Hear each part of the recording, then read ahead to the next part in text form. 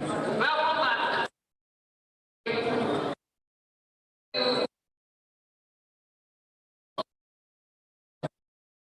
Pictures now.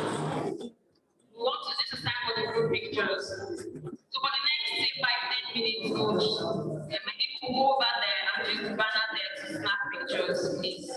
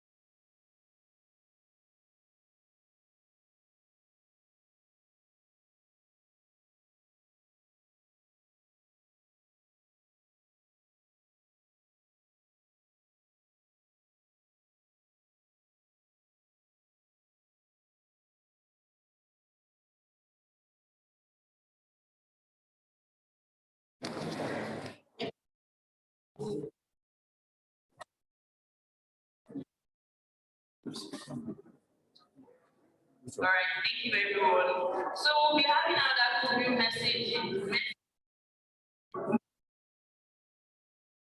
of the Chelsea manager is that they are represented by the deputy manager fire and safety, Mr. Titus Idris. Welcome, sir. I would like you to give us.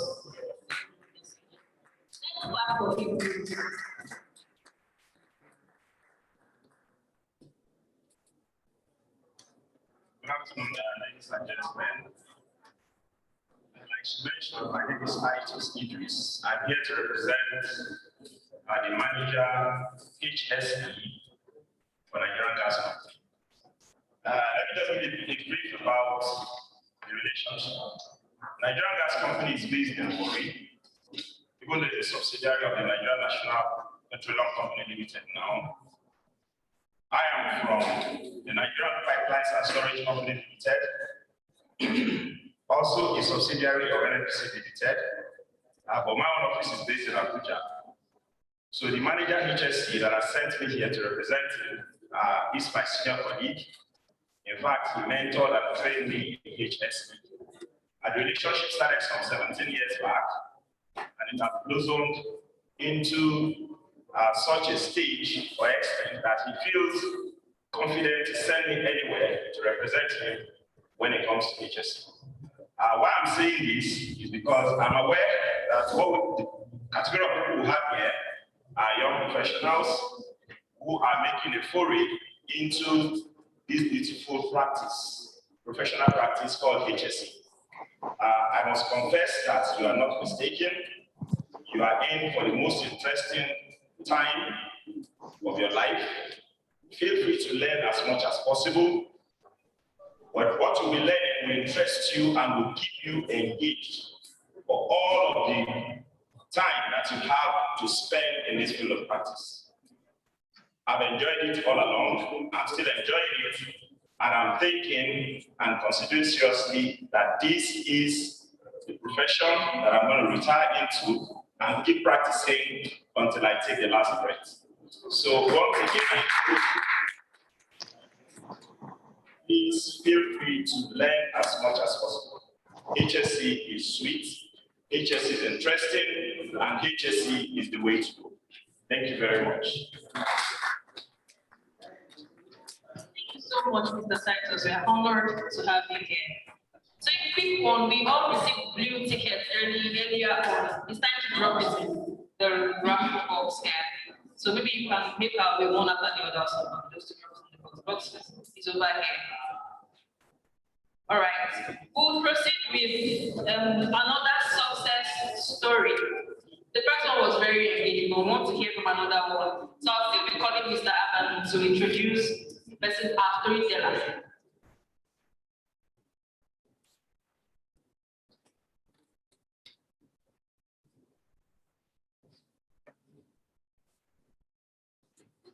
Good afternoon, everyone. You are welcome back from the short tea break. For those of us that eat, is it cassava? It's my first time. Will you enjoy it with a small garnishing of coconut? I enjoyed it too. So we are going to the next item on our agenda, which is the career success stories. This one will be having Mr. Akim Mustafa. For many of the young and emerging and even practicing HSC persons that are in Nigeria today, they will know Mr. Akim Mustafa. Mr. Akim is a certified and chartered HSEQ professional with over 18 years of experience. He is a strong believer in developing young professionals and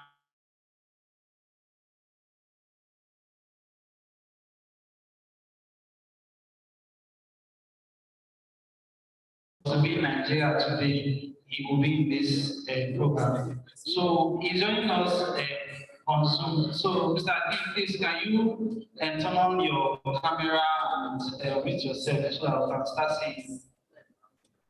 Hello, everybody. Can you hear me? Can you hear me? Yes, please hold on. We are trying to set up our camera. Okay. Good afternoon, everybody. If you can hear me, just let me know. Good afternoon.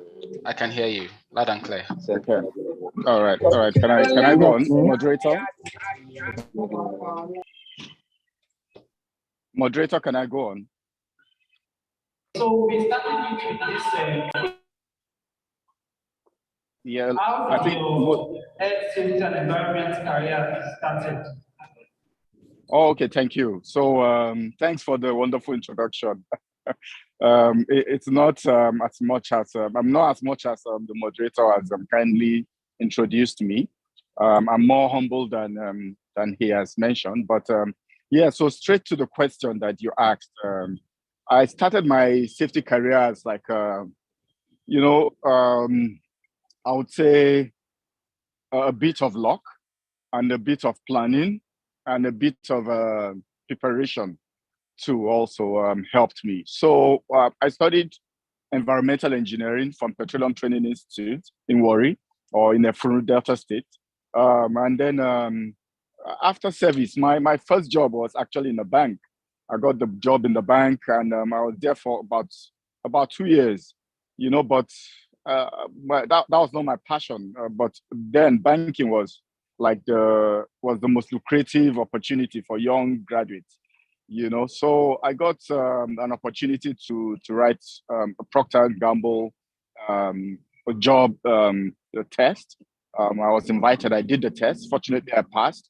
And during the interview, the interviewer looked at me and I said, like you have a degree in environmental engineering. I said yes.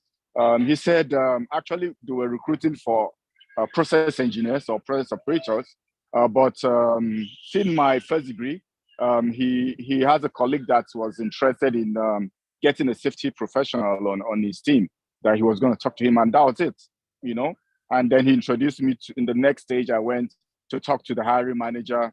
The hiring manager was not ready to recruit a safety guy then, but chance and maybe God's direction, put me in that path. And then I joined the team. I was the only guy that didn't go with the process team that they were recruiting for. So they put me in the environment, health, safety, and environmental department, and that's how I got started with Procter and Gamble in the health, safety, and environmental team. To cut the long story short, I joined the team when they were building, when they were doing like an expansion project in Ibadan plant. They were building the detergent plant, and it was like a golden opportunity for me to learn health, safety, and environment from the basics. So I was involved in the engineering design. I was involved in the construction. I was involved in the commissioning. So it was a great time for me to be joining Procter and Gamble at that time. So that's how I got started. So I would say yes, my first degree pointed me in the right direction, and then a bit of luck and a bit of push from my side. So imagine I never applied for the position, or imagine I never even spoke about my first degree during the interview. Maybe I would have ended up like maybe a process engineer and then go up another career again. So so that's how I got started, moderator. Any more questions? And then I'll be able to explain more. Hello? Can you hear me? I also finished from the Petroleum Training Institute in 2018. But this time I studied industrial safety. Of course, that also pointed me in the right direction. But I know there are times where it cannot be easy for you to move on. The safety job is not always easy. But what are the motivating factors that kept you in the profession? All right, thank you for the question. Very good question. So first, I want to tell everybody on the team, especially the young and upcoming professionals, that I was just like every one of you when you got started.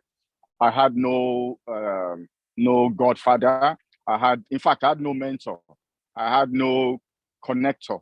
Well, I would say I picked interest in my boss. My boss was a super experienced person. I was willing to train me, but I had no other person to show me the shortcuts, So I had to go the long route of developing myself. So one of the first things I did was to develop myself after joining. So my salary was not well too fantastic, but I was able to make savings for myself.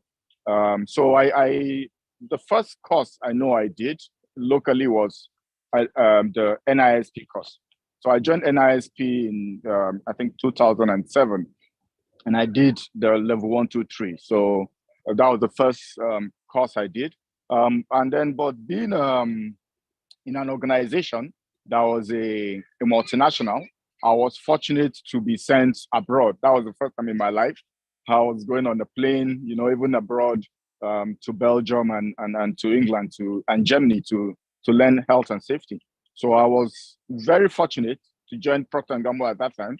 I was also very fortunate to have a boss that was willing to develop me.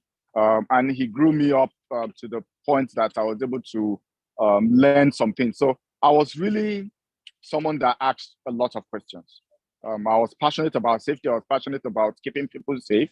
I was passionate about having good organizational structure for health, safety, and environment. I was passionate about training. I was passionate about inspections and audits. So I used the network within my organization to talk to people, people in the US, people in Germany, people in Russia, people in the UK that were within the Procter & Gamble network. So I was regularly talking to them, and I was gaining every day. Then I also had other friends across Nigeria. So I was also reaching out to them. As at then, it was a big challenge to write NEBOSH.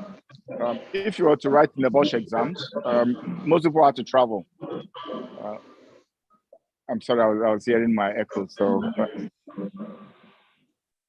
all right, so I'll just continue. So I didn't really bother about writing NEBOSH so much then because it was really difficult to get to write the exams. So I was doing other courses. I was developing myself across.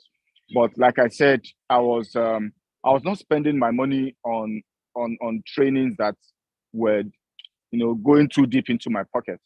As a young guy, I was trying to save those money for the opportunity to write NEBOSH, an opportunity to write all these other very valuable health and safety professional certifications. So my advice to young guys, to young and upcoming professionals, especially in Nigeria, is don't be carried away with a lot of distractions you get from some senior colleagues that put you under pressure to do safety certifications or safety trainings that would not really add value to you immediately.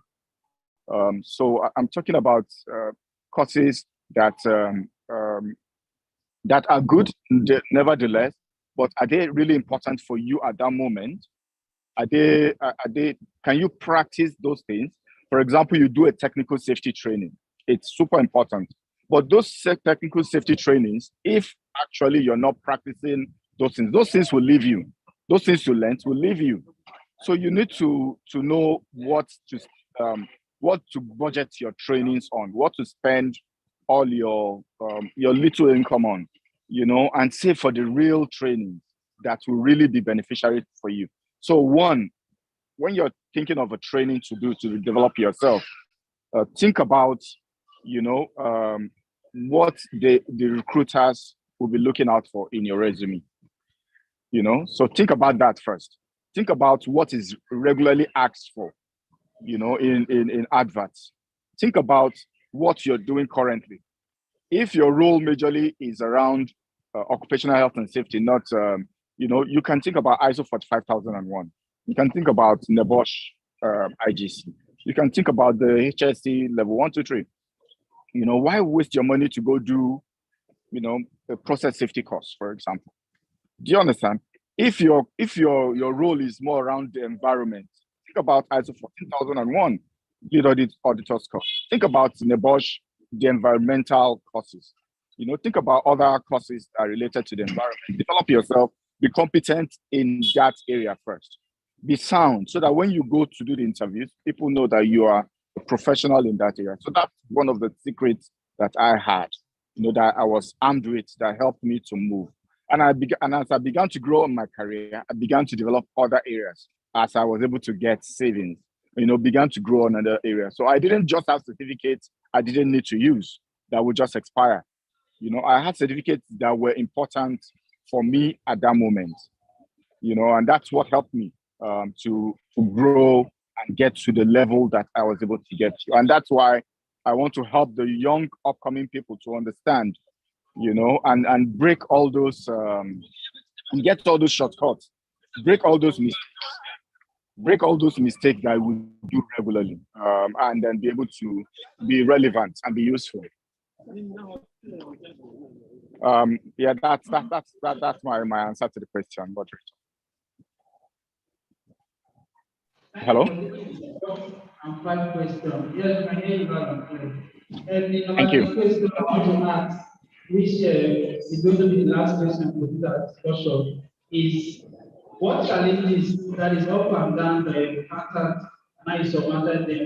I know you have many of them, but please streamline it to this. There are many young emerging OSH professionals today that they just met or been employed as a simple person in their site. And suddenly they start facing these serious injuries and fatalities that might even end their business or the company that they're employed to work with.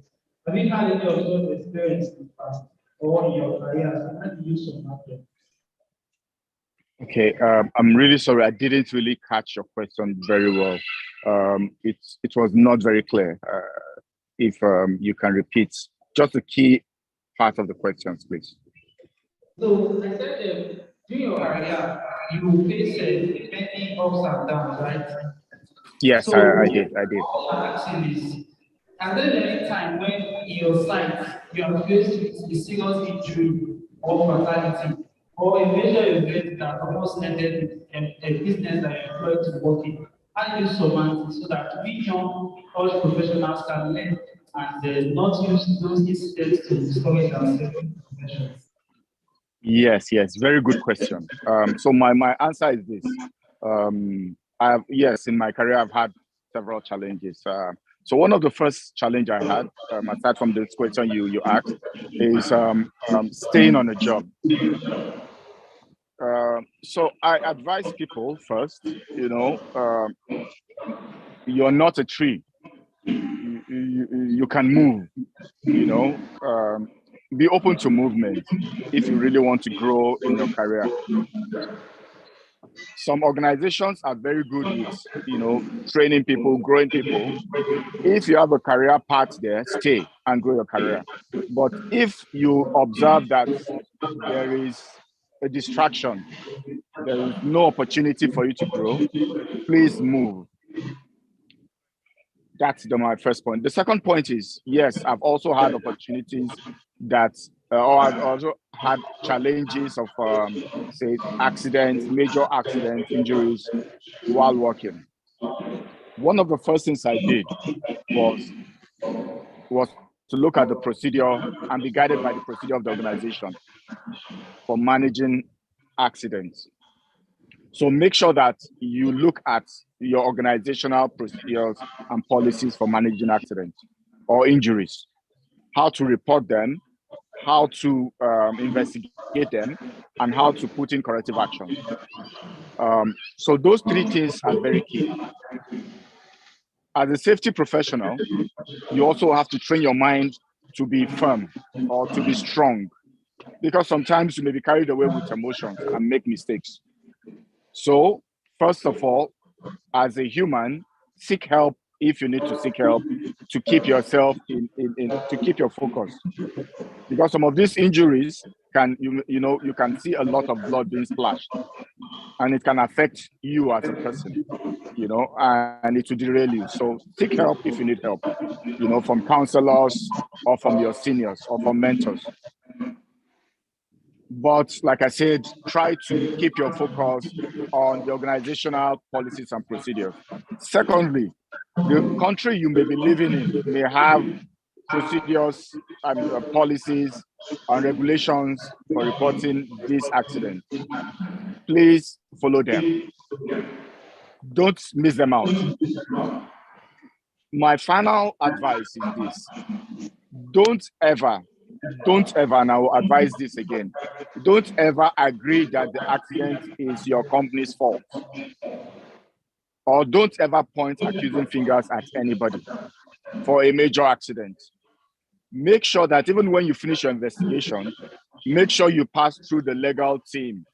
Let the legal team look at your investigations, look at your root causes, look at your causal factors, look at your corrective actions before they are being shared in the public. Please don't immediately concede on any root cause, because it may have serious legal implications on you or on your organization as a young professional. Let your lawyers do the definitions. Let them look at everything and let them agree on what the implications are. Please. It's a very important part. Whatever we do can be tendered in the court as a legal evidence. So, as safety guys, I would advise, once you finish your investigation, please hand it over to your legal team for a review. And then whatever they tell you afterwards, you can go ahead and do it. Yeah. Thank you very much, sir. It's nice having you. We hope to see more. Over to you.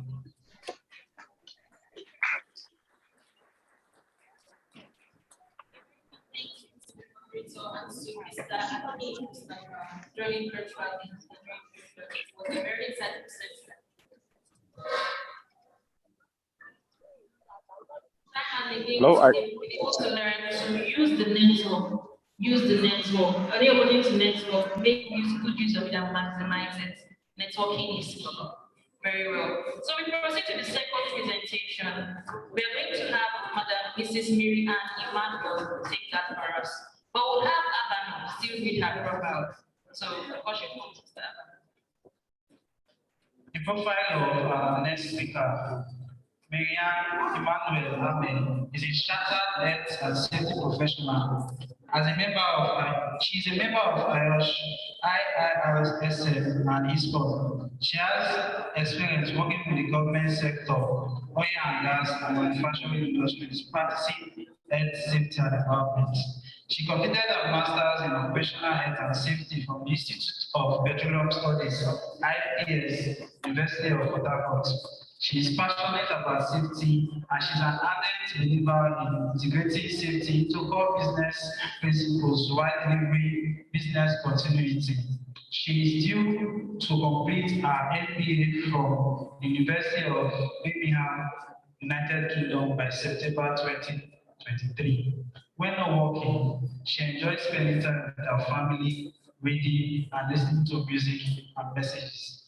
Ladies and gentlemen, and our guests, welcome our next speaker.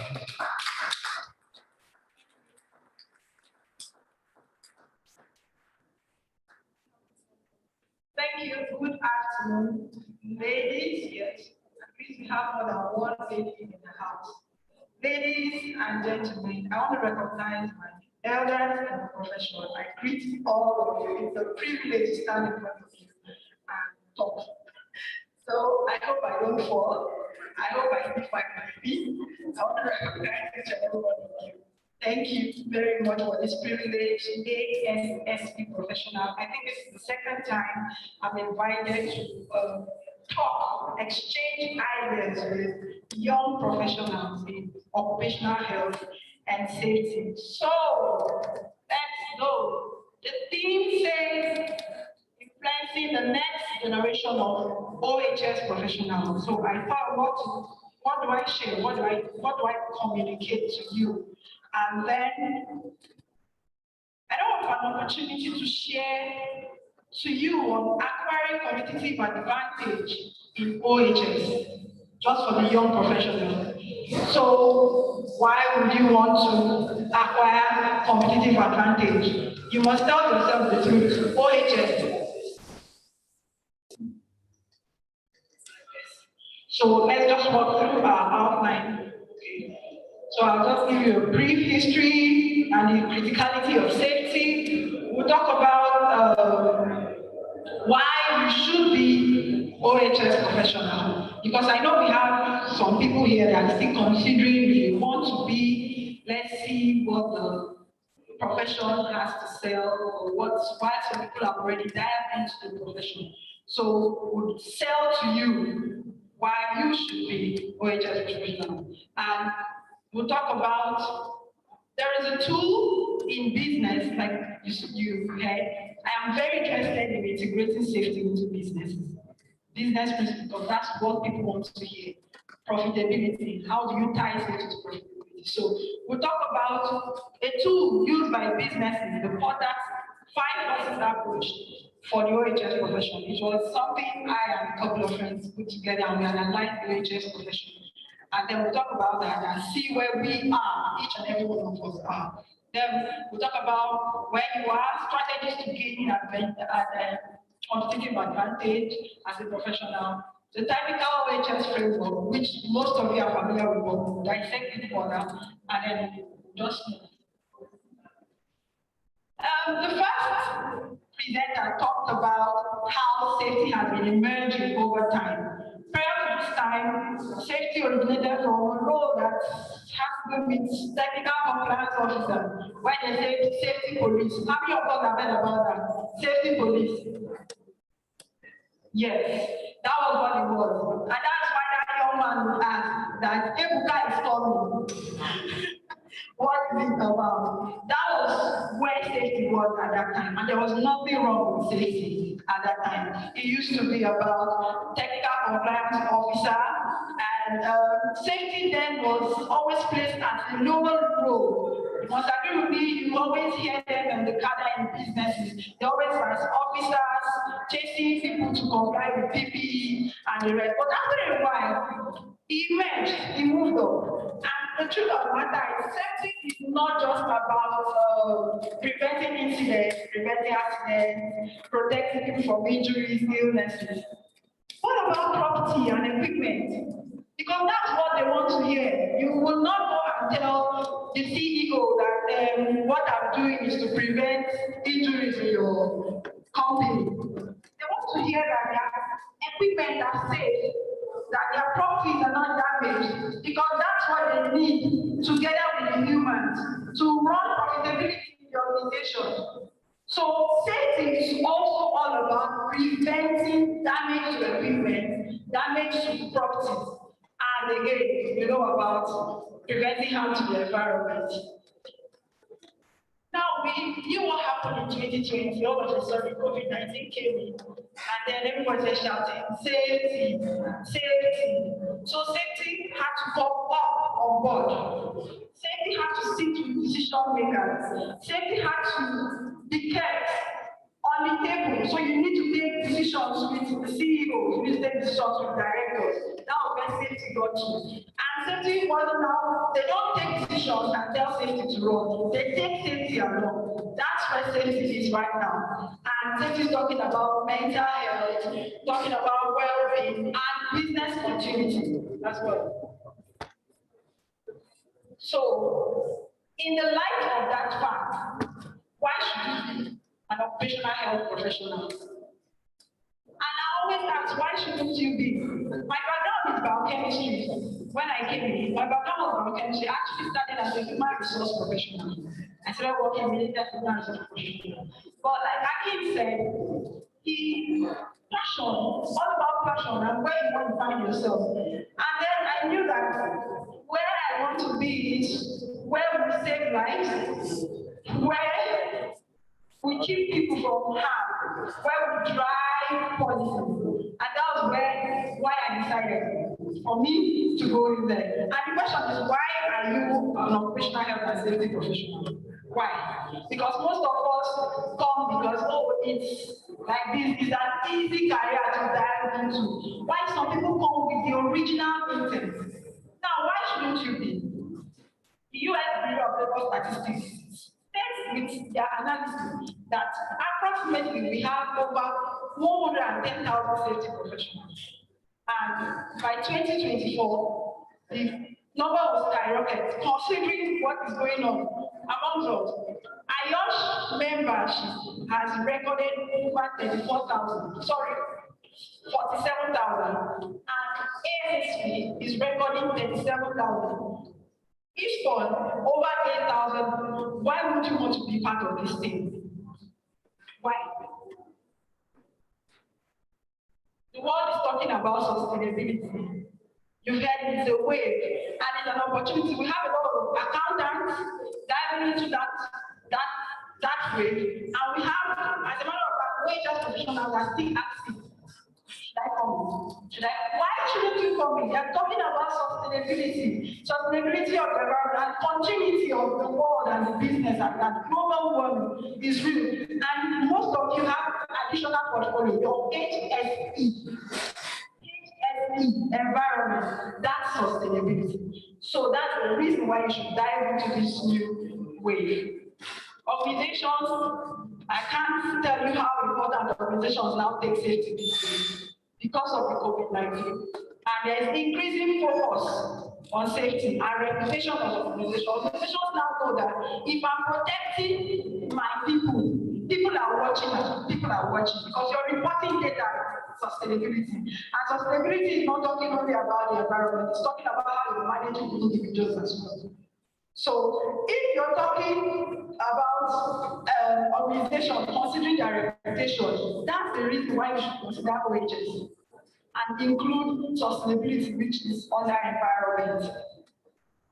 The federal government recently reviewed the national OHS policy. You are aware, right? They reviewed the national OHS policy. Recently, the federal government also encouraged calling on companies to improve the safety and health of work environment. You also saw what Mrs. Angela shared. These are the reasons why you should consider safety and start taking it seriously. It's not something you keep. It's not something you say, where is the fast money coming from? It's something you dive into and your passion is about. More universities and additional degrees for OHS professionals. Do you agree? Before now, it used to be PTI alone.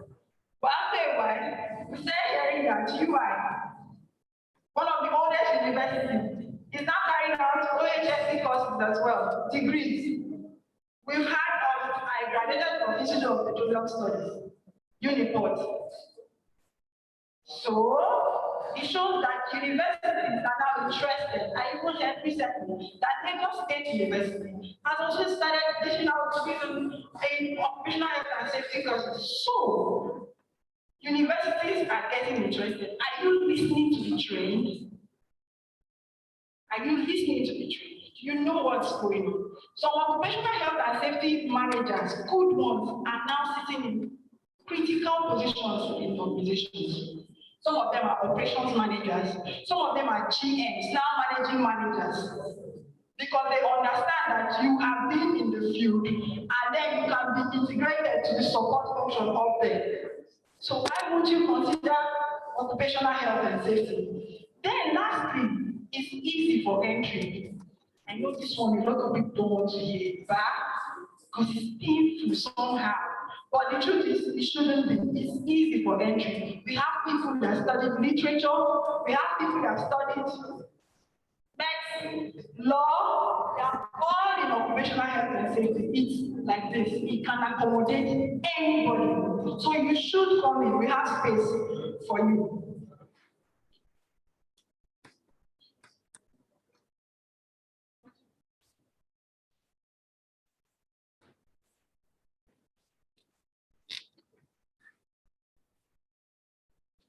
What's going on?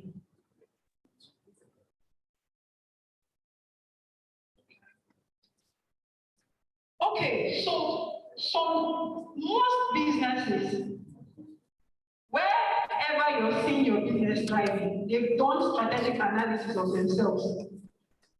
They didn't just, they're not thriving and you are enjoying the thriving and you want to join them. Why are they in business? They want to make profits. After making profits, they want to have competitive edge over their competitors that supply the same thing as themselves. So businesses businesses use tools like for the five to analyze their business. And that tool, you can also use it to analyze yourself too. It contains just 5 unique elements. Try for new entrants. You just remember we talked about OHS. It's like this, so easy for people to come in. It has another element called supplier power, buyer power, trade or substitute, and competitive rivalry. I'll just go further so we break down these people. Who are the trends of good? Every year, you and I know you are either batch A or batch B of NYSC, right? Or batch D or C. So we have thousands of graduates shutting out, let me not say sorry, coming out of the university. And a lot of them during their NYSC have started undergoing NYSC courses, occupational health and safety courses in camp. This means you have new graduates coming in. Remember we said the idea of using others to is to create a competitive advantage for yourself. To make sure you identify yourself as unique in the pool of the occupational health and safety world. So we have new entrants. Why can we consider as positive or negative? For me, it's not anywhere negative because it puts pressure on you to harness more resources or more reasons why you should be unique in the field. Why are you unique? Why should they take you over the person sitting next to you?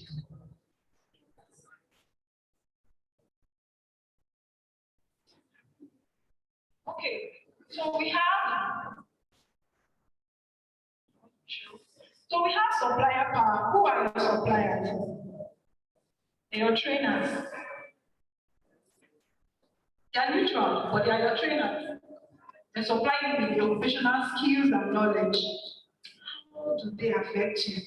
We have so many trainers, so I hope you know. So many trainers.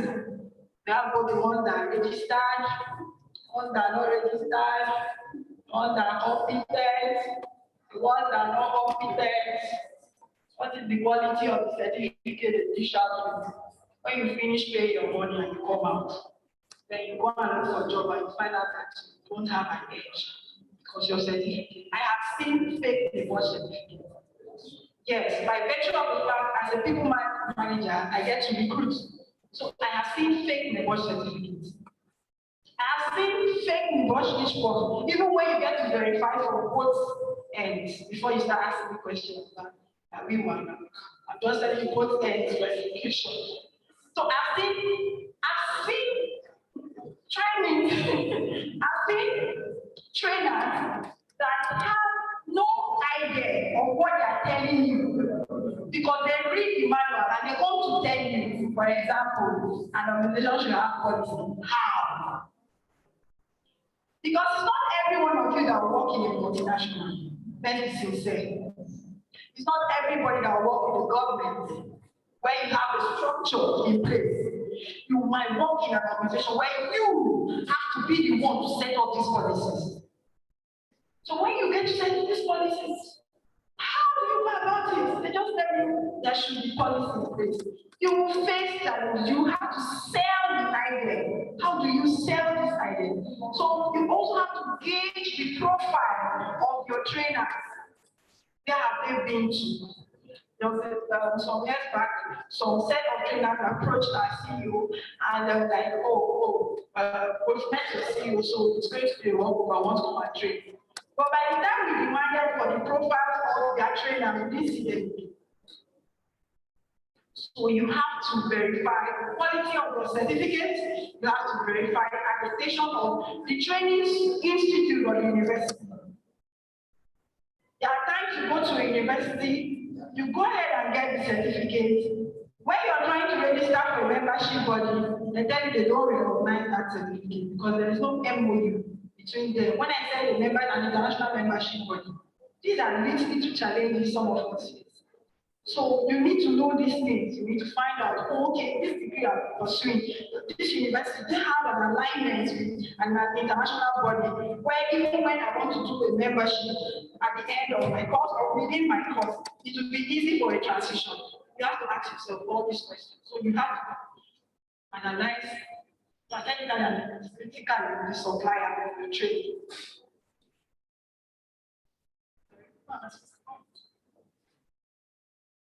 Buyer power.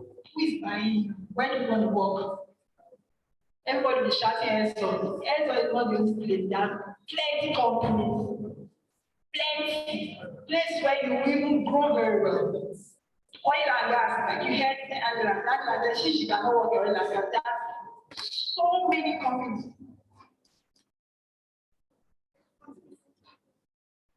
There are so many companies where you can work. Who are they? What are they looking for? What competence do they need for you? Let me sound a lot of money. Outside skill and knowledge.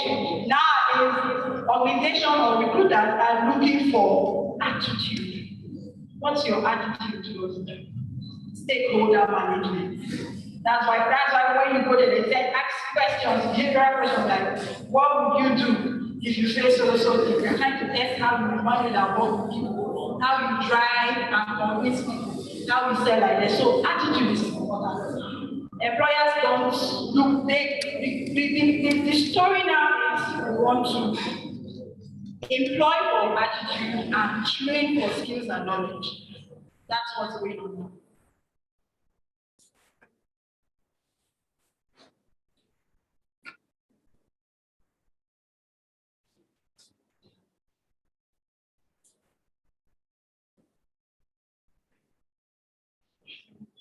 Sorry, pointer is messing up. Okay, so competitors, who are your competitors? The person sitting next to you looking for the same job is your competitor. A lot of people will tell you, no, you're not in competition with everybody. But if you want to look for one HSC job and you have another HSC professional sitting next to you, what is the person? Good. So let me say. Now the question is, what do they have that you don't have? What's their competence? What's their knowledge, their skill, and their attitude? What do they have that you don't have? So you need to do all you can to improve in yourself. Do you have all they have as well? What can make you stand out uniquely? Why should they take you and leave the person sitting next to you in that interview? Threats of substitutes. If they leave you, if the company decides to drop you today, can they replace you in the next 1 week or in the next 2 hours? How valuable are you? Some people tell you that, oh no, that every organization can do without you. Have you seen people that want to leave, they tell them to double your salary? Have you seen that? You've not seen? There are people that want to leave. That means you have value. You're putting value on the table. So how easy is your company willing to let go of you and replace you? You need to work on that. Find out why they shouldn't replace you easily. Why should you have a substitute easily out there? So what can you do? Because safety is not only about coming to work around, telling people, put on your PPE, don't put on your PPE. You have to put ideas on the table, cost-saving ideas on the table. Knowing, like the first presenter said, knowing the tone, knowing the language of the business. If I've seen people that they tell them, instead of letting you go, we'll also employ your spouse just to keep you in the system and ensure take the whole of your family. So those people are valuable. Yes. What's the technical framework? I believe we're familiar with this. But just to draw your mind to what they're talking about attitude. You see this behavior? You see behavior is close to attitude. Attitude is how you think, how you feel about a particular situation. How do you engage with stakeholders? How do you convince them to get something done? You think it's fight? If it's by fight, you carry your safety on your head alone. You will get compliance. But you need to explain to them why you need to align with it, why you need to comply. Now, the safety is not the only one. Everybody in the business is responsible for safety. If safety drops, everybody drops. But how do you make them buy into safety? So just to draw your idea, we have the technical part, we have the whole part we have the behavior. So working with others, communicating with them, personal communication, these are unique competency framework for the OHS professional. Where are you? With all these things we have said, using the point as 5 principles, where are you? Where are you lacking? If you identify all the things we have said, where are you? Do you need to earn a degree? But first and foremost, you must have the end in mind. Where do you want to be? What's the picture? What's the vision? Where do you want to be? Do you have to earn a degree? Do you have to do certification?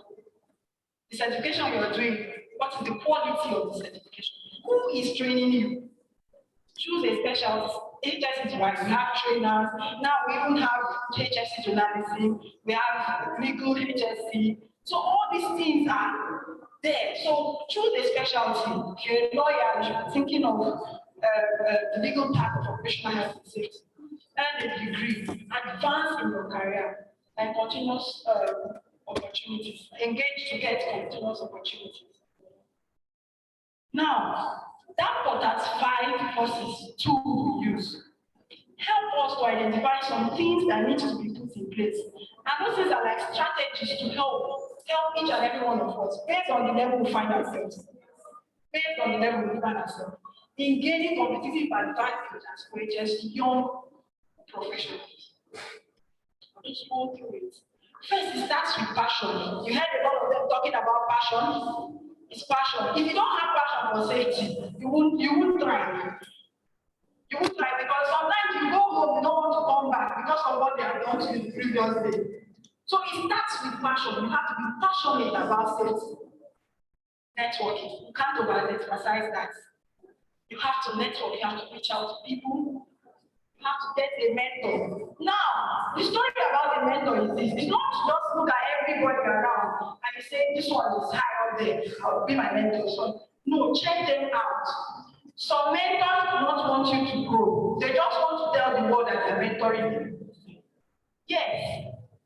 See the picture over there. A mentor is the one that pushes you forward. The one you can sit on his shoulder. Not the one that is telling you take small, but then you be following. Some mentors are like that, so you have to identify the mentor you're picking. Invest in your career. I don't want to tell you my story of how I kept saving, just like Angela. I kept saving to get some courses done. And after a while, so the companies are paying for the courses themselves. So you have to, when you end, you look at it, because you have a vision, remember what I said, the end in mind, you have to look at it. What is the vision? How much is my money? And plan. You take out money bit by bit. A lot of us don't want to invest. And a lot of people, let me just digest it, a lot of people want people to write the wash for them. I've had people send mails asking to pay money for the wash. You're a fraudster. You will fail in your interview. You will not get that promotion. You cannot say amen. Somebody wants to pay someone to write the wash diploma for them. It's happening amongst us. Yes. So you need to learn to invest in yourself and give your time. You can't pay people to get certificates. Open to volunteering. A lot of people talk about volunteering. I started my career as a volunteer. Yes. So a lot of people are like, but that's taking so much money. Yes. It's the passion that drives you. It's the passion that drives you. Be open to volunteering. Be original. The world is looking for not just smart or hard workers anymore. We used to have hard workers, then it migrated to smart workers. Now they're looking for original thinkers, organic problem solvers. Can you identify the problem? Can you solve it? All about bringing money.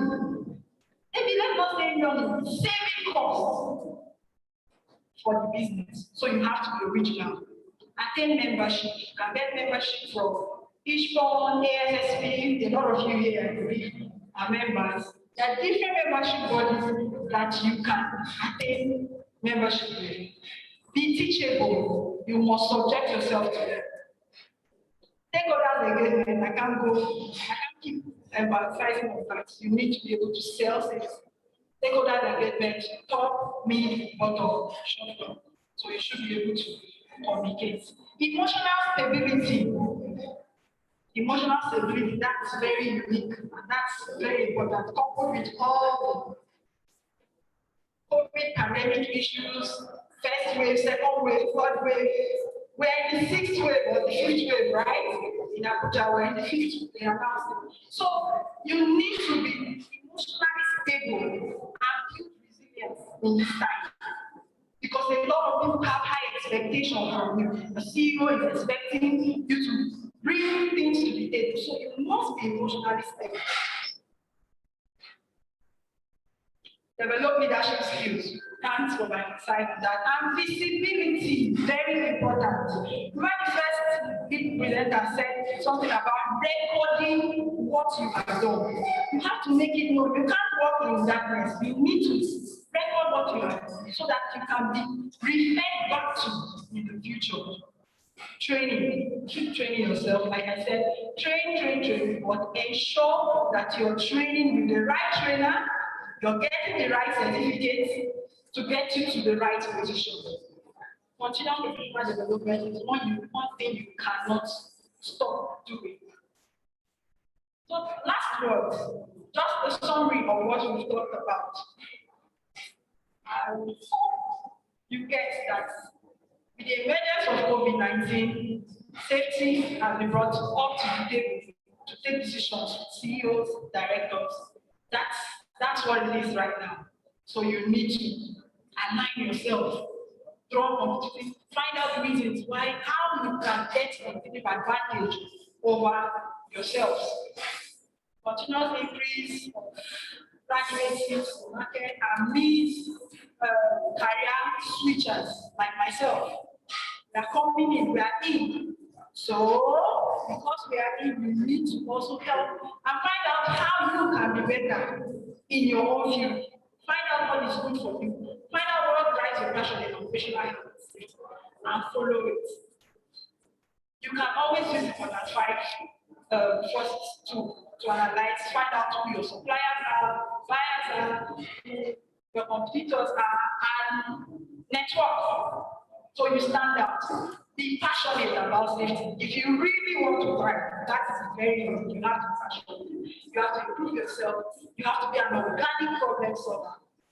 And be sure to get yourself on a competitive edge over the other. The right attitude actually matters.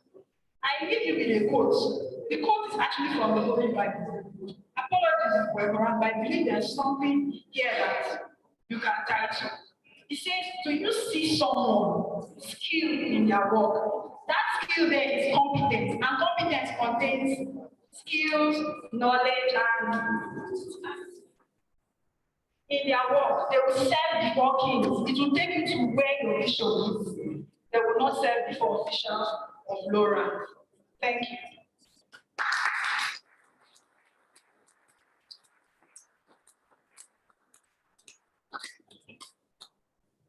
Thank you very much, Madam Mary, and that was a very, very wonderful one. Thanks a lot. We'll be taking just 2 questions. One from those online. I don't know if those online have any question. Our online audience, we especially recognize you. Thank you very much for joining us today this time. I'm sure you're getting value. No question from our online audience. Okay, then we'll just take one from here then. Mr. Valio.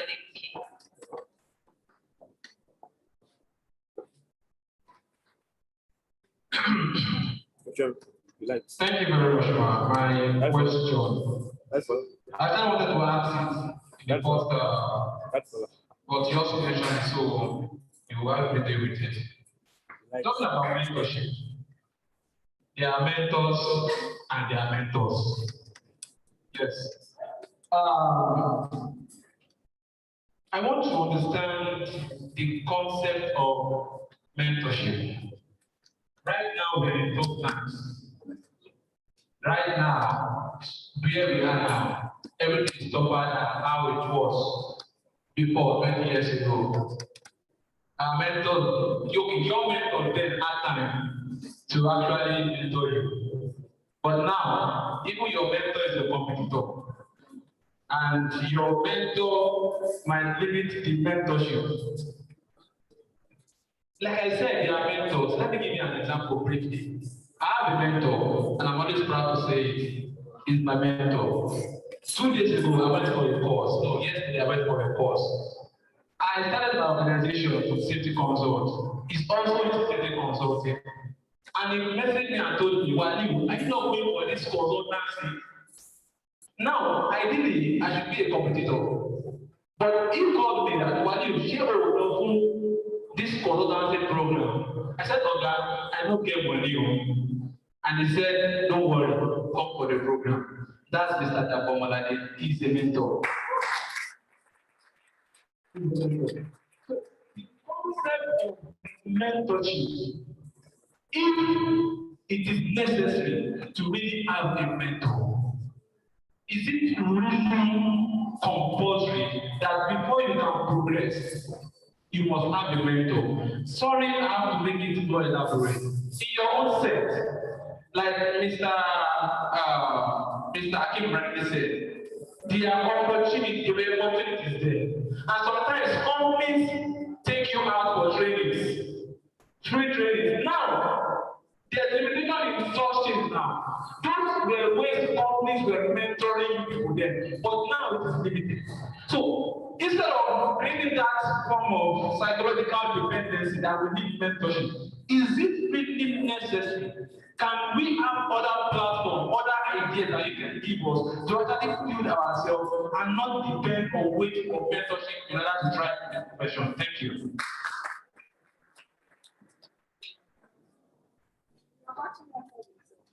Thank you very much. Very interesting question. I didn't have it. I didn't have it. I have to tell you the truth. So you have the best, you're living in the best time. Because you have resources that can help you leverage. What is about a mentor? Leverage. That's what mentorship is. To help you skip hurdles that on a normal day you sweat your way through. Some courses you will not really need to do. A lot of us did a lot of courses. That's part of the story. So we're not saying that it's either mentorship or not. I listed out a lot of points. Don't hold on to mentorship. I didn't have. But I know a lot of people, and like I mentioned about mentorship, that you need to look for the ones that want to push you, not the ones that want to just use you or tell the world that you're mentors. Do you get it? It's not casted on stone that this is what it must be. I didn't have. And today, God is helping us. So, if you have a mentor, it's leverage. It helps to shorten the journey. That's just what it is. I hope I answered the question.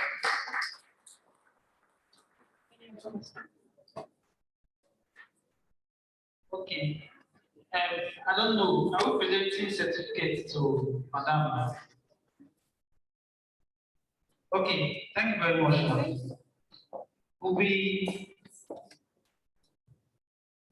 you very much, Madam Marina. That was very, very insightful as usual. The importance of mentorship cannot be emphasized. My mentor just walked out, Engineer Jackie Badmus. He was the one that introduced me to safety, and I must say that in the past, from October, with like 3 years and it has been very wonderful for me as a person. So mentorship is important, but then, like you said, you have to choose mentors right. Before we go to the third presentation, I would welcome Mr. Victor, the chair of the YEP, to come make here for us. Thank you very much. A round of applause to Madam Kimberly. Please. Okay, the company is okay, sir. Thank you. Please, a round of applause for Mary, please. Thank you very much. Very much. That was a very exciting one. And the young man that tried to spice the whole thing a little bit, being political on his godfather. we're not in the politics here, but it's understandable when someone helps you, you actually appreciate that person. But I see a lot of us, let me just reiterate, this program is for the young emerging people.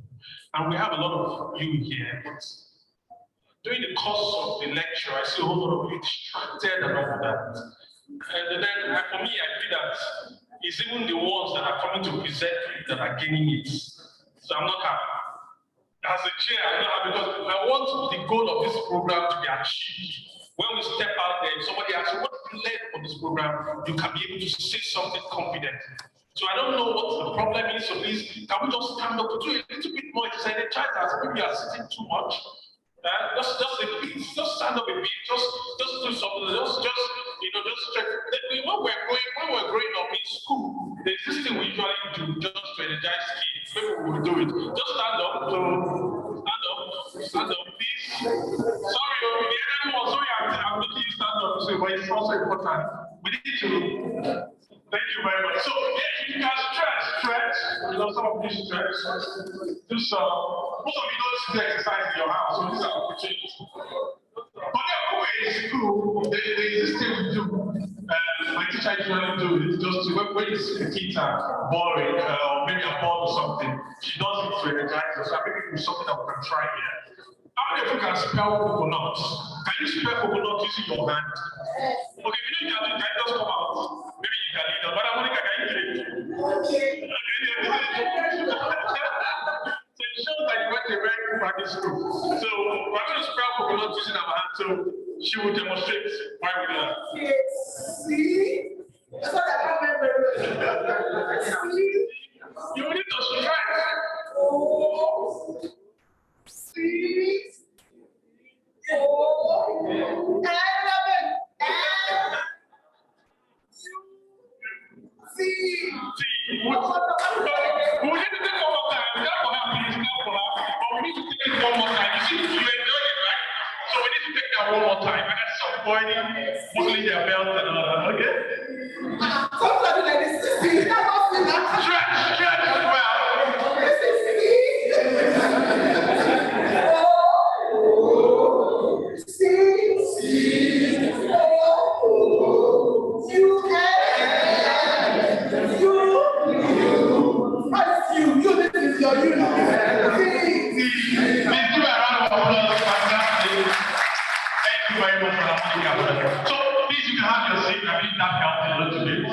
So without wasting much of your time, we would like to introduce one of Nigeria's finest.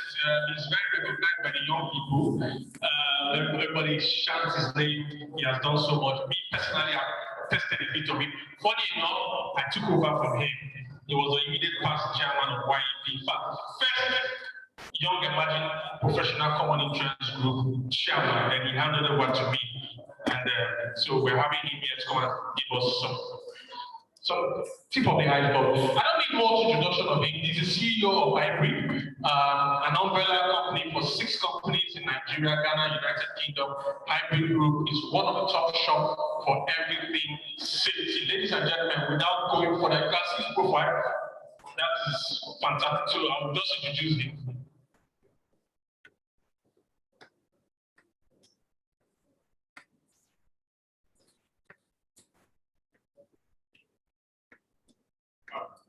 So please, I just got that information now. I need to tweak the whole arrangement. So please don't be offended. I know a lot of you are excited to have this man on board. But please just close this down for now. Don't be disappointed. Trust me, it's for the good. But at this point, we just have to tweak as I said. We'll change the item a little bit. We'll have Julius come on stage to give us a success story because he has to leave. And when he's done, we'll now introduce Dapo Omolade. So please, ladies and gentlemen, join me and welcome Mr. Julius on stage to give us a success story. Please. Thank you very much. I feel very bad that I'm going to miss the next presentation, but I feel very happy that I'm not going to miss it totally because I have some persons here that will tell me everything. And so I'd like to recognize the president, his for all distinguished personalities here. Thank you so much for the pleasure to speak at such an auspicious event. My name is Julius Akpo. I feel privileged to be called to. My name again is Julius Akpo. I feel very privileged to be asked to have a story to tell. And I'm happy when people say because I had a story to tell. Don't mind those things that it was when they asked me to. It provoked me to give an unreached profile that I wrote that in the middle of the night. So I have had some work experience. What I have had in the past 17 years, I've been asked to say it in 9 minutes. One of the minutes done already, 8 more minutes are left. I started my career sometime in the early 2000s after my NYSC. I wrote a book while I was in school. So when I finished school, to tell you the truth, I never heard about HSC throughout my university days. Never ever. Not by error or anything. I never heard about it. I was a bushman. Yes. They always call me bushman when I say this thing. I never heard about it. My uncle used to work in the ship. At best, when he comes, he'll come back with PPEs and co. But that was the level at which I knew HSC. So what happened was I started working as HR and admin officer in an oil and gas servicing firm immediately after my NYSC. And then the people said, okay, you will be in charge of all expatriates. And it was compulsory for any expatriate that would go offshore to have HSC certifications. And there's this thing I've always wanted to do. Where I did my NYSC, I was manufacturing drugs because I read chemistry. I was manufacturing all manner of drugs, from drips to antibiotics to injections. I was in heaven in that job. But I left it for that HR job because of the PPEs that I saw my uncle with. I wanted to be sharing PPEs. It wasn't health and safety in my mind. Why was I going to share PPEs? Because I thought it kept people alive for the job. So when I saw that they needed that certificate to go offshore, I was now like, what's this HSC? It was when I started taking the courses, and then in 2007, I joined Eastport. And I realized that, oh, this is actually the thing I've been looking for. This is the same thing that made me want to read medicine and surgery in the university. I wanted to contribute to keeping people alive at work. Because my auntie died at work while I was in primary school as a little child. That affected me so much. So I kept thinking, how can we prevent this thing from happening at work? So that was how I dabbled into HSC, and I'm not going to stay here and lie that that was how it happened. It came first of all from ignorance, but it was there. One thing that has been consistent is that I had the passion, even though I didn't know what name it was called. I had the passion to ensure that when people go to work, they come back alive. To contribute my quota to ensure that that process was happening. So immediately I discovered what it was that it was being called, I never slept anymore. Any course, I was consuming courses, any course that I heard that was important in that line, I was saving all my money just to go and do it. There are months that I never took one dime from my pay because I just wanted to know this thing. There are nights that I sat all through with my Google just reading more about QHSC. And like 5 years afterwards, I noticed that I would see some applications, they would say they need 5 years experience. Then I would tell myself that I have 10 years experience because I didn't do just day work alone, I was doing day and night. So for those 5 years, I have done 10 years already. So if I see jobs of QHSC managers, I used to apply. And I applied, but I got an opportunity, and when I got those opportunities, I made sure that nothing was less than the best in everything I did. And I had a penchant for looking for those that have been there. That was how I got to know Mr. Monica also. That was how I got to meet Dr. Fire Bata. That was how I got to meet my president here. If I see that you have been doing this thing that I'm looking for, I will let you go. I'll hold your trouser until I'm able to get what I want. motivating factors were the problems that I faced while I was doing it. I enjoyed the problems, all the problems that I have faced as a QHSE professional. I enjoy them because of how multi-dimensional they have been. In every new workplace I have been, I have met people who came to me from the first day to say, you are going to be one of our enemies.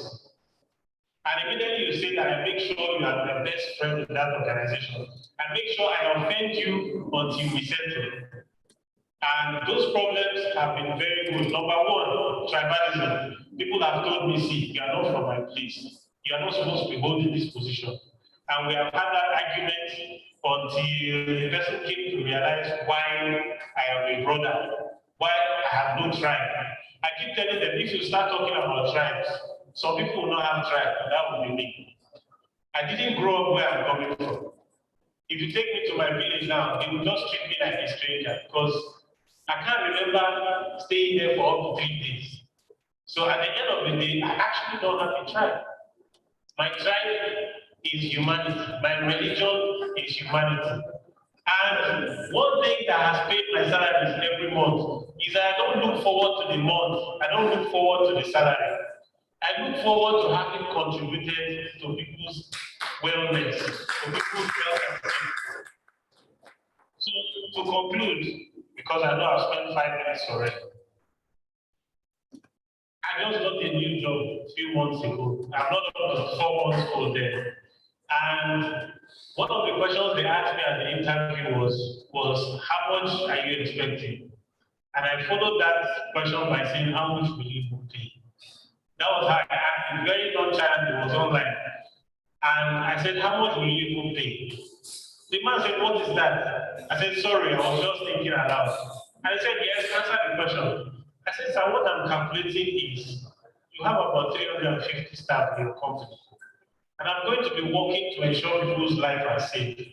If I charge for the price of the life of one man, how much would that be? Maybe the panel busted out and they said, look, this is a comedy session. I know how much you are expecting. I reeled down the figures the way we used to do it, and we started that argument. What I said that to say, that will be another session. They told me that I'm finished my time. So what I said that to say is the fact that the highest qualification of any safety man is passion. There's no amount of money that anybody is going to pay us that will be enough for the kind of job, the quality of job, the seriousness of job that we are doing to keep people alive.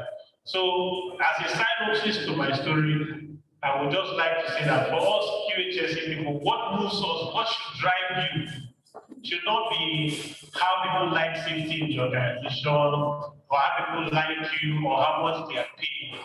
It should be the passion that you bring to it.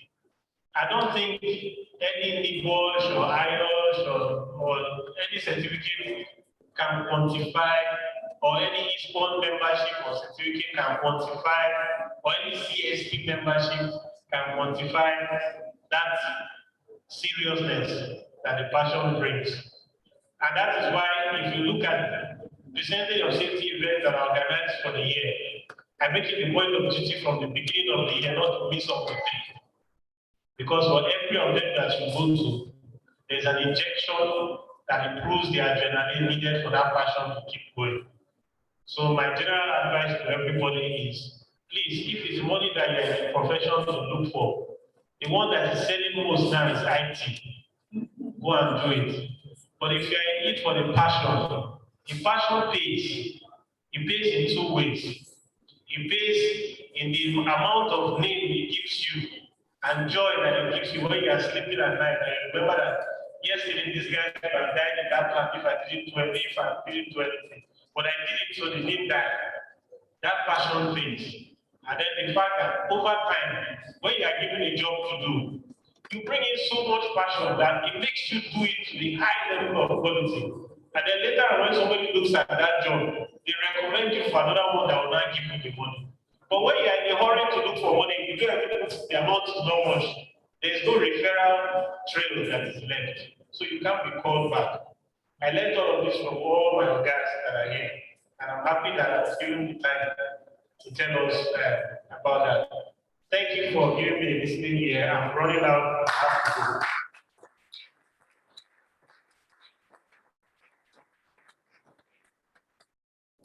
All right.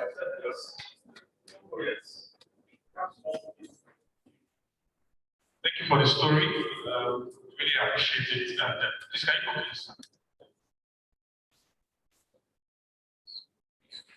So please, I'd like to call my president. I know you have been looking at faces. You know that it's you, of course. This one is you. Our actual president, please come and present the certificate on behalf of ESSP Young Emerging Professionals to Mr. Julius for the excellent storytelling that he has done.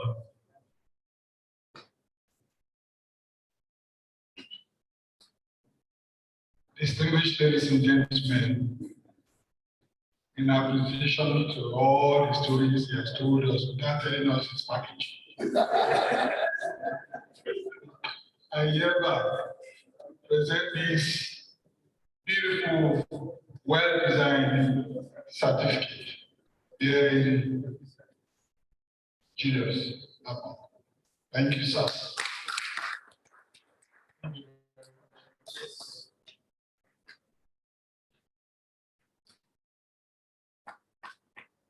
Thank you very much. Thank you, Julius. God bless you. More grace in all that you do. So, I would like to call, I know we have our first storyteller, Madam Angela, my personal person, Sharon. Okay, please come. You know, as usual, now I know you have the certificate stored very well in your repository, but that's what we do as an association. Please, to present this certificate to Madam Angela, I would like to call Mr. Idris Titus to help us present the certificate. It's a round of applause as well. Wonderful storytelling, made me learn a lot. So please,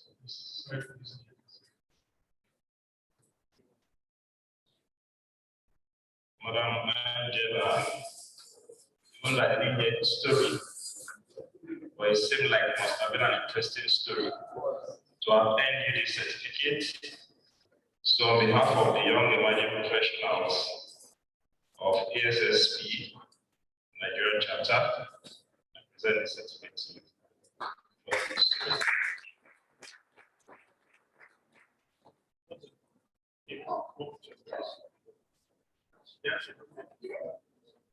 Presidential handshake.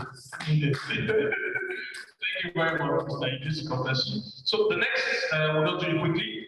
I'd like to call on the board chair, one of the board members of this board, Mr. Rotimi. Please, you help us present certificates to Marianne Emmanuel for her speech. A wonderful presentation she gave. Really appreciate it. Round of applause. Mr. Rotimi comes on stage, and also Marianne. Thank you very much. That was a very interesting. Okay, now people are calling you back. Sorry. So please, thank you.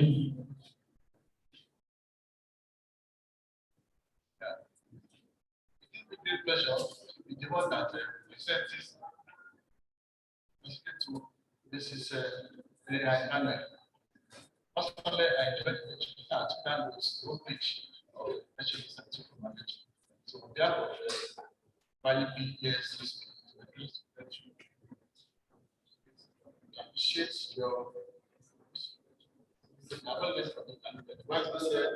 let the loss of it and the private events in their career. What the best solution?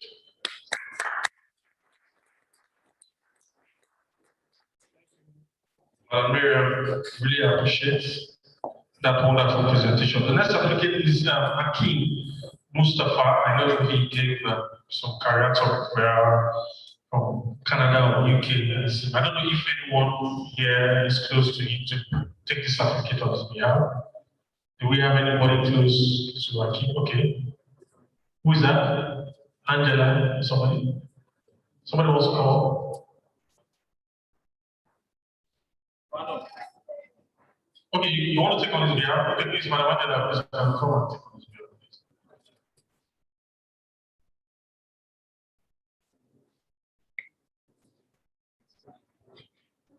please. Is he online? Okay, they said he's online, so please, can we hear his voice? Is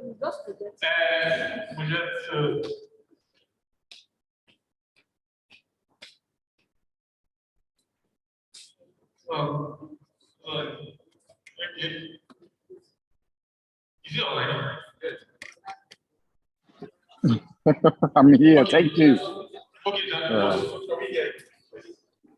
just to confirm, so that we didn't. Hello. Thank you. Thank you to everybody for. Yeah, I can hear you. Thanks for the recognition. I appreciate it. And thanks, Angela, for standing on my behalf. Yeah, I know you. I know I trust you to get my certificate.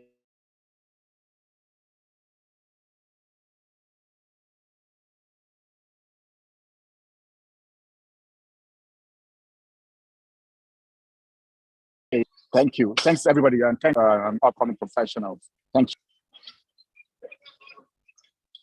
Can you hear me? I cannot hear.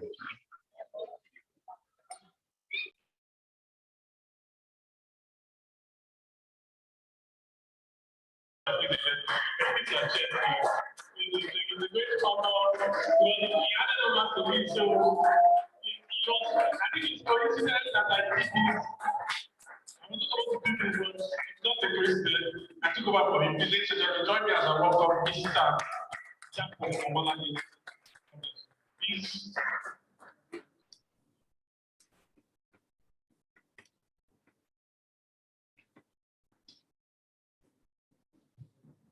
All right, good afternoon, colleagues, elders, friends, everyone that is here, and I recognize very strongly the leadership of ISPON here. Thank you so much for your presence here, from the president to other members of the board. And also ESP, this is a body I belong to now for like 16 years. So it's I've gained so much from this body that I'm not sure there are very many more I can actually be part of. So it's good, and I think this is a very beautiful outing. This is a beautiful outing. Let's put our hands together for Monica, Victor, everyone that made this happen. If you are here and you're not yet a member of this body, I think I can tell you quickly that you are missing too much. And I think the idea to charge for this should have been sustained, because some of us here, Angela and the rest of them, will have to disappear to the US with your money and you still pay for the conference. It's only in Nigeria people come in to learn without paying. Only in Nigeria here. You go to IOS meeting, you will pay per conference. As in, you want to attend that, you pay for it. You want to attend that, you pay for it. But this is knowledge. This is, you have fantastic people here sharing life with us. So I think we should take this much further. And I'm not one of those people that believe that when you don't pay for something, you don't value it. I don't believe that. I think you don't value what you have not put your mind to. So a few of us here, and a lot of us here, and all those people who have been talking to us, we're just sharing behind me and asking ourselves some very salient questions about our own journeys. And I'm not sure there's anybody that will tell you their journey if they became safety person in the 20s, maybe 2001 to 2010. They possibly made too many mistakes to even survive. They did so many things, they came in, they ran away, and they stayed. But I think if I were in this generation, and I'm still young, very young by the way, if I'm in this generation and in 5 years, and I'm serious about this, if I'm hearing all of this in 5 years, I'll be where I am now. 5 years of what is going out right now here, of what is going up now here.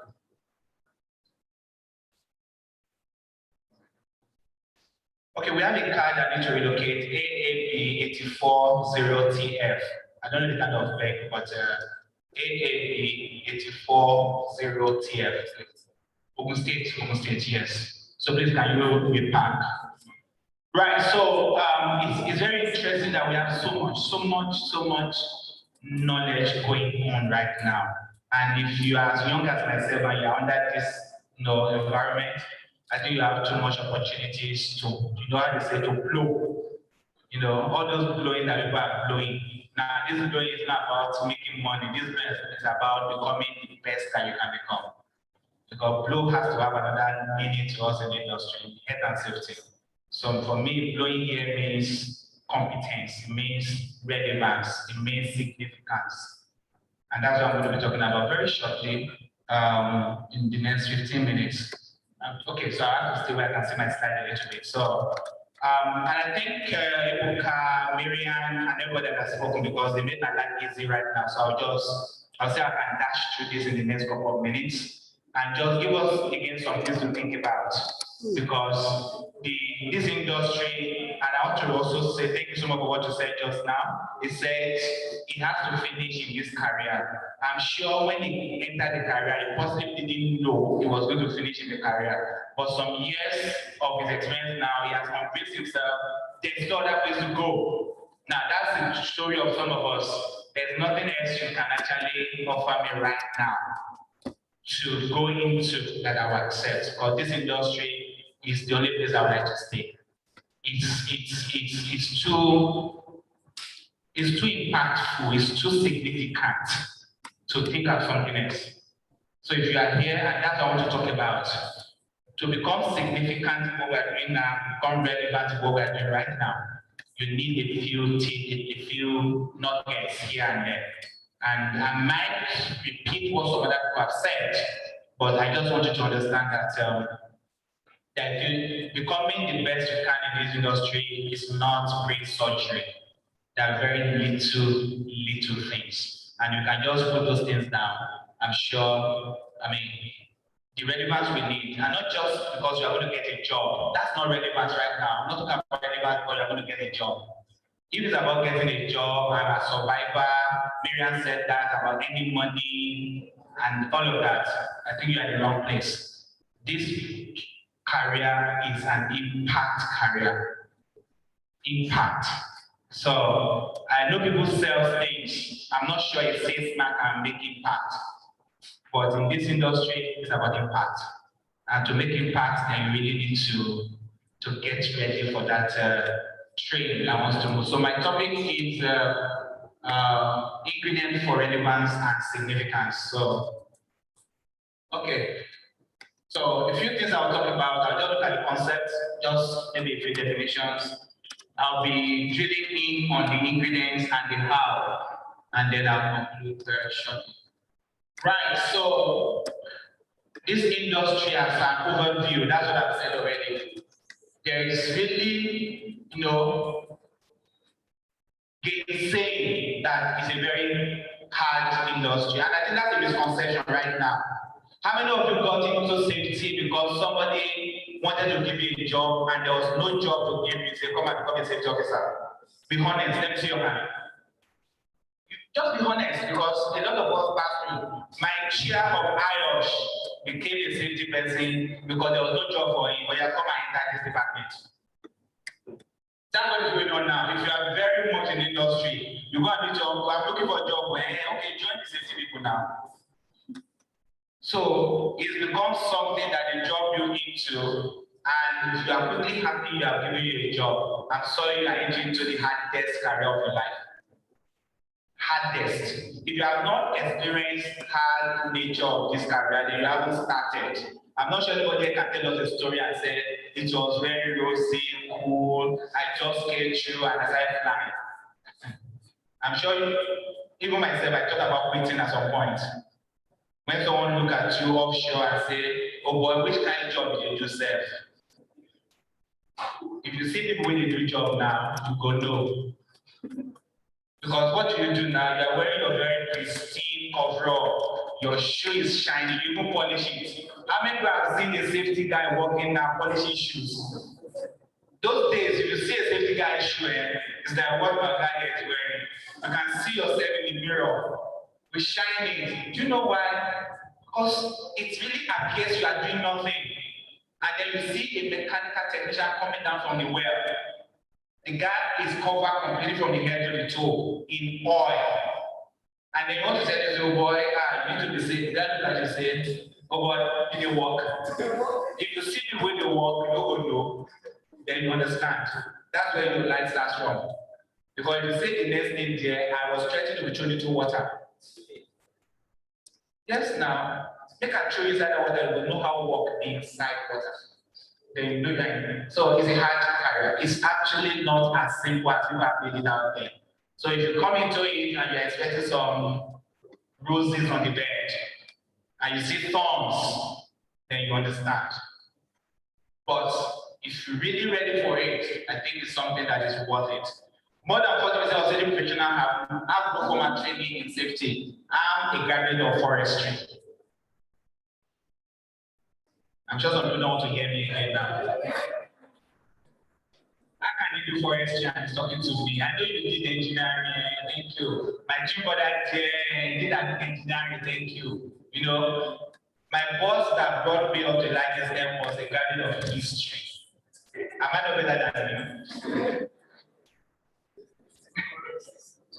Yes, I got a degree in forestry for 5 years. But today I review technical studies.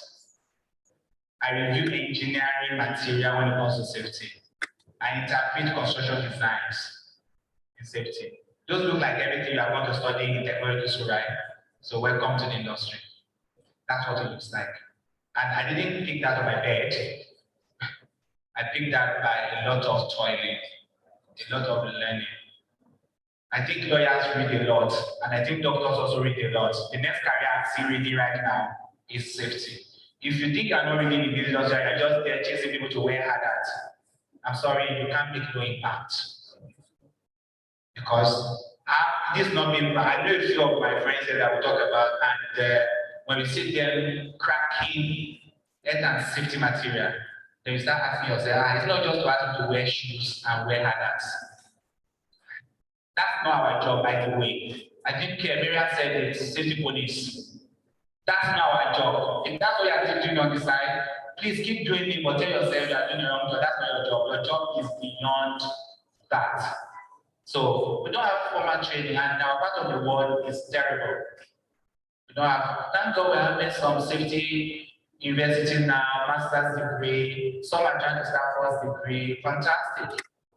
It never existed, and it's just growing. So we don't have it. So the diversity is helpful because you can see a history person, a lawyer. I have a lawyer working with me now in safety. I have a medical doctor who has been with me for 9 years working as a safety person, medical doctor. So it's an industry that takes all. But the doctor comes to safety, if he's there, there's a very colleague of mine, I'll just ask, tell me what you have gone through, say, there's something different totally from medicine. Because you study 8 years as a medical doctor, that's medicine, this is safety. So you start from where? From internship. So it's as simple as that. It's an industry that is a bit interesting. So it's much relevant, you know, it's food for thought, just think about it. It's much relevant, it's much significant, it's all a relevant industry or career. Do you think this industry is relevant? It's a relevant industry, it's much a significant industry or career. If you think yes to this answer, then we actually should be impact makers. We should be change makers. We should be influencers. Please take these 3 words and write them down. If you are not achieving this in your business, you are not doing the right thing. If you are presently a safety officer and you are not creating impact, you are not changing things, you are not influencing that industry, which I had Akin say. If you are not doing all of those things, you haven't started. Don't tell me the business is not allowing you to work. No, that's not it. Because I've seen very few companies globally that actually welcome and say, you're a safety person, you now have all the right to do everything. That's a lie. Even in the oil industry, you will struggle to defend your safety control. You will struggle to defend your safety budget. Your MD, who is the safety champion, will look at you in the face and say, no, I'm not paying for this. Give me another control measure. So you think because you work somewhere and they're not giving you support, it means the industry is, no, that's not the point. I was sharing with a colleague of mine here recently, working in the company, and said, sir, what is going on in that place is serious. So I said, I know. But you are there to do what? Impact and change and to influence the system. That for me is summary of my own life. If you are not doing it, if you are not achieving this dream as an objective where you are right now, you haven't started. You can't make no significance in that place and you will never be relevant. Relevance is tied to this. Relevance, significance is tied to this. I've not spoken about all the qualifications that you have. That doesn't create no relevance. It's just part of it. It doesn't. There are things that you must put together to create relevance. So let's go. So relevance simply means, I mean, this dictionary, so don't worry, bearing on or connection with the matter at hand. What's the matter at hand? Making sure that people in your business do not die. That's the matter at hand. So connecting with it is the matter. And we say meaningful or purposeful in current society or culture. So when somebody says you are relevant or that relevant in this place, it means indeed you are purposeful. Somebody can come to you and say, yes, what can you do? And I think you can be a salesperson for so many years and it's difficult for you to be relevant. But if you understand this industry very well, you become the central point where all the bees gather. Safety people, one of the things I just found out is if you start making the right relevance and significance, everybody comes to you. Even your top management will gather around you. You are like a honey with the bees all over you.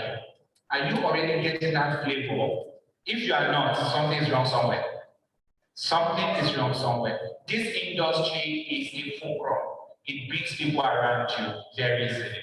That's what I'm saying. And I'm about that say, if I'm saying anything you think is not true, please, we can have conversation around it.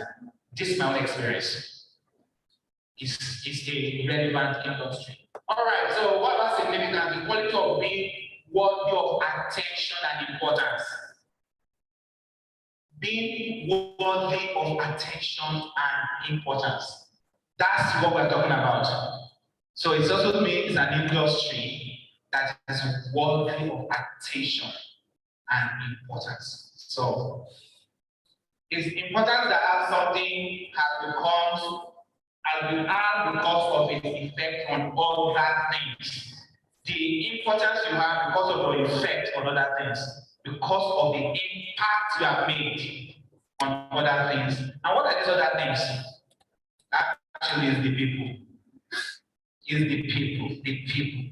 The people you are working with, they are the people that you have that impact on, and it's transcend immediately to your performance. So, ingredient is a component of a mixture. Of course, our mommies, my daddy's sweetheart here, they understand what ingredient means. No.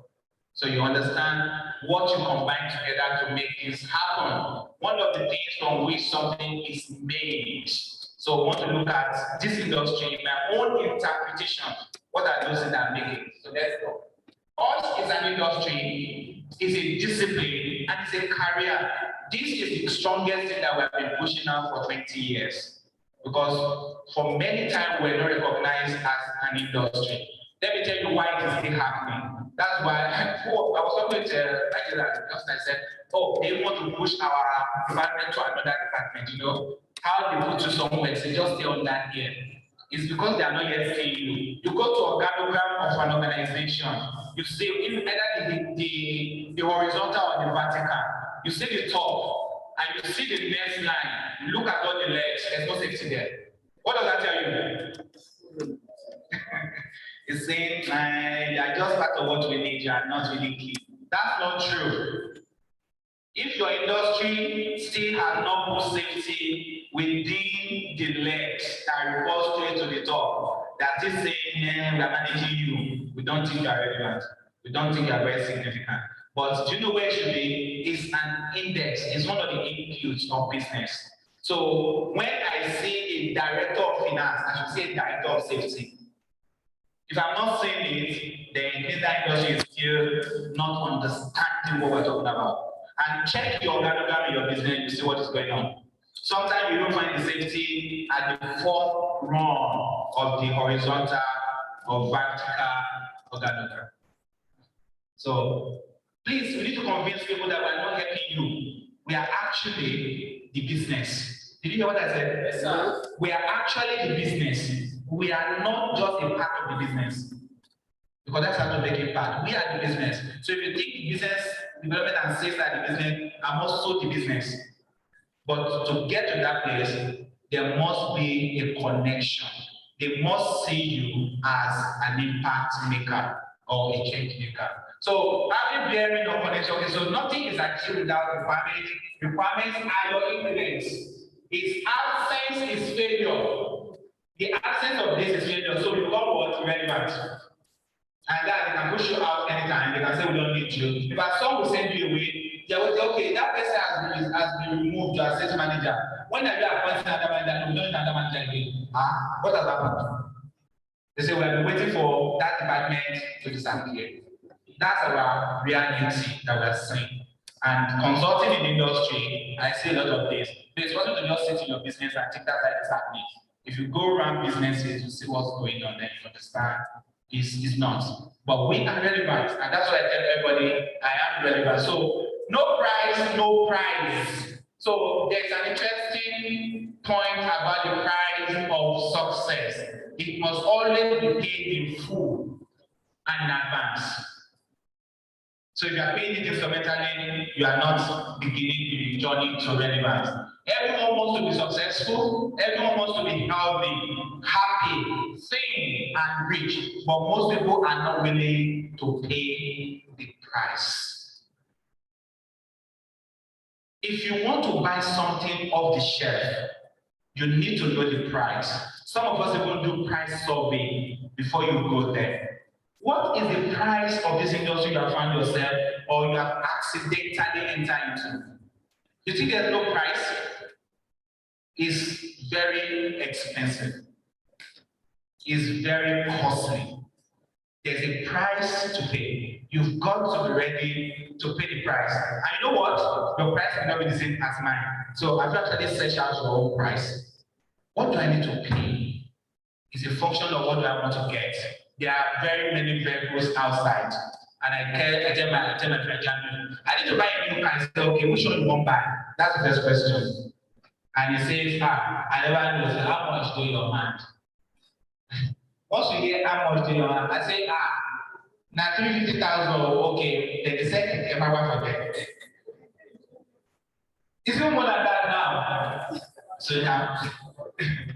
So is this a vehicle? Is this a it is, so you can move around with it. It's a mechanical equipment.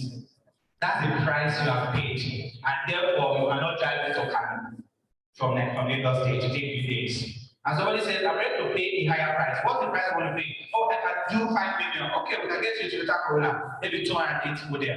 Go and get it. Talking about, go and get it. You say, oh, you can pay. You have to tell yourself what price you want to pay. Some of us are at different levels here now. Ask him how much he has paid. Ask Angela. Ask Miriam. Ask Malakiri here. What did you pay to get here? The prices are different. So the first thing I want to tell you now, what is the price you are willing to pay? That bargain is on the table. What's your price? If you have decided that, then I will tell you what your price will be. It's simple mathematics. It's not difficult. You cannot pay for a Keke Marwa and expect to be inside an AC vehicle. It doesn't work. Sorry. So what price do you want to pay? You want to pay the price of sleepless night, not studying. You want to pay the price of not eating because you want that experience. Sometimes people had a very interesting experience, which I've done several times. When I come for internship, the first thing is, I haven't got money. Where are you living? Oh, I'm living in Ikeja. I have a job for you in Apapa. No money, nothing. And I said, what do you want? I did that for several years. And let me tell you my experience. 2 out of 10 will come back. But I actually have money to pay them. So I tell them from the beginning, no money. You want to learn? Let's go. 8 o'clock, you are there, 6 o'clock, you close. When I tell you that, I say, give me feedback within 4 hours. And you guys say, Dad, you know my house is very far. You know what I tell you? I said, now I understand. Somebody come on, they say, sir, those people, they really call me, we're all together, we're doing interview. And they say, they are now working and you're paying them. I said, oh, sorry. So I say, you're not going to pay. So I know where you're coming. I know where you're coming. I'm sure there are many people that will work for years without getting paid. Now, that doesn't mean wickedness. Unfortunately, for those that have mentored and mentoring, they know me. I can be very quiet, gentle, just going my own way. But I tell you the way it is from the start. Sorry, this is the journey. So when I throw it at you, and I send you some documents in the middle of the night, and I say 8 a.m. in the morning, I want your report, you say, sorry, there's no light in my house. I say, I understand. Because I study with candle when I need to make it happen. If a client wants a report, sorry, it will be delivered. I will make sure it gets delivered. I can't tell the client, sorry, there was no generator. Oh, never take light. Jamie, do not give me light. You know, Jamie. You know, my wife is very funny. When there's no light in my house, my wife will Jamie. I say, engineer, no, we don't have light in my house. I say, leave this bad alone now. He said, what's there now? Leave him alone. So the point is, have you paid the price? That's what I'm trying to emphasize. There's a price, guys, and you have to pay. There's absolutely no shortcut to success other than paying the price that the price demands. So I'm sure we've all get that, but I just want to emphasize in this industry. So what's the difference between these two rice, Ghana and Nigerian jollof? I hope we have Ghanaians online. What's the difference? If you have not eaten the two, you won't know. But let me tell you the difference. The difference is in the person who is eating it. I'm eating both of them. And if I were born in Ghana as a Nigerian, and I live in Ghana all my life, and this is what they started me with, Nigerian jollof can never be better than Ghana. It's a function of the ingredients plus the dua or where you are.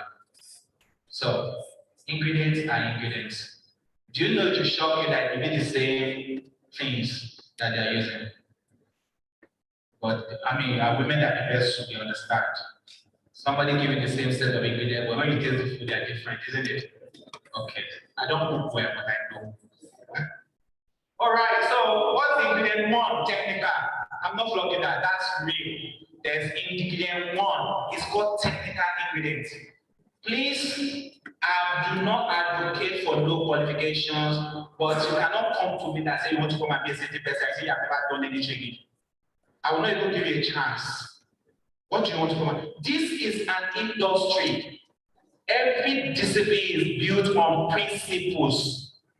You can't be an engineer without learning all the engineering nonsense. You can't be a medical doctor without learning all the principles before they give you the practical. I just want to start. Let me get experience first. Not with me. Now, did that happen with me? Yes. But you know what it led me to? 10 years of wrong experiences without principle, which I now need to start correcting.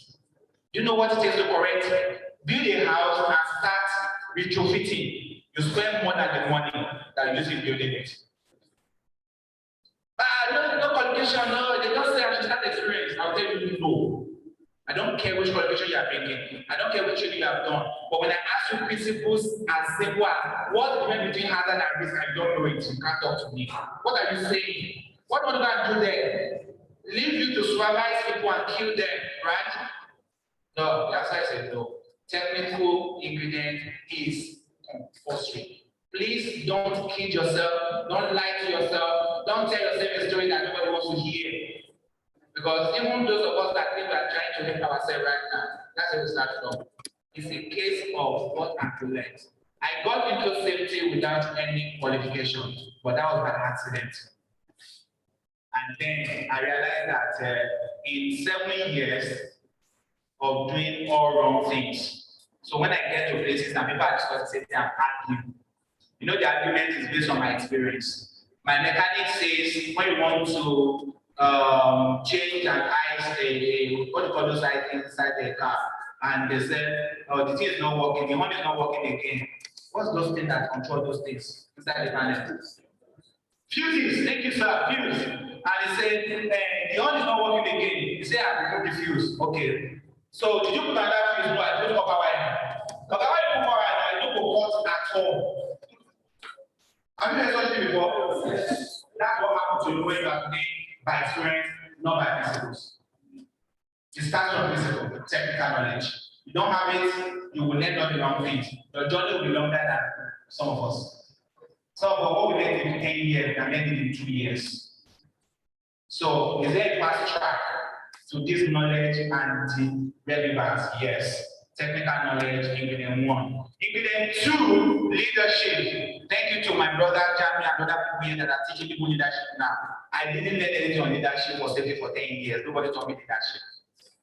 I didn't even know leadership matter. What's leadership now? I want to do safety as saying leadership. What's leadership? Now that is compulsory. You know why you struggle with people you are trying to make impact on? You have no leadership skill. You just go there, you say, don't you know I'm in charge? You're in charge of what?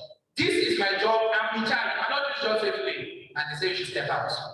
And say, their company is very wicked. All of them, they don't want to do safety. They are so bad. Now, who is bad?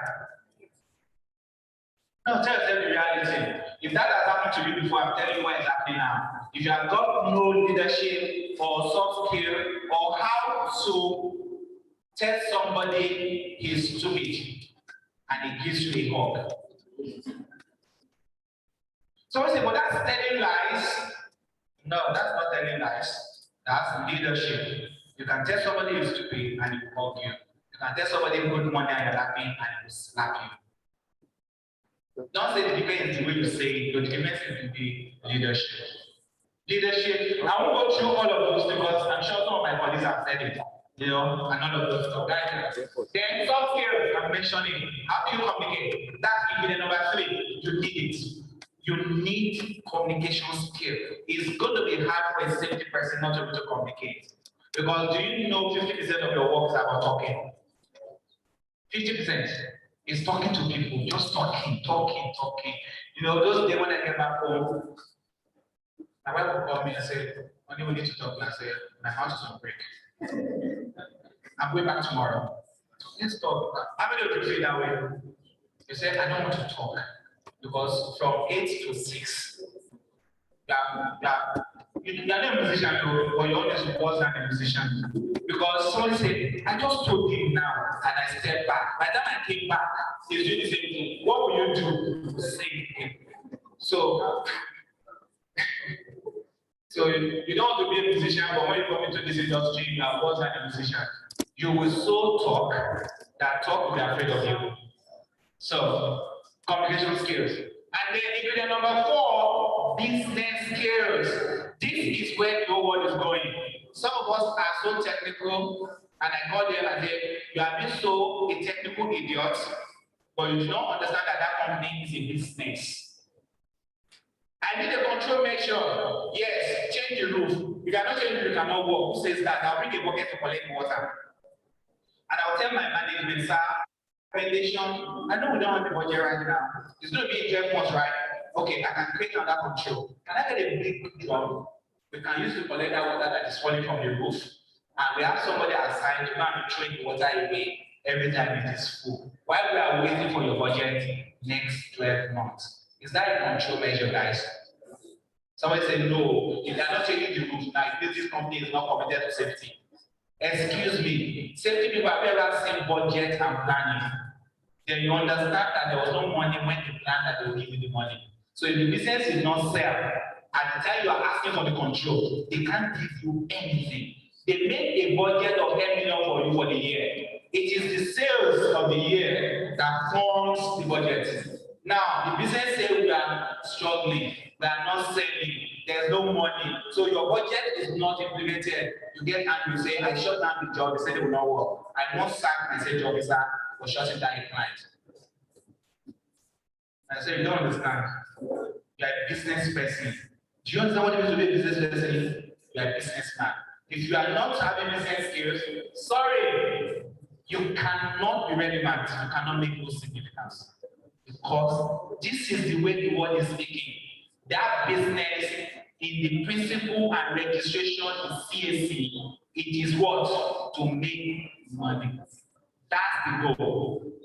You are not there in that safety. So if you cannot put yourself as part of that business, you are not relevant, guy. You cannot make no significant place. All right, so we're running up now. So how do you do that? Simple. Create value, make impact. So you can ask yourself now, what do I do to create value in this system? So wherever you are working as a young, enterprising or emerging professional, how can you make impact in your business right now where you are working? Start creating values. That is an assignment for you. What can I do to create value in this system? What value do you want to do? Are you the one that the engineering manager does not want to see? Production manager hates. HR manager wants to crucify. And you say it's because they don't hate me because I'm just trying to do my job. Wow. Sorry, you ain't doing your job. Ebuka, my very good friend, has just left. When I was working with Ebuka, anybody that knows that Ebuka at that time, when we finish fighting in the whole system, we fight ourselves. They will go later and say, oh boy, what's going to happen? Why are you doing this now? You won't kill me. But we'll fight. And you know, those fights are very good fights. It's a fight of the technical, the skills, the business, the leadership. All of them don't take part in fighting it. And we're both safety people, but we're fighting. So how do you think the engineering manager will fight you? Your safety man that brought you in to come and help them, make sure nobody that is fighting you as safety consultant. Then you are angry that the production manager is fighting. He doesn't even understand what safety is. It's because there are skills that need to be learned. So you must create impact, you must make impact, and that's done by creating value. Every time I'm writing my things, I'm asking myself, how can I create value? When I enter into a new business or a new thing, my first question is, what value can I create? And I document it. And I start looking at it. If I do it this way, this business will be happier. If I tell them to go this way, they will be happier. I've looked at what they have done. If I come here, they will say no, because I will hit them. Can I start from there and I'll take it back to the table and say, hey, I got some ideas. And you know the funny thing, sometimes my ideas look so rudimentary.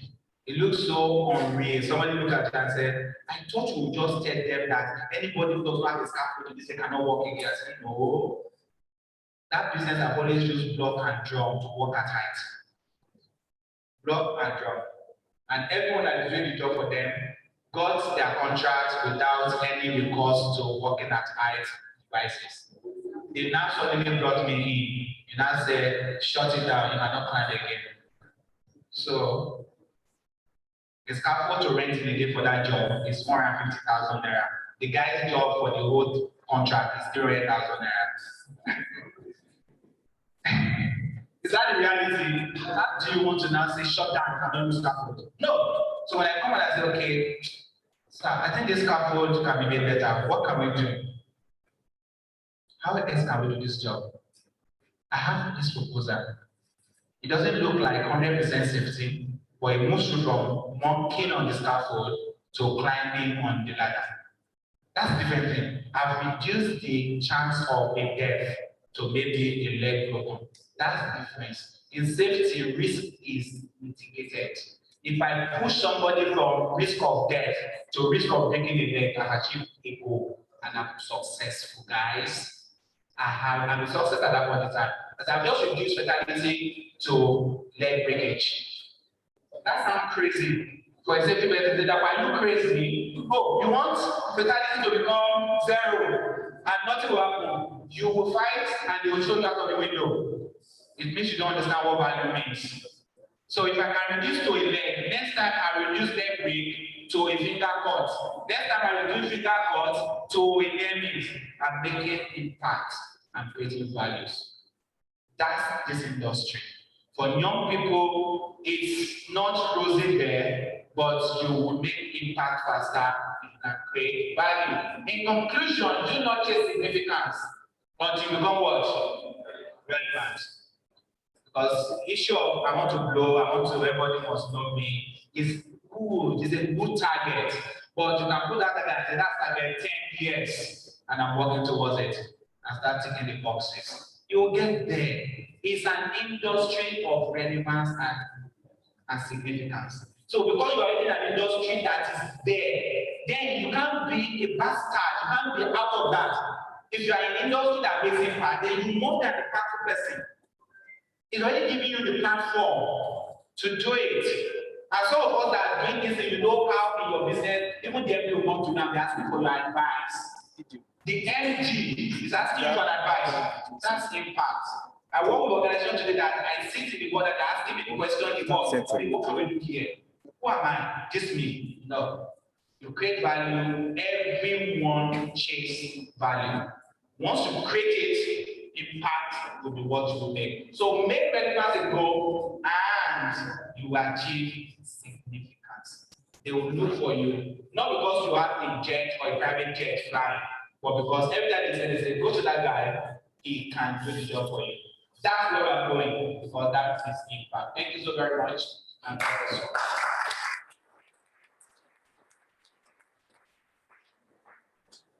Thank you so much, Mr. Dapomola. It was a delight to listen to you. I'm sure there are questions. Our online audience, we appreciate you, receive you. If you have any questions, do well to drop it on the group.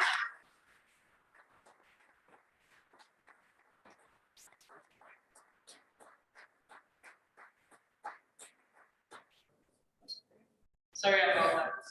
So we'll take one from us here, and we'll take one from those online, if there is any. So who wants to ask Mr. Dapomola the question? Not Mr. Value again. Someone else should ask questions.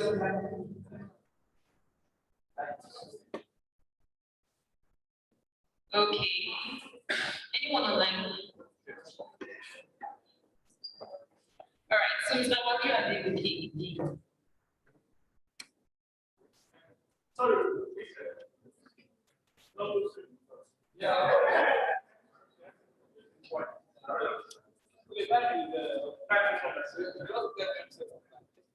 My question to the point. Is it possible? Now, the country system of training, what I mean is for my instead of Molade. There are some organizations that they rotate their workforce. Like you will spend 1 year in HSC, 1 year in IT, 1 year here. Is it really a good approach to build competency in the field? That's my question. Summary.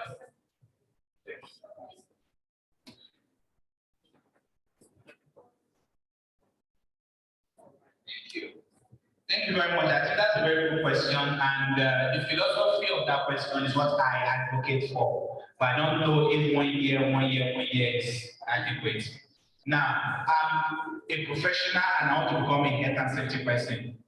It would be a good idea to be able to pick knowledge from other departments. That's the only time you can become a relevant person supporting the business. Because you can now understand why procurement does what they do. You go to procurement, you say, I've applied for it, you need to buy the others. You go to them, they say, we're still waiting for the other to supply. And you don't understand why they cannot go to market and buy it. And procurement say, you don't understand, I have market survey.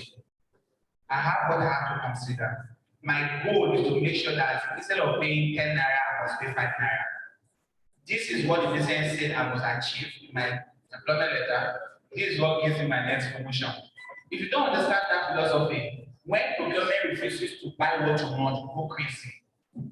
But when you get to procurement and they tell you, this is the way we do it, you say, now I understand. That knowledge is key for you. If organization actually have that strategy to rotate you before they now put you where you should be, I will go for social organization because it makes you an all-rounder. It doesn't make you an accountant, but it makes you understand the business. And I think a lot of manufacturing, they do that. They just give you that, they call it induction, you go do 2 months here, just 3 months here. Even in my business, as smart as it is, that's kind of what we do. You join us, we go around the whole department to understand why training is doing this, why project people are doing this, so that when you never get back to your own, say, okay, because internal customers are as important as your external customers. If you are fighting your internal customers, you will kill your external. That's the principle of ISO, internal customer. So if your HR man is beside you, your procurement man is your friend, not because you go and eat together, but because you both understand the language you are speaking, you'll be a high flyer in your system. So even if the system does not create it, my advocacy is that build it yourself. Find a time to understand why procurement are always doing this.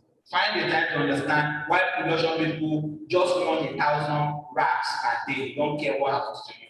Then once you understand all of those things, when you come back, you are a winner in it.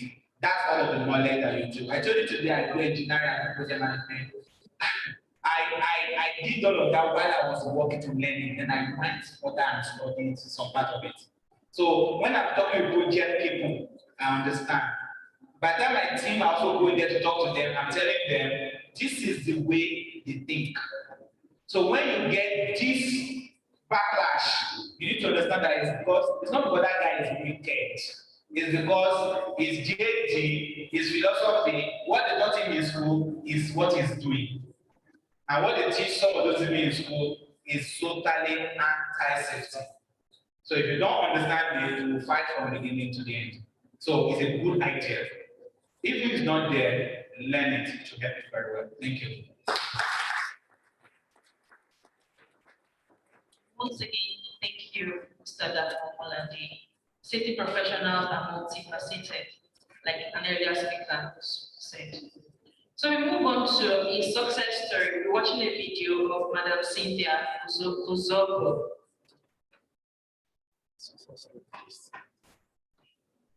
So we'll have Abba read her profile quickly before we watch the video.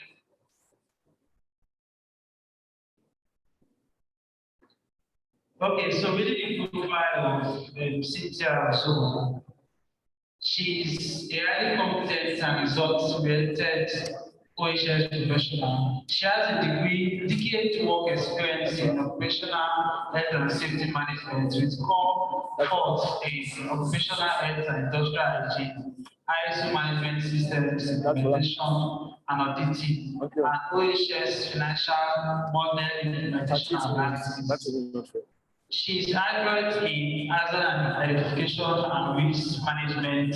She's good in incident investigation, health risk assessment, exposure assessment, health monitoring and surveillance program, implementation and management, cost-benefit analysis of proposed OSH legislations. In the past 6 years, she has focused more on the management of occupational health hazards, where she has successfully designed, implemented, evaluated, coordinated, and maintained occupational health and hygiene programs and systems. She currently works with the Group Health Safety, Social, and Environment team of Dangote Industries Limited. She is an international certified management system auditor and trained with the ISO management systems 9001, 14001, and 45001, NEBOSH and IOS certifications. She has successfully developed, implemented, and audited occupational health and safety management systems for organizations locally and internationally, including but not limited to manufacturing, oil and gas, construction, healthcare, telecommunication, hospitality, waste management, security, and energy sectors.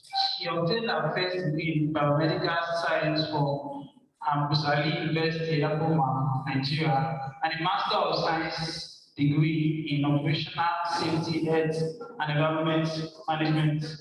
She is a member of the National Institute of Risk and Safety Management, UK, IOSH, Bosch.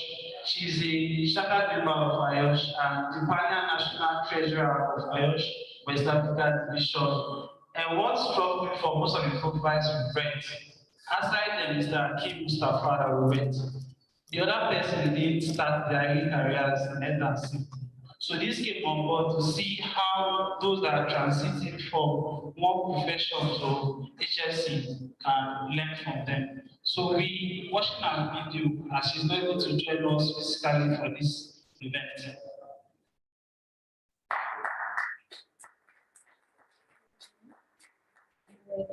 Good evening. Depending on where you are joining from today, my name is Isia, and I'm here to talk about my journey in safety and health.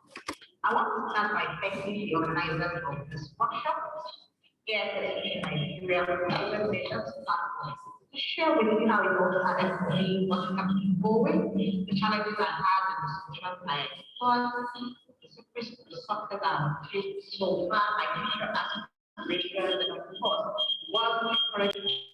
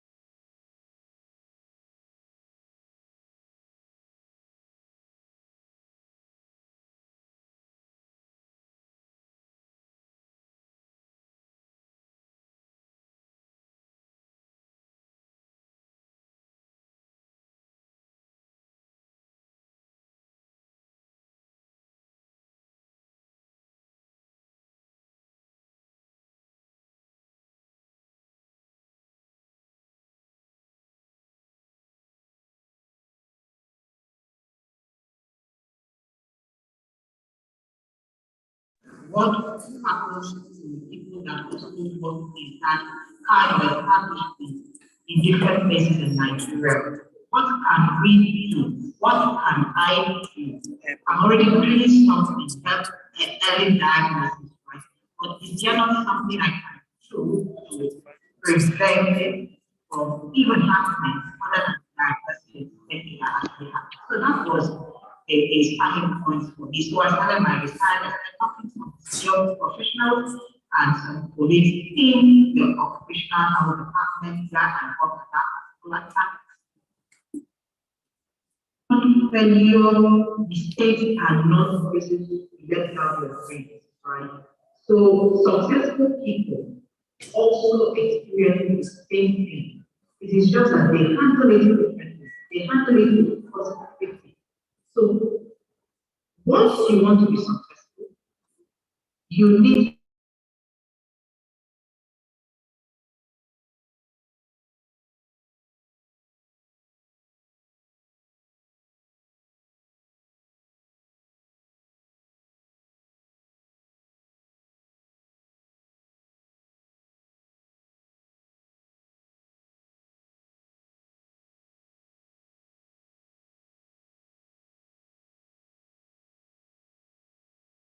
to do this because this person is doing it. Let me not just go and jump into ESG because everybody is jumping into ESG. Let me not just go and become this because you must system understand your why, understand the impact you need to make, understand what is motivating you to do this. have your brain, and work in alignment with your brain. And you have to pay the price to be successful. So one of the secrets of being successful is all the prizes you have to pay. But most importantly, in looking for success, you must be self-confident. You must believe in yourself that you are able to achieve and conquer what you think you cannot conquer, or what other people think you may not conquer.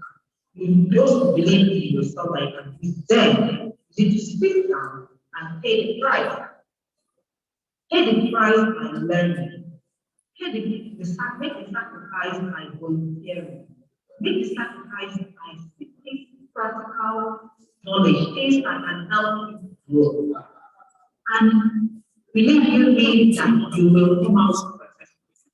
I have not seen anybody who has paid the price for stuff, that have gone through this process without being successful at the end.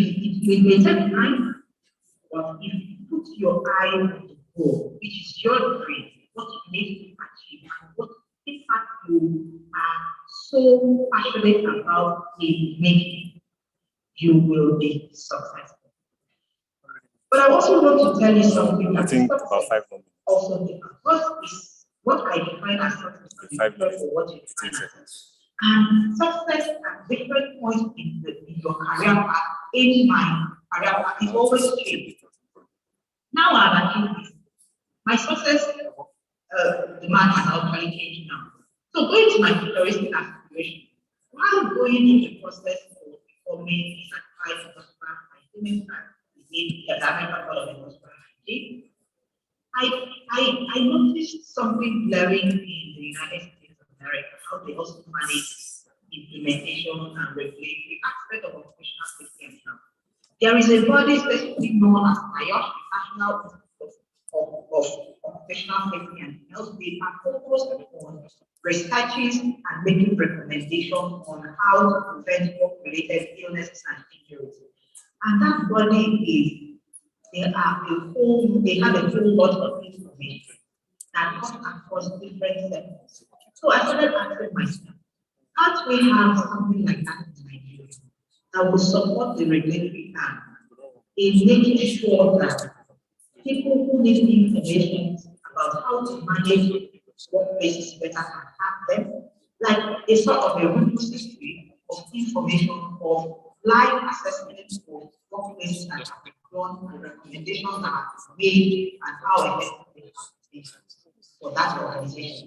Can't we have something like that? So, futuristically, I'm looking at being a part of a faculty that will establish this research body, research institution that will support the legislation, because in the management of occupational health, one of the biggest challenges is the long legacy period of exposure and effect, visibly seeing the effect on the human, on the person that was exposed.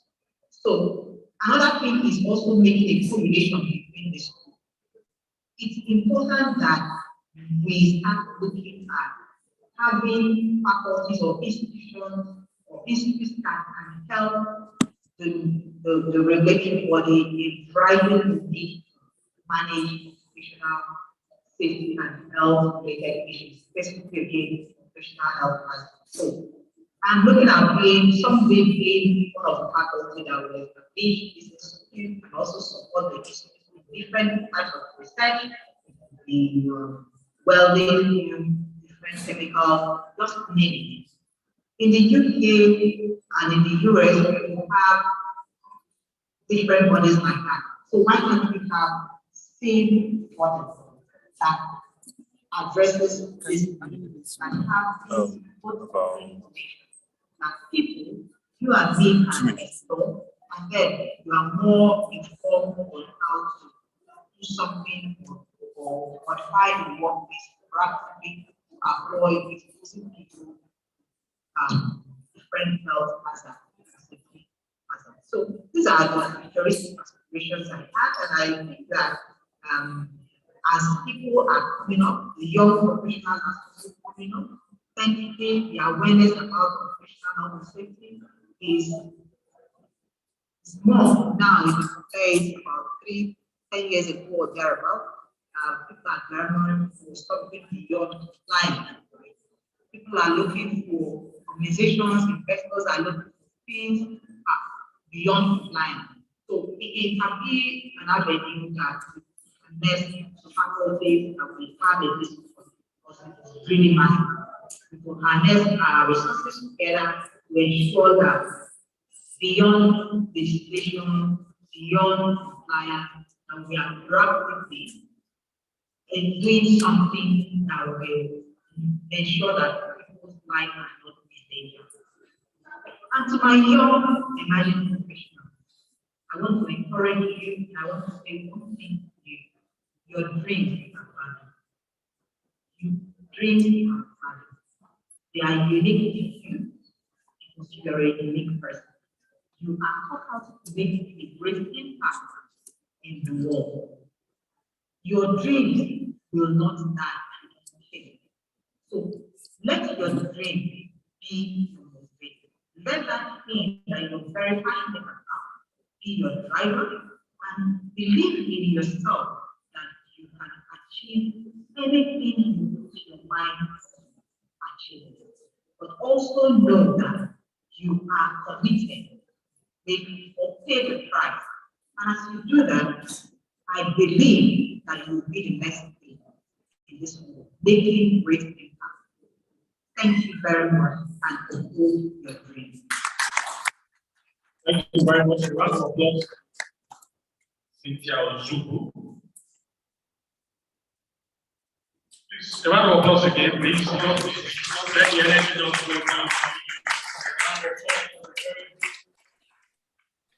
Wonderful presentation. Don't let your dream die. Keep the energy high. Our young professionals. So without wasting more of the time, I would just like to call our previous speaker that spoke, Mr. Dapo Walage, to present submitting to a presentation.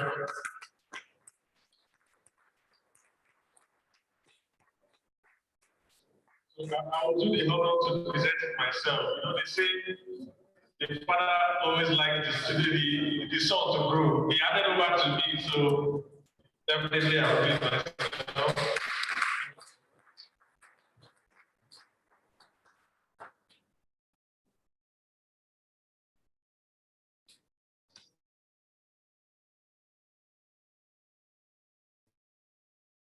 For him once more.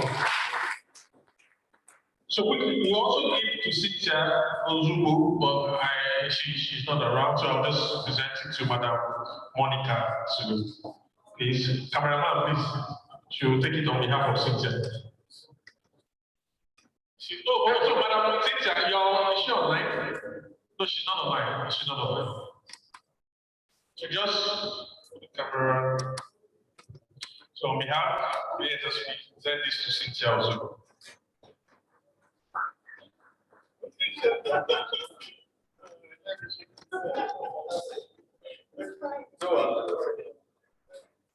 All right, thank you so much. All right, thank you so much. We are about rounding up. Thank you. It's been a very, very fantastic day. I thoroughly enjoyed myself. So to the raffle draw, please, where's my box? Where's my box? So you have a number that has been given to you and the registration date. This box will be going around with the fantastic. Thank you so much, and God bless you. All the youth around there, can you block your step on the edge? Please, can you read the box? This is my fantastic box. And this box, every number that you pick, don't worry, we'll pass it around. And people are eager to win. If you see the gift that you will have, trust me, people that win this gift will call me later. You will call Mr. Victor, you will call that. So we have this box, and everyone you pick a number. We want you to drop your number inside this box. There's going to be a gift. Yes, there's going to be a gift. I'm going to call some of our fantastic leaders here, and they're going to do a gift. We have 5 gifts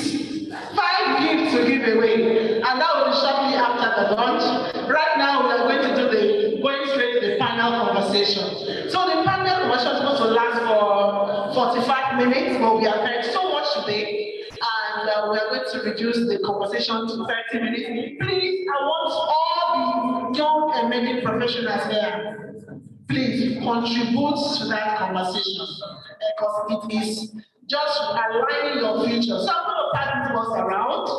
Please drop your number in the bus, and I'm going to call some of our leaders immediately after lunch. And we are coming back here to do the rapid job for about 10-20 minutes, and we are done for today. How many of you are having a fantastic time today? So, my boss is coming around and talk to me. Please, who's going to help me to do this? Thank you. Maybe you can give one of the young emerging. Yes. Okay, moderator, you want to do it? Okay, thank you very much. Thank you. So please make sure you put your number in the box, because they are fantastic gifts to be won, as they have said.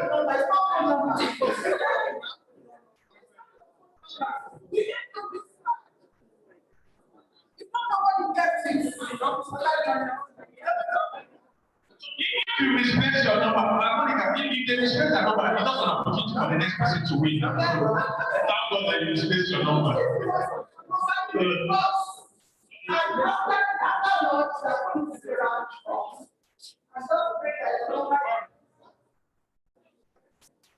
Alright, while the box is going on, please do endeavor to put that your number in the box, and we'll do the rapid draw immediately after the lunch break. I know some of us are already getting worried, but we're.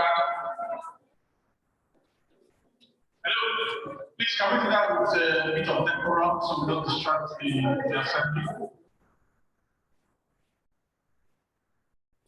Alright, so at this point in time, but before we go into the next section for the day, which is the panelist discussion, I'll be introducing the CEO of RC, is the Femi Dasiwa, to lead us on that. But before I introduce him, I would just like to talk about something. I know it has been said earlier. ASSP is a non-governmental organization that can be found in about 96 countries in the world, and the membership and population is close to 90,000 at the moment as I speak. We are still expanding, and then that's why we're encouraging young people and professionals like safety professionals, even the ones that are professionals, the ones that are even professionals, to become a member.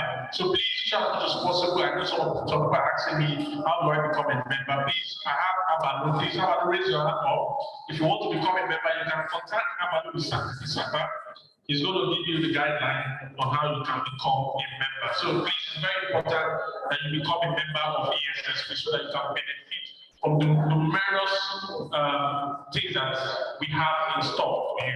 So at this point, I'd like to introduce CEO Abdul, one of the Nigerian finest award organizer, Mr. Femi Dasiwa, to take us very sound, very long.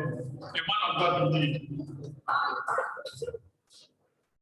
Thank you so much for the honor. I almost said praise the Lord.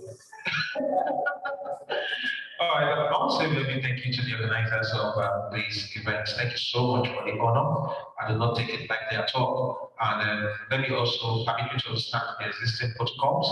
My guys, my boss, my mentors. Thank you so much for this unique privilege. Okay, we're going to be going into something very interesting. Something interesting, very interesting, and we're going to make sure that we keep the time.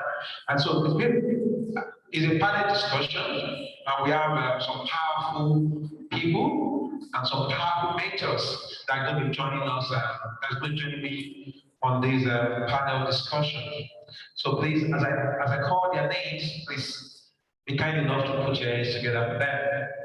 In no particular order, please let's make welcome Mr. Shola Ogule, Chairman, East Florida State Bench. Thank you so much, please. Can move to the. So I have to move there as well. But do I have to stay here? Organizer, what you said? Do I have to stay here or I have to move there? I have to move there. Okay. All right, let me finish calling them. Thank you so much. Just take a seat, please. Powerful people. Then we have another interesting mentor. a man that has actually impacted me so much, and a very selfless man, Mr. Fine Kumbata, MD, stroke, lead consultant, Fine Exos Ltd. Please give me a big round of applause. Thank you so much, sir, for your many years of investments. Thank you so much. All right. We also have, though we are meant to have Miss Messi, but she couldn't connect.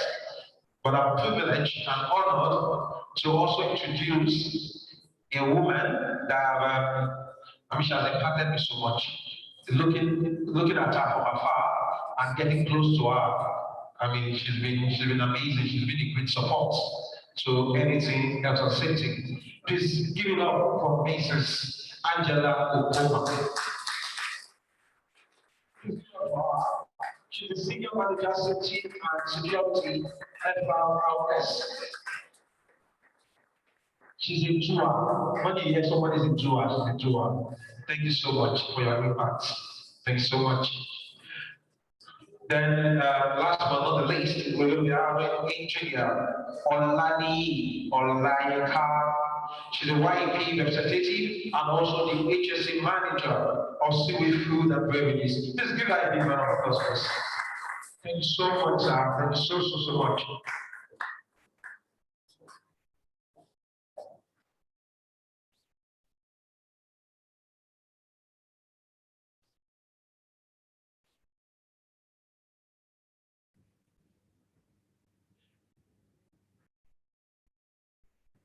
Okay, please, I missed someone out, not intentional, please, and forgive me. So we'll be having Mr. Ade. Yeah, that's the HSC manager of Nigerian Gas Limited, but he's here represented by Mr. Idris Titus, that's the departmental manager of finance and safety. Please give it up for him. Thank you so much, sir. Thank you so much. Okay, so please permit me to join them up there.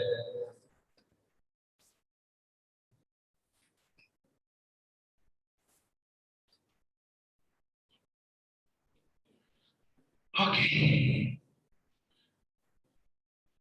All right. It's so nice to have the mic to ask these beautiful and some amazing people some questions today. So we have a very few questions, and we're going to go into it one after the other. Now, we're going to deal with a very important topic, and that's influencing the next generation of OSH professionals, a collaborative and multi-dimensional approach. Thank you. All right, so I'm going to direct my first question to Mr. Feinway Gubata. Now, sir, what role do you think that the older generation of OSH professionals play in the development of young OSH professionals?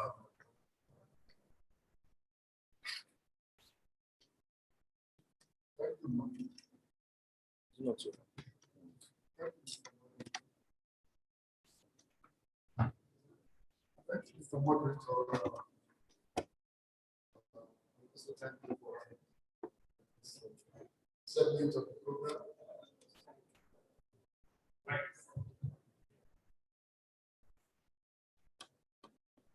Also, thank you for having me for this segment of the program. The older generation said, what role?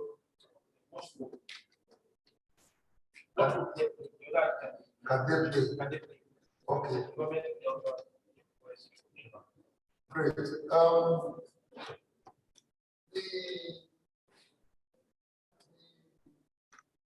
new generation or the next generation of OSH professionals is a very,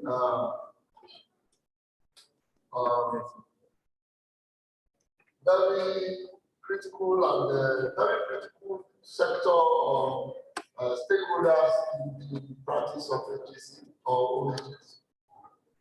And characteristically, these guys are what we call the Zoomers, correct? They are the Zoomers, they are creative, they are inquisitive, they are innovative, they are youthful energy. They are dynamic, they need or they always want new things. So, the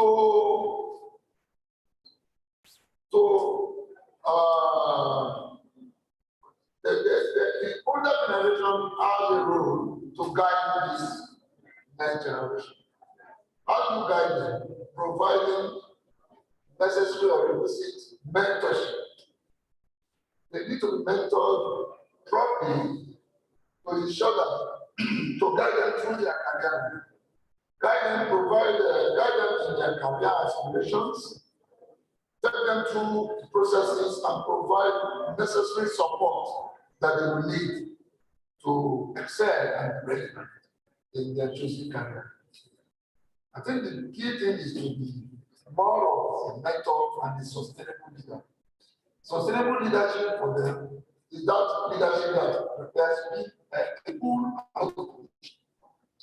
A leadership of empathy.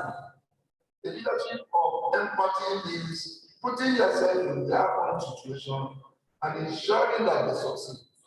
Guiding them through and ensure that they are able to make the necessary impact required of them in their space. Also transformational leadership, which ensures that there are some impactful some impacts in them and in the society or in their workplace. Okay, and ensuring that they are able to provide the necessary KPIs required of them in their space where they work. So it's a very serious important role to do, because we can't have a future generation of OSHs if we don't properly guide through all of, so that all the pitfalls we have had in the past, they wouldn't have it. But we have to be mindful of the needs of the generation, and then so that we guide them appropriately. Thank you very much. Thank you so much, sir. Thank you so much, sir. Okay, one key takeaway from that is that he said so many powerful things. He said the older generation must be a push and not a pull. There are several pull back. There are several pull in this professional, but as a good mentor, you must be a push and not a pull. Thanks so much, sir. The next question goes to Mr. Shola. Mr. Shola, you are the Lagos chairman of this fund, so you've had some relations with government agencies and all. I mean, this fund can really be saying that, let's say, I think they represent the government and the people as well. Now, how has government laws been influencing the OSH professional in Nigeria, and what's the hope for the young and emerging professionals? Thank you, moderator. While listening to the last presenter, the central vision is to see the system where we have the replica of NIO, OSH of the US, that helps the US. And I dare to say that Nigeria actually has these systems in place. We have, unfortunately, a system that is not new, not impacting, and has actually not been able to take proper routes.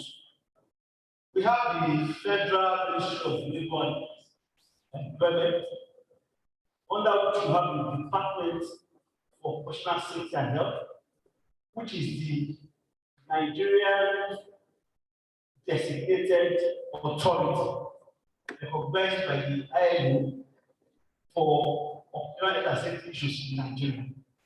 So, and with that, they represent government and they are the regulatory authority when it comes to occupational and safety in Nigeria. They are in charge of the national occupational safety and health profile. They run the current national regulatory law in Nigeria, that of occupational safety, which is still the Factories Act, and they are populated majorly by factory inspectors. Also, I think they also actually submitted the National Organized and Safety Act that has been in the National Assembly for so long. So there are laws. I was prepared to make some paper with the ministry at the last 2028 World Day for Health and Safety. And one of the things we realized is that the department actually has huge constraints. There's not room, there's not profit. And I also think on our part, as industry players, we have not made any attempt to engage, to collaborate, and to assist that department to find it. It's going to be, a collaboration, serious collaboration. So I would advocate a shift in our mindset. While we want the help of the first to come in Nigeria, we can actually do what we have our program. Engage the system. We can begin to work with different stakeholders actually. ISPOM and other stakeholders in the organized safety regime can begin to collaborate with the Department for Health and Safety in Nigeria, Health Ministry, and begin to make them relevant. I was glad to read our national profile, and I found a number of good Nigerians with experience. A number of them from this month, from ASSP and the WSO, which has actually contributed academic papers, research, and support to that department. I think that's the way to go. Thank you so much, sir. Thanks so much, sir. And thank you so much for also agreeing that Nigeria has this system in place.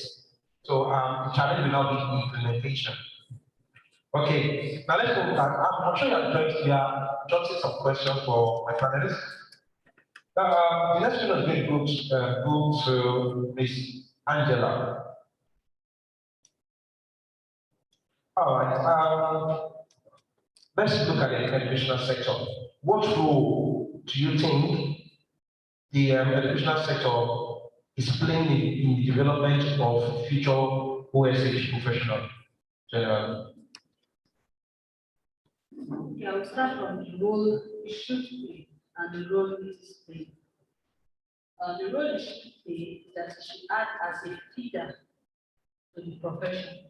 You can agree with me that the products of Petroleum Training Institute, most of them were the pioneers of the OSH profession as it is today in Nigeria. So imagine if we had other institutions that were awarding that as a first degree.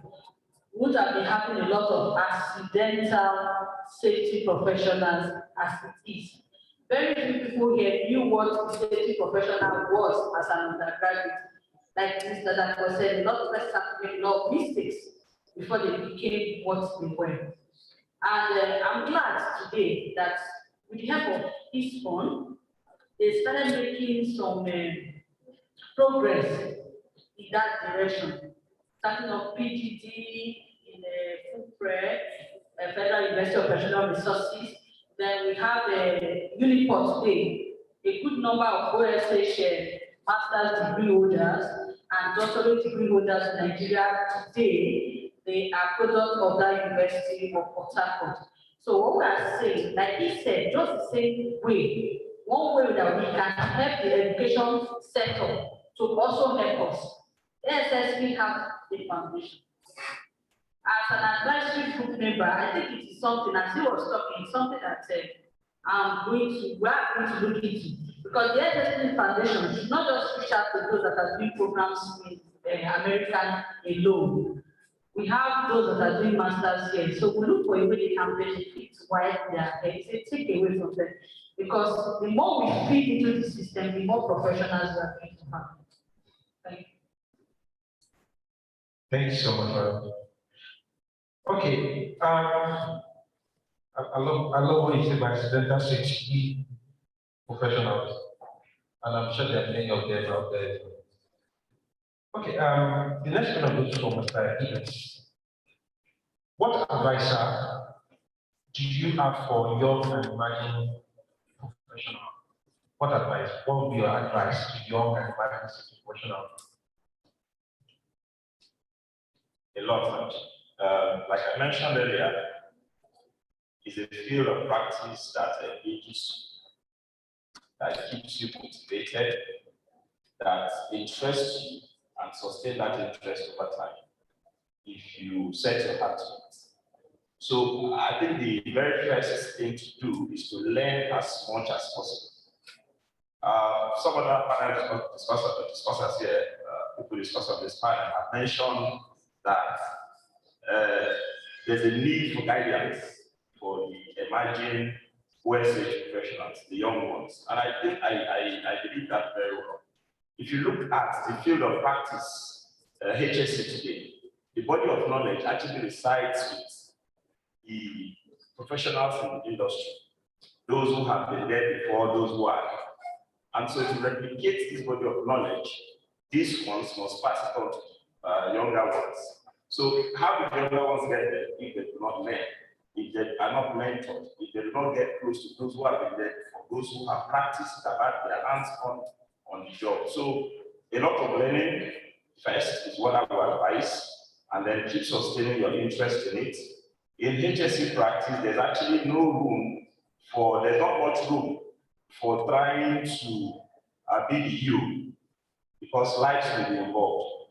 First, learn the basics, learn the principle, and then within that principle, within that basics, some other ingenuity, innovations can be to come. And I think that's yes, I will add. Thank you. Thanks so much. There's so much. I mean, you spoke for, very few minutes, but so much to take away from that. You know, I was talking to somebody earlier on, and I said something. I said, you must, in this field, you must realize the people that you need and people that need you. The people that you need and people that need you. Let me stop there. I hope you understand that. Okay. The next question is going to. I'm going to go to Mr. Mbata before I go to the next person. How can you compare? I want to very big, sir. You don't mind, sir. I know it might be very big, but how can you compare the OSH practice in Nigeria when you started your career?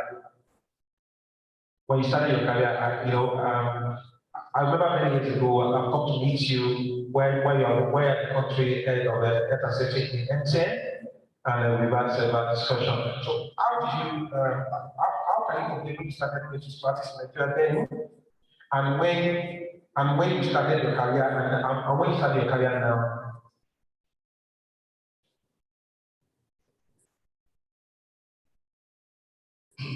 This is another storytelling. Actually, I've been good about the storytelling. Interesting. If you were very attentive in the lectures and discussions we're having since morning, the presenters, the lecturers, the guest speakers, including the storytellers, have really seen a lot about their experiences in the past. When we started the HSC, the Mr. President could tell you, when we started HSC, that percent is a hard experience. That's it.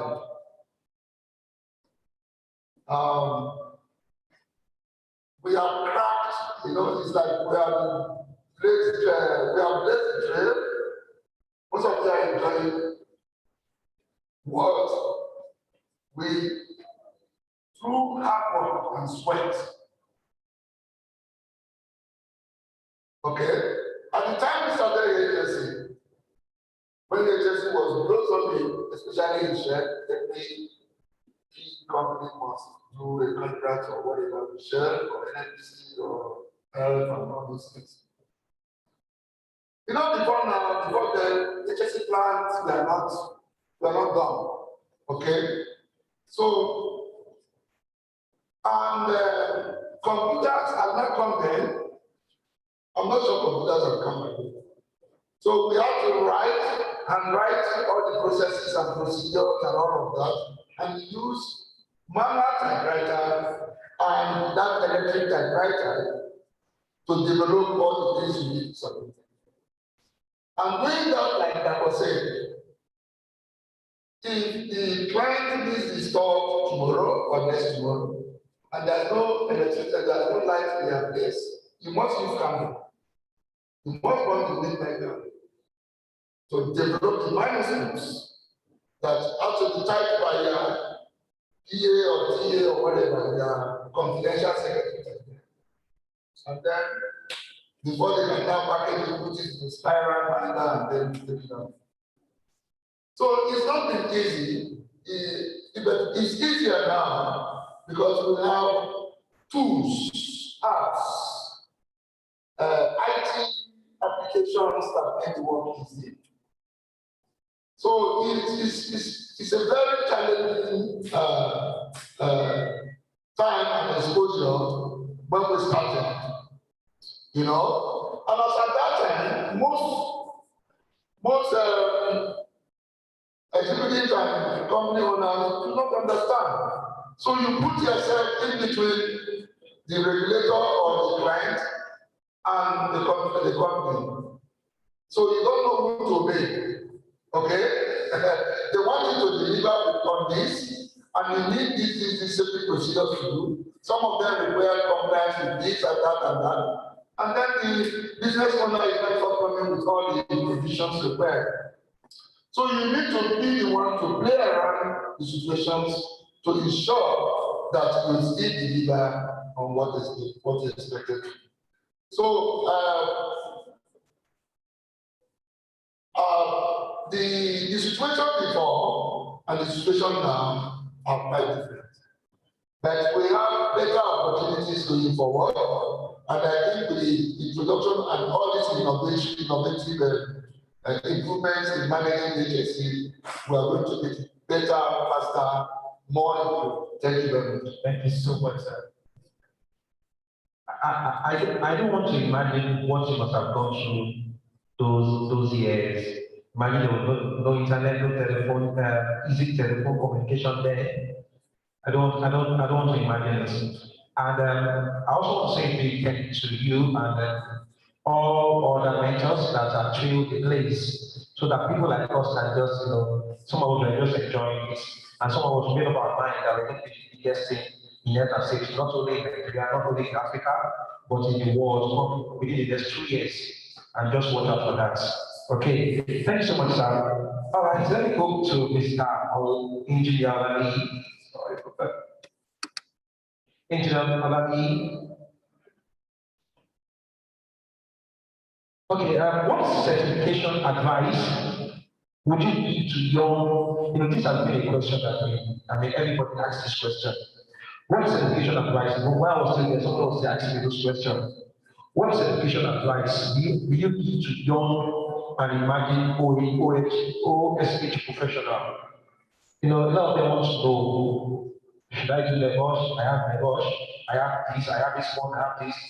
What's certification advice? Which is needed? Which is critical? What's your advice, sir? Thank you very much. Basically, in terms of certification, what is very, very necessary, what I do is just do a survey and go through the basic requirements when organizations are looking for candidates. Even if you are coming as an intern or you are coming as an experienced professional. Basically, if you are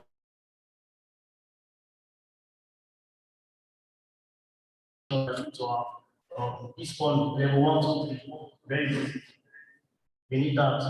NEBOSH IGC, practically globally is well recognized. Most organizations are looking for NEBOSH, but at the minimum, you need your ISPON 1, 2, 3. The challenge that most of our young graduates that they have is funds. Some of them they would like to need to save, and whereas what I tell people, even if you don't have funds, I tell them that some free online courses you can go for, just to give you a brief knowledge on what health and safety is all about. Then when you have funds, you go for this for like 1, 2, 3, and then they go like this. Aside that, if you want to be like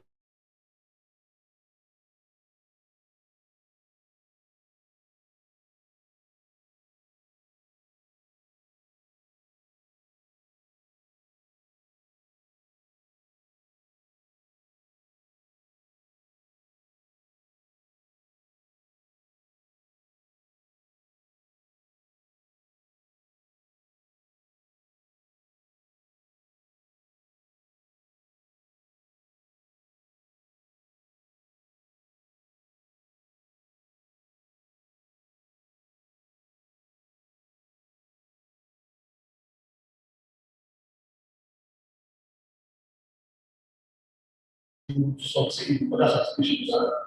If you do this one first, I can assure you your success rate in the national certification becomes easier. And I want to say, if you have not done this before, very soon you become a little bit more knowledge financially because it's from is reviewing curriculum, and very shortly you have to do this level 1, 2, 3, 4, 5.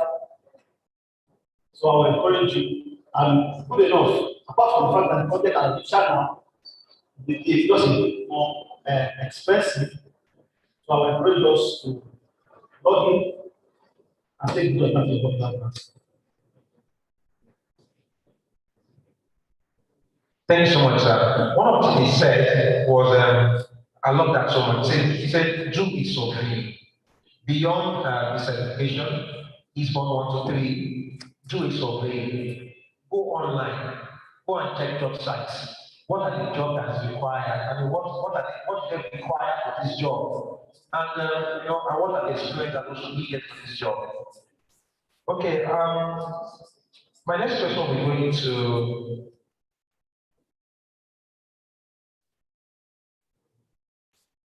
sorry. Okay, Mr.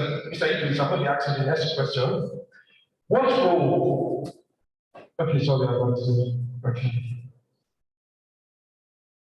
Sorry, please.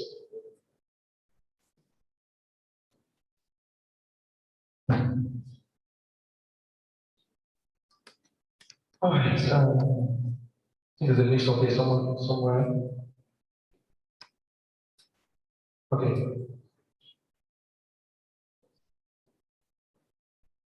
Right. Let me ask this question from Mr. Lee. I'm coming back to you. What do you think a young and emerging OSH professional who finds himself or herself suddenly being HSC in an organization do in the first 3 months of work? I'm going to ask you briefly, maybe just give me 1 or 2 tips. And I'm also going to ask Mrs. Angela that's a question. What do you think a young and emerging OSH professional who suddenly finds himself or herself suddenly being HSC in an organization do in the first 3 months of work? Thank you. When you were saying when you asked me the question, I had to smile because this is actually my story. But I'll just be very fast. I started my career as a copper at Dallas Line, GSK, at the age of 22. I've actually spent 10 years, 10 years looking like a year. Okay. For the first 2 years, I was in GSK under the stage. We have the structure there from HSC director down to internship. Then suddenly, I got a job with Lancaster as the city manager. So if you compare the questions I asked with what I'm saying now, it's similar. So that's why I have to laugh when you ask the question. So basically, because of our time, what I did when I was on Lancaster, so first was to review the policies available.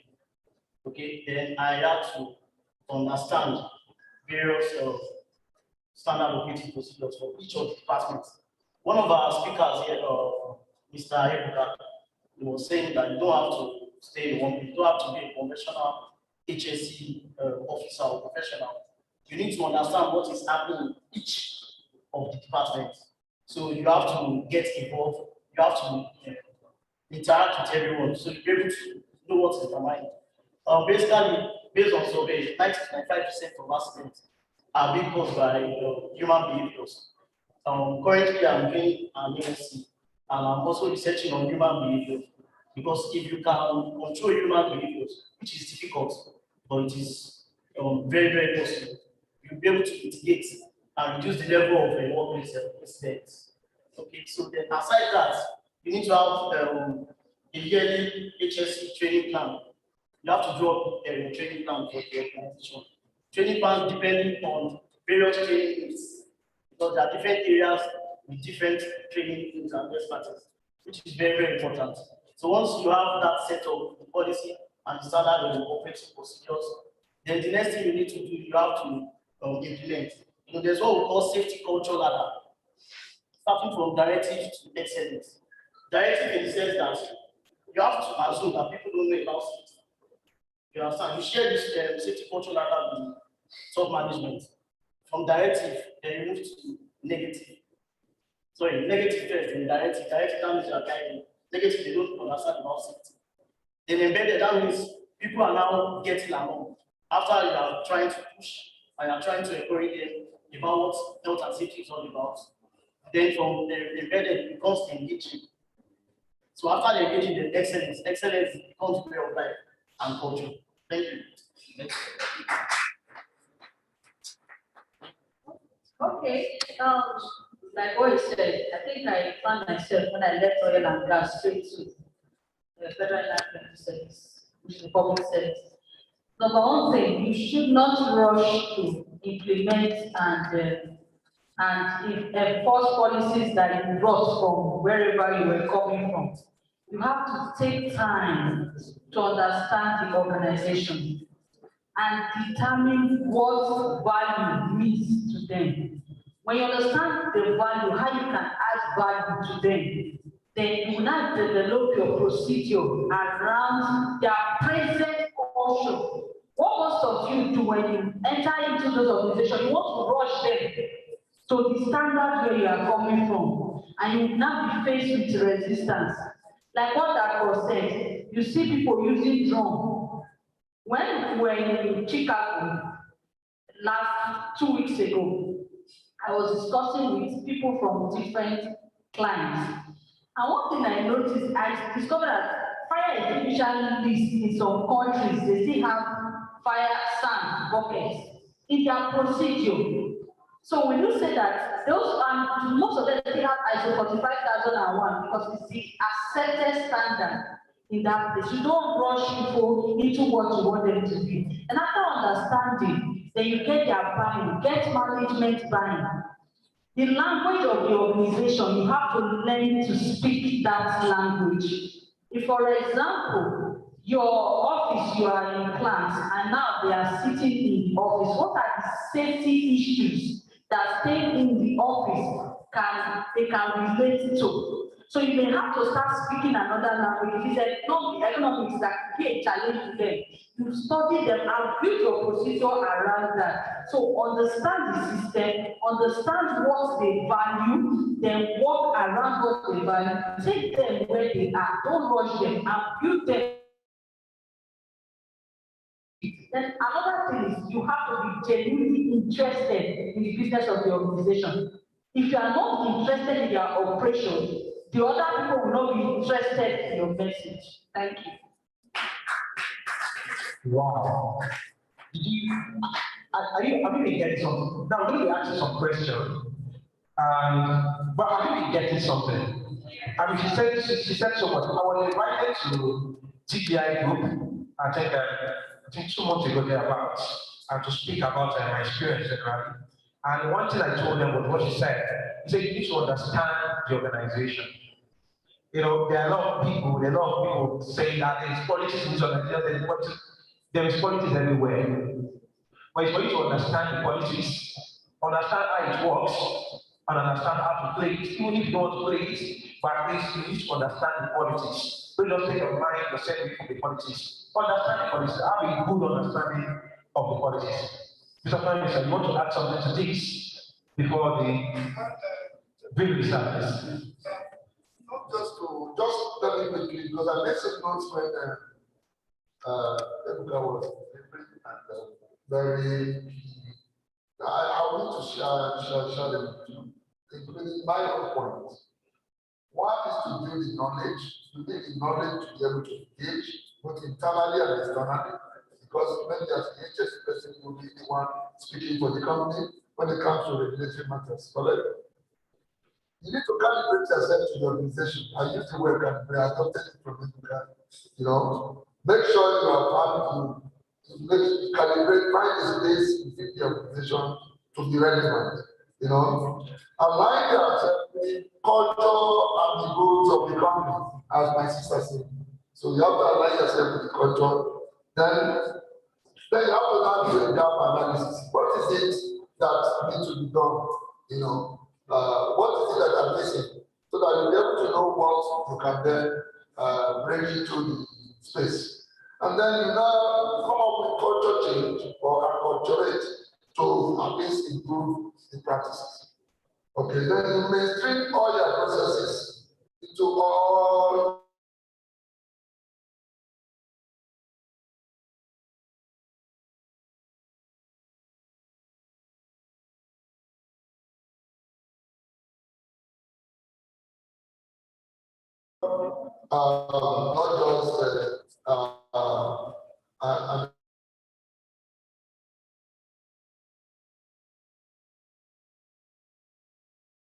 not just helps us to improve our data and then conduct trend analysis to elicit data.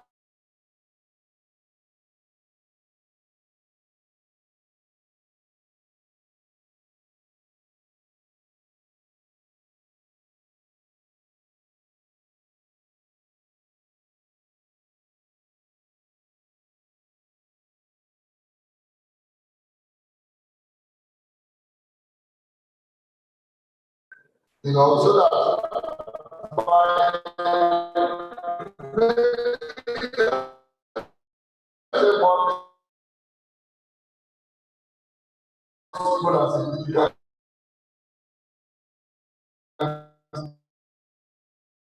leadership is oh, we have a leadership person.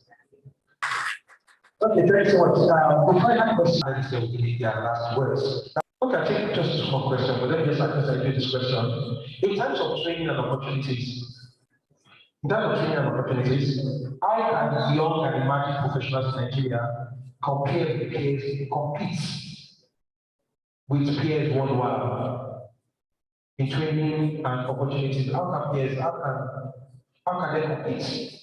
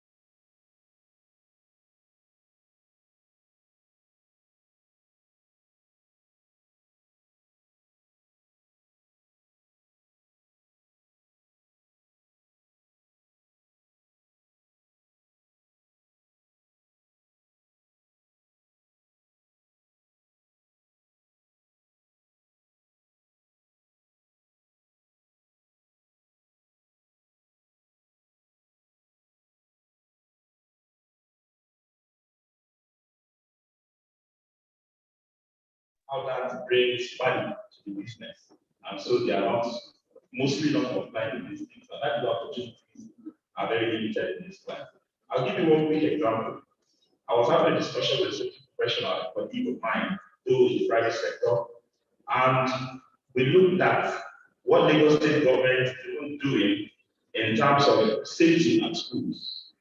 If, for example, in just the state, there's a regulation that says that before you register a premises to be used as school, you must have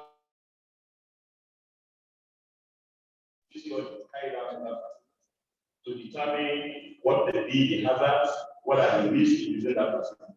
Of course, that opens up the landscape for practitioners, HSC practitioners, to be able to have that opportunity to do audits for schools, for example, and premises. Or let's say the regulation says every year you must have a safety audit conducted on that school for you to maintain your license to operate that school. So those are the kind of opportunities that can come with this system. Just understand the value that safety or HSC has to the society at large. And in businesses also understand the value that incorporating HSC strictly in the market of the business and bring to the delivery value of the. So in terms of training, yes, we compare well. Opportunities, I think there's still lots to that. Thank you so much. Thanks so much. Because of time, we are running out of time. Because of time, Mr. Taylor, 1 minute, within 1 minute, can you tell us what you think ASSP Global and the Nigerian chapter can do for the future of the young and emerging professionals?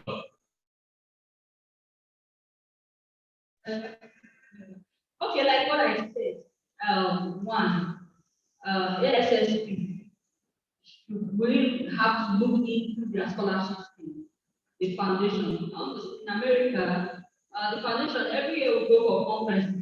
We are part of those that donate for the ASSP foundation. So it shouldn't be just restricted to programs in the US. So programs in Nigeria to be able to access the ASSP foundation opportunity. Then please, I also want the ASSP Nigerian chapter. When we go for, we have to be sharp. And when we go out for our consultation visits, I'm talking to the experts, something we have to look into. We should also market our young emerging professionals. That we have these people and they can deliver. I think it should be a message that we should take to organizations. Then please, I want to just add something about certification. Please, if you have to practice, if you have the mind of going to Canada, CRS is what you need. If you have the mind of practicing in UK, you can go into Irish. If you want to practice in US, look at PCSP certification, ASP and CSP. All of them also have MOUs that interconnect them. Before now, we used to have an MOU that connected Nigeria, but it's no longer there. But you can work your way around it. If you want to understand more about the MOU, feel free to contact me. If you have interest in practicing in US or UK, because by the grace of God, I'm a chartered thinker of Bible, and I'm also a CSP that can be able to do that. Thank you so much. Okay, now we have 3 questions and we'll call it a day. Do have a question, please? Can I see your hand up, please? Okay, please. 1, 2, 3. Okay, 4. Okay, we are just have 4 people. Thank you so much.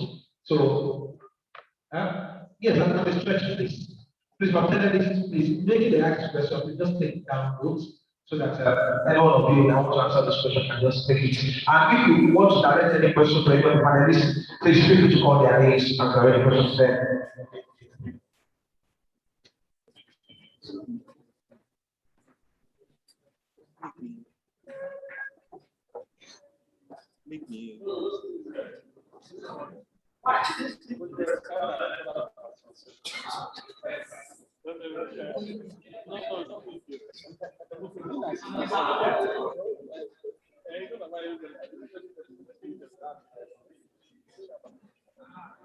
Good afternoon, everyone. I want to say thank you for coming on the program. My name is Okoye Emmanuel. My first question is this.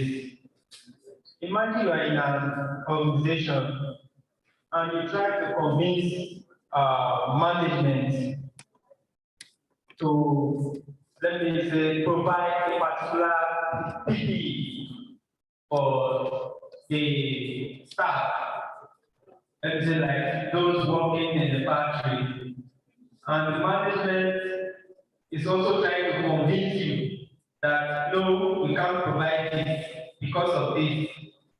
And in the process of the interaction and conviction and confusion.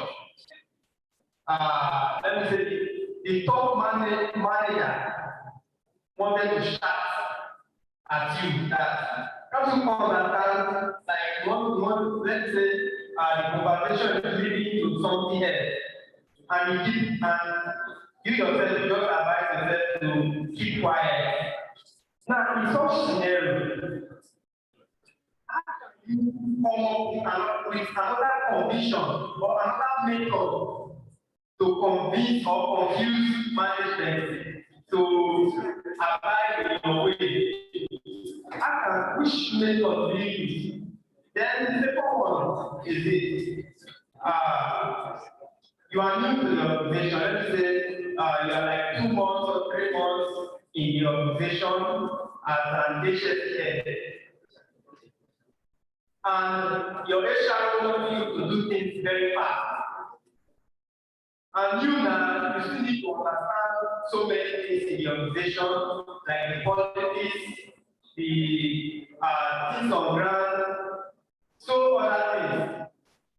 And also, you are still, let me say, trying to understand the top management, their flow and their agreement and disagreement with HR and you. Now, management is saying you do this, and you are trying to convince management that no, this can't be done with disastrous. And HR is telling you to do this other thing. And you are also trying to convince HR that no, this can't be done. And in the long run, you are going against this, you are going against this. Now, what can you do? Or what will you do? Thank you. Next one. And the second question is.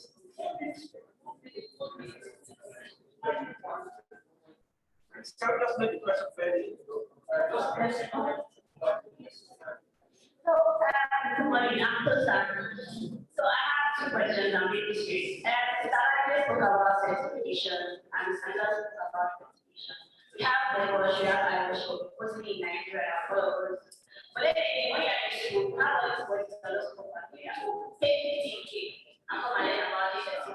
Yeah, I pay 40K. When you get outside, now you're like, oh, you don't need a certification, like wasted. So I put amount of money to get all. Can we do the way to like get people to stop collecting those monies? Because you don't need education to try it online. And let us take that money off our man is already councils. But if one of you allows you to register what you are doing. But last week, to register online, you need to have like that TSC or something to bring man. Then question 2, for internship, like now after having a strike for like 6 months, people are going at home, but yet they are interested in safety. But they're not an example because you can't go and work without having that idea of it. Like Titan runs a program for safety, but the thing that it's 1 year, but it was done in the months. So if there is a PSP or maybe this one can provide everything, like the summer workshop, maybe they want. For people to come and learn, even if it's just where you're about risk management 6 months, it's like free, I have to pay. People will do that, try to learn from a quick budget. So that's the answer.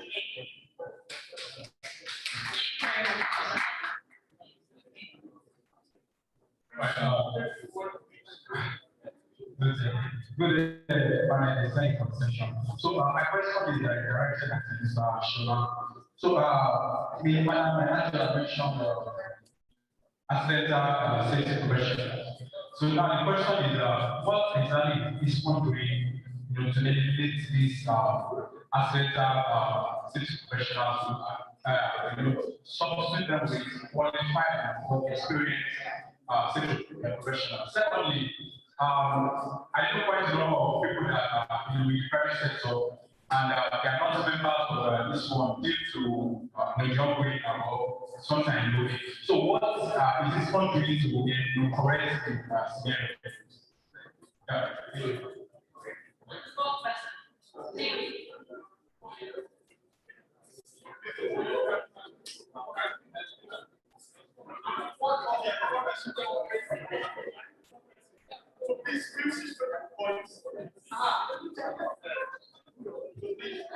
Stand on the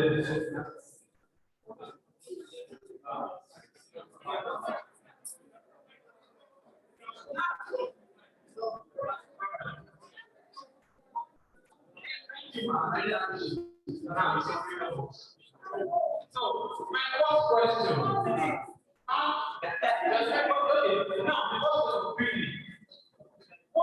do you reignite your passion for health and safety when you are in an organization that drags safety behind?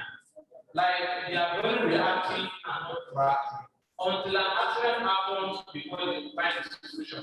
And you get tired. How do you, as a young professional, reignite your passion? That is my first question. Now, okay, let me know.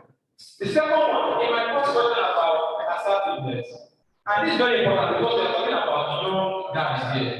We face bullying a lot, yes or no? Yes. Now, I want to talk about that. I want to address. When I was talking about assertiveness, I was talking about self-care. It's very assertive. And his approach actually helps in solving solutions. He told us that we should not be rigid. I said he is assertive.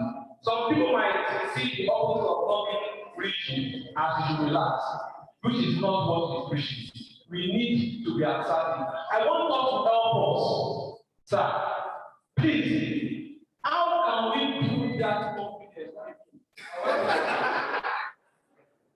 How build that confidence as a safety professional to be assertive? What are those things? Are there things that talk about during that because they bully you? I don't talk about people that don't report that are bullying me. How can we build that confidence? Because if you don't have that confidence, you need to. That's about my last question. Now, there's someone that comes in the he talks about safety differently. One of our speakers spoke about understanding your organization, and Significant talks about the human factor.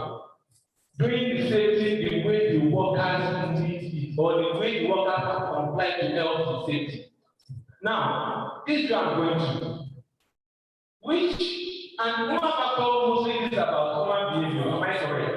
So now, when talking about understanding the organization, then understanding the worker, that is the individual. How can we improve the safety culture when both parties are not aligning with the need of what safety should be? I don't think maybe my question is clear. Thank you very much.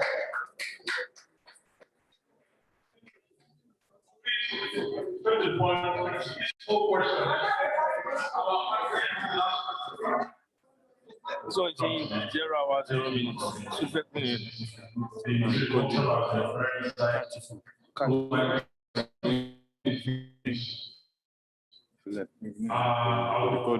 don't know what the parents are going to in our day-to-day activities. We notice that there are logistic guys always on the road and also, but we realize that they record a lot of accidents and also, but I'm not sure. I'm very sure that road safety has no record of this logistic guy. What is the HS body doing or can do to minimize the accident this guy are going through? And what way can they be trained? I know that so many of them as organizations, there is an association of Lagos State Courier Service that has more than 100 companies under them. So what is HS as a body can do, or what are they doing to be able to train or minimize the hazard and accident?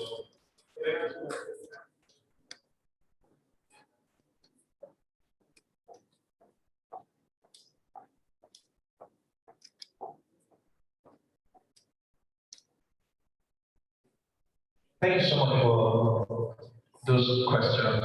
So the question I'm going to Mrs. Angela. So just try very brief. Manuel, the man that wants to convince and confuse management.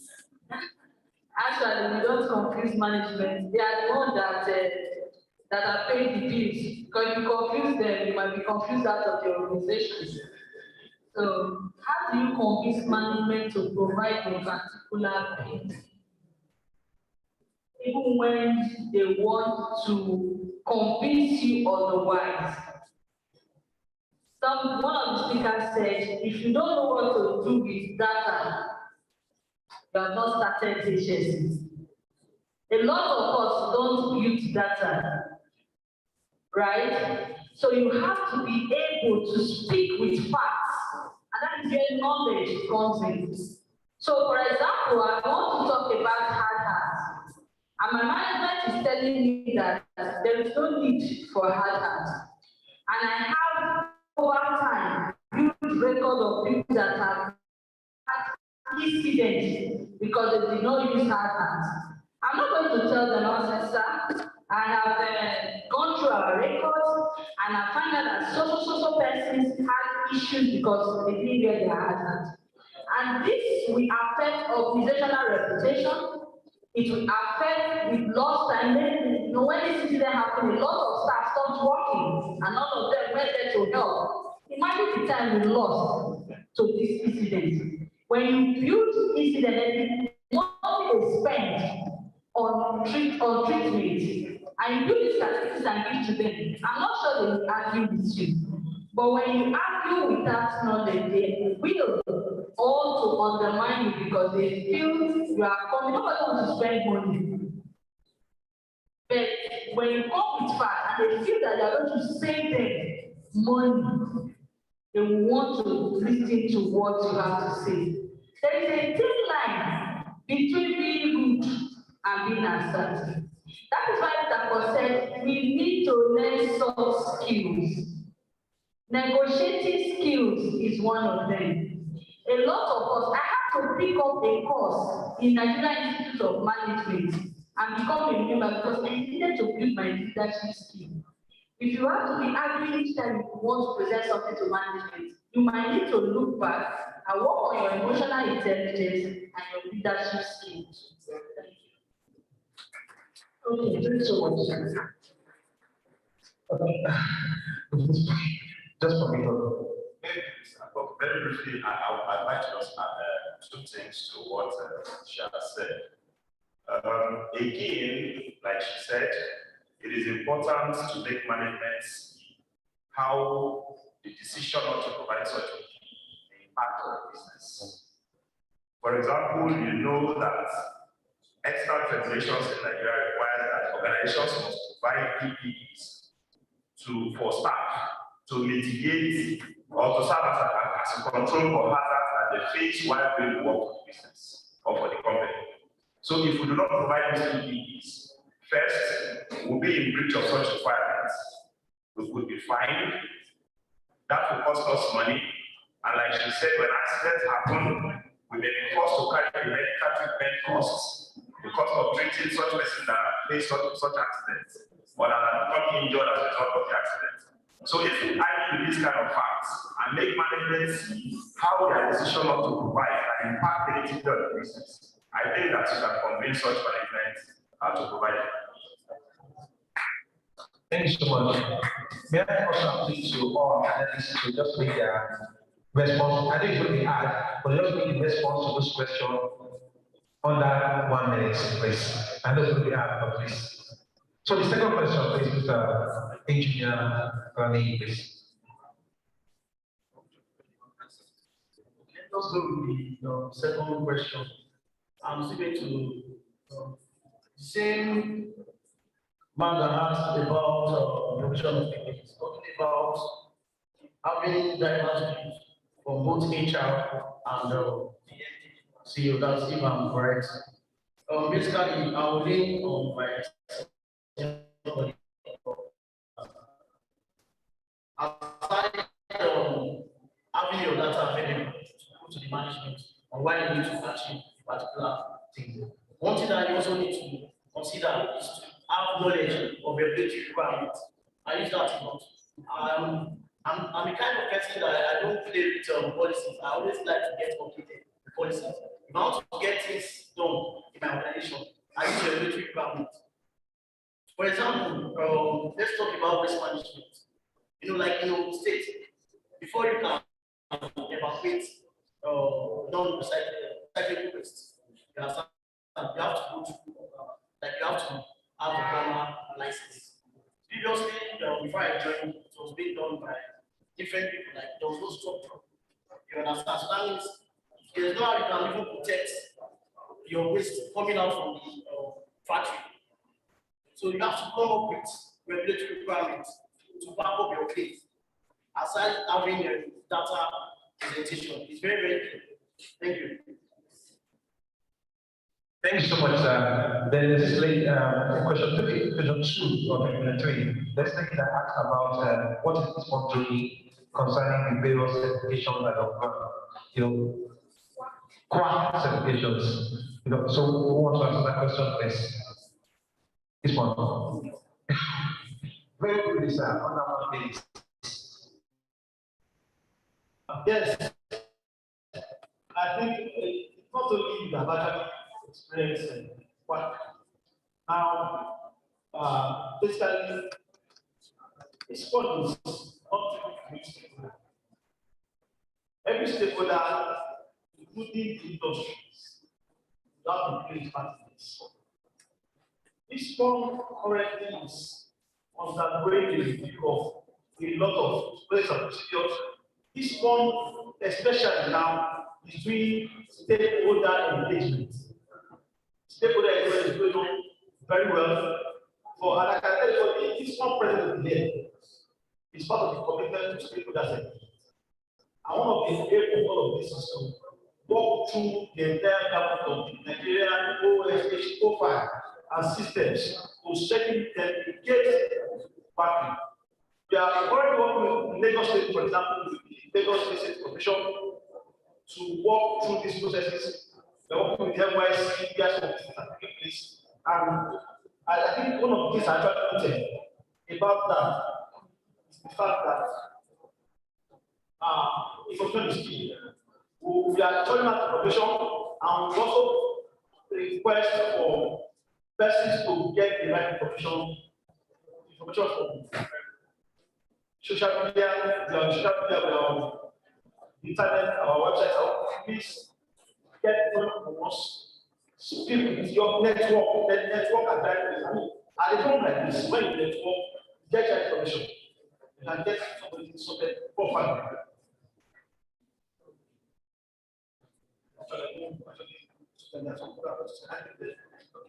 You have a question? Yes, yes, awareness.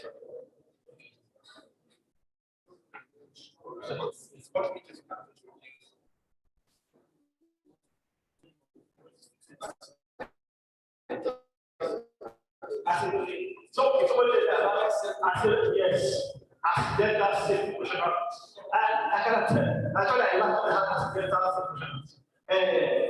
The 90% of those that are our foreigners, they are delta safety professionals. I can say that.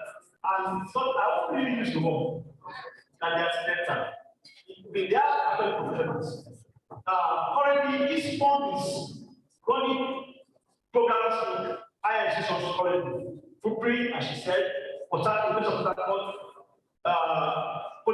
and college education are actually, actually training professionals in full. Currently, in the PTI, you cannot run your program in safety engineering and safety management without being a member of this country, a student of this country. So when you come out, shape your level 3 and get your membership. So we're actually working at our plan in here is now to research. And industry research industry needs to meet Nigerian needs in terms of agency, career development, and functionality. Thank you so much. The next question, please. What? Okay. My friend talked about how to reignite your passion for safety when everything in the organization seems to be discouraging you, right? A lot of us, like Mr. Dako said, we have passed through that stage where people see you as someone that is coming to fight them, right? And if you know that you don't know what you are supposed to do, but you are not motivated, because people that are supposed to motivate you are the ones pulling you down. He said something about what senior colleagues should do. Sometimes you go into a profession that even the manager, the senior professional, have already messed up the place for you. They've already compromised. So when you're talking, you really want to say, are you the first person to be here? When you are in such an organization, you have to self-motivate.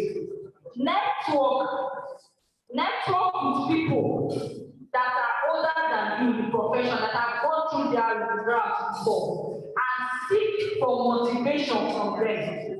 I remember the question you asked earlier. You said, how can you do without mentor? I'm sorry, in situations like this, it's your mentor that will pull you out. So you need a mentor to be able to pull you out when you are no longer motivated. So seek for mentors, seek for people that have been through that route, that you are going through that phase, so that they can help you overcome it. Thank you. Thank you so much. Please, as you're taking your view, please pay attention to this, please. All right, sir. So please, can you? Okay, I'd like to take this one. It says, how do you build confidence to be assertive as a safety professional?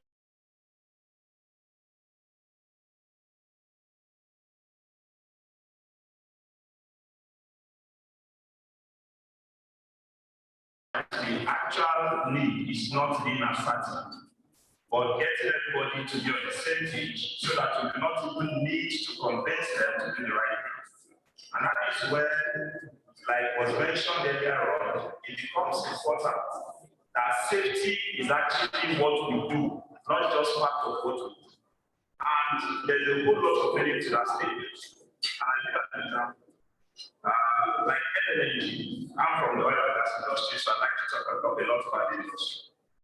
If you go to energy, you will see the way they practice their own safety in the business. Safety department or HSE department does not have to come to you to do what you're supposed to do. Safety requirements are already built into what everybody does across the business. So in the production line, in the maintenance department, there are checks that must be ticked, and those things will be done by those departments, not HSE department. For example, have you done your risk assessment before this job can proceed? You do not need safety to go and do risk assessment for you. You know how to do risk assessment. You must check that box before the next thing can go on. The finance and account man cannot fund the project if he does not see that the risk assessment has been done, all of the risks will have a clear line of sight on them, so that I don't lose that investment. So you see, across the business, everybody is talking safety. Not until you see the HSC man to come and be policing you around. So at that point, you may not even have a need to go asserting yourself or confronting people to do the right thing. Already the system has the structure to make everybody think safe and act safe, because safety is what they actually do in the business. But again, it is good to develop or build the attribute of being assertive. It may help out in some aspects, but as a safety man, you do not need to be assertive in all cases. Once the organization has a policy in place and everybody understands that this is what is required in this business or across the organization, I do not need to go and assert and be shouting over you before you do it. I can only be the person to check that that control was actually not compliant before this thing went ahead. And the organization itself understand the position. Not going to do such costs or else to kill the business for ourselves. So that's my take on that question. Thank you very much. Thank you so much. I think that okay. Yes, thanks so much. All right, thank you so much. I want to say thank you to my panelists. We wish we have more time. I know that there are so many things you are expecting. But on the final note, this is just in charge to have a brief police. He's also in charge to the upcoming professionals, which are not there. And the charge to the upcoming professionals is there are so many opportunities. There are so many opportunities in the field, so many opportunities. Look for a mentor. Look at people here on the panelists, they are all mentors. Hold them, and there are so many of them sitting beside you. Make sure you hold them by the hands and ask questions. And also, this is a challenge to Eastport. I know Eastport is going through a lot at the moment, and a lot is also happening in Eastport. But please, we need more visibility so that when people are able to go online and check questions and see whatever they need to do from Eastport site, or they have to be an online presence. And find out, I want to say very big thank you on behalf of the panelists to ASSP for this unique opportunity. Thank you so much, and please have a lovely evening. I hope you give a big round of applause. Thank you so much, my panelists. Thank you so much. Please take a seat. Thank you so much. Please come back. For the British panelists, you can just step down, please. Just 1 minute.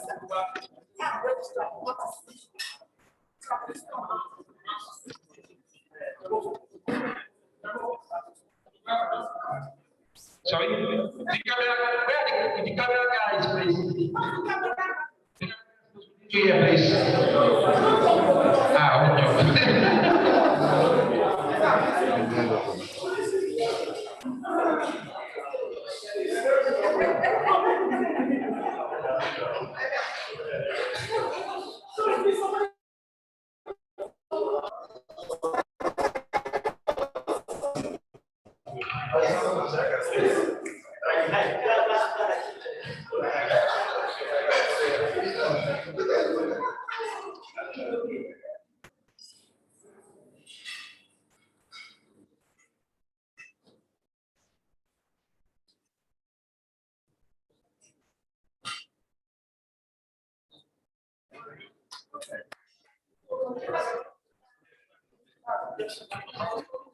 Thank you.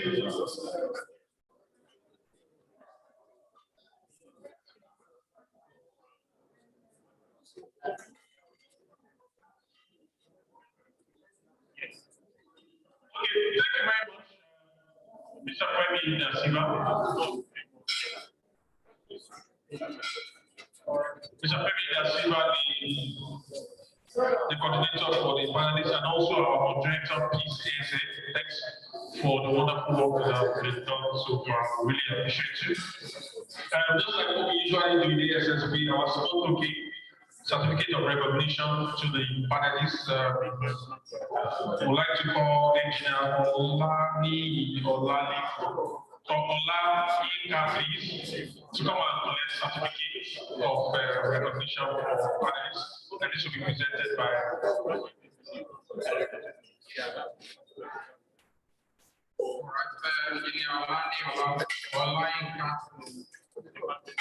Take a certificate of recognition for your representation. Presented here by ASSP Nigerian chapter as a panel. Congratulations.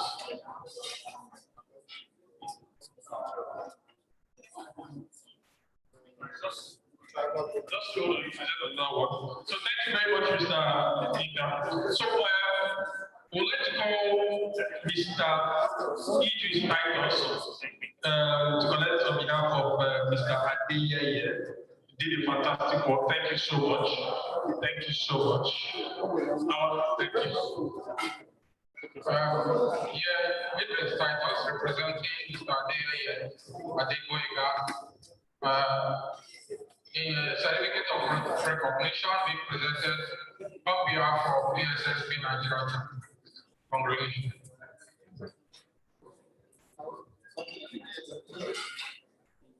very much. God bless you. Thank you. I know where it is our hands in our mouths.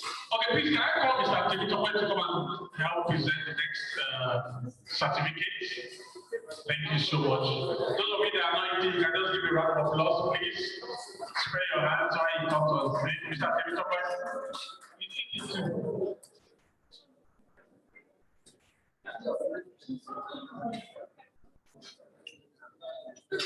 Yeah. The West Africa IOS coordinator. Mr. Timothy,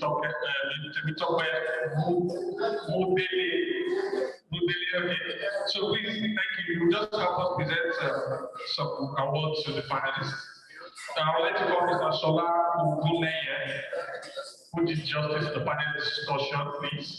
The Lagos chapter is called Chapter. So please help us present the certificate to him.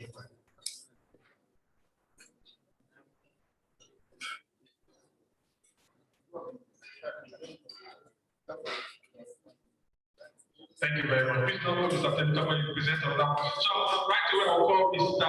Mata. Please. Fantastic. That's what you're not saying. Sorry, you stopped your. You did a fantastic work, so please accept this on behalf of the SSP. So, it will be presented by Mr. Temita. Yes. West Africa IOS coordinator. Thank you very much. So the please don't go everything. You are energetic. I would like to call engineer Olani.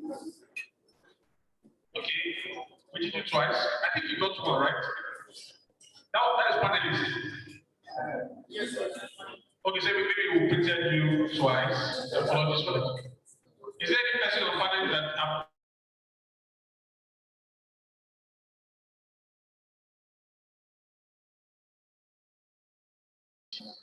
the moderator for the panel discussion is he already chewing? Please come and collect your recognition certificate. Thank you so much for the fantastic coordination that you did.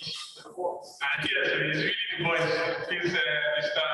help us present the certificate to the CEO Appreciate Award. So those of you that want the award, please start bribing him now so that you can put your name on the list of awards. Thank you very much. Thank you. Round of applause to those of you that have not said anything. Thank you very much.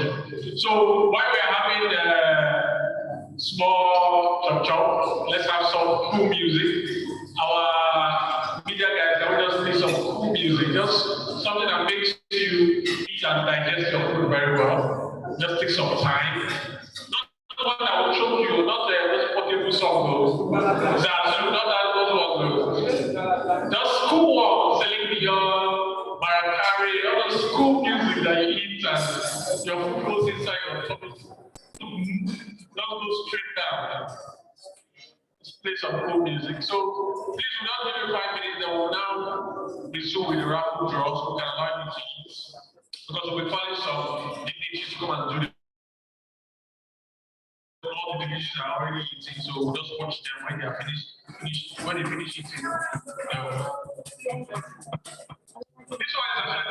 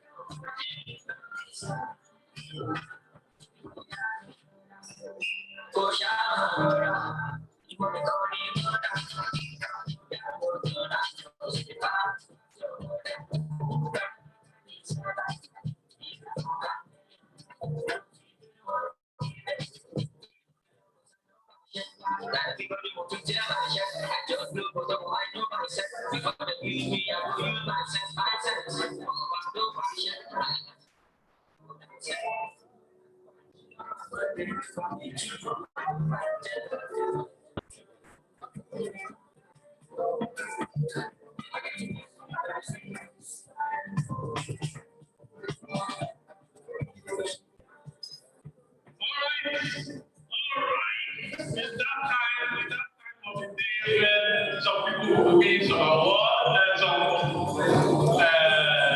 gift items. This is the time where you need to start to love you that you don't have to pray. Shake your head like it's time to start praying hard so that you'll pick your number. The raffle draw will come to that time where we will now have to do the raffle draw. And obviously it is short. We don't know yet what the people, but definitely somebody will be going with some fantastic gift prizes. We have headsets, smartphones, power, all available. Smart gift items. So please just start praying. Pray that you will pick your number so that you'll be one of the people that will collect those items. Our DJ, please just play some of the kind of song that ginger people now understand when you do some problems. You can start with you that don't play your money. Those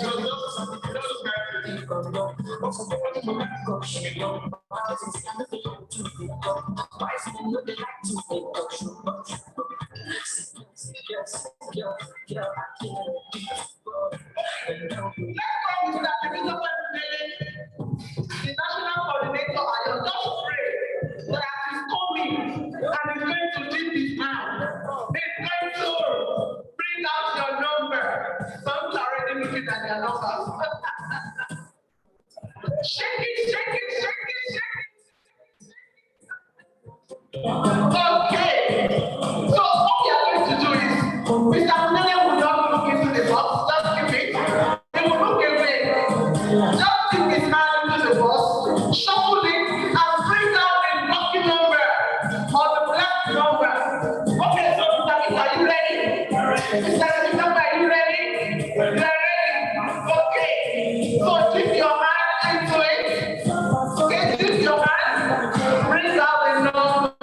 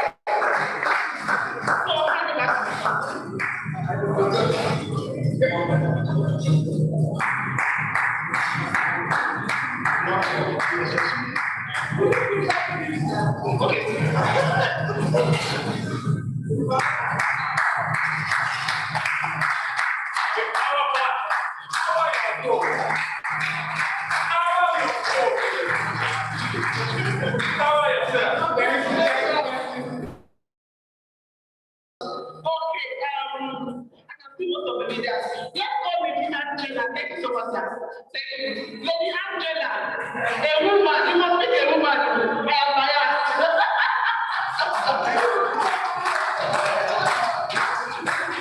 Shake it, shake it, shake it, shake it, shake it, shake it, shake it.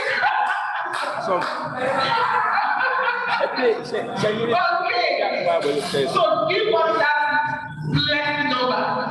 Please look away, look away. Okay. And the next blessed number is, number 19.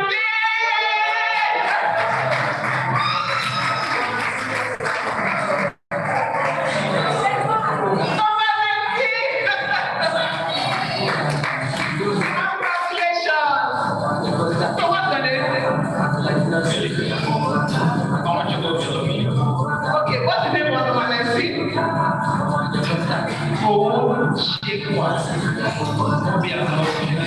Okay, thank you, congratulations.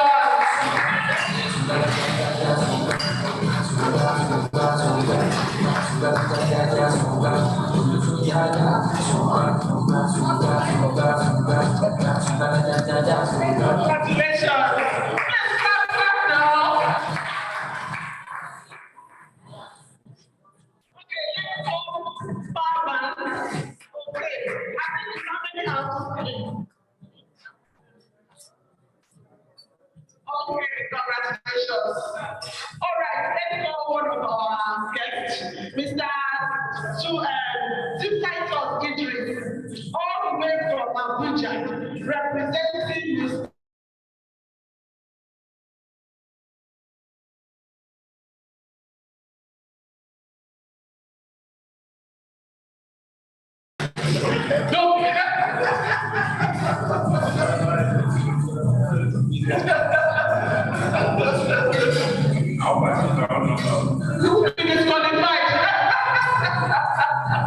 Okay, let's see. And the lucky number is, do you want to call the number?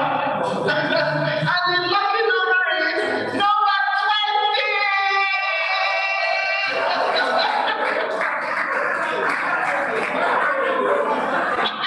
What is wrong with the ladies? I am going to rise up now. A lady must win.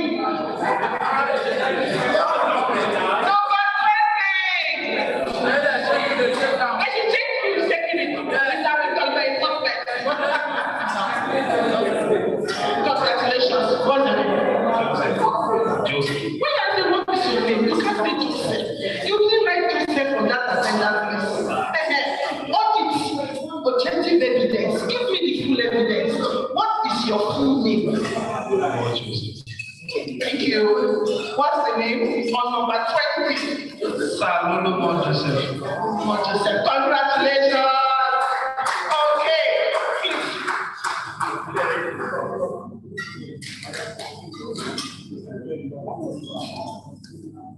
And we have two more kids. Two more. So we are going to call. After I want to call now, I'll pick a lady. So who should I call? I will pick a lady. Mr. Bata, you must pick a lady. Otherwise, all the ladies here will block him when you want to go home. My number is all white. I'll take your position. How many ladies should come and shake this box? A lady should come and shake this.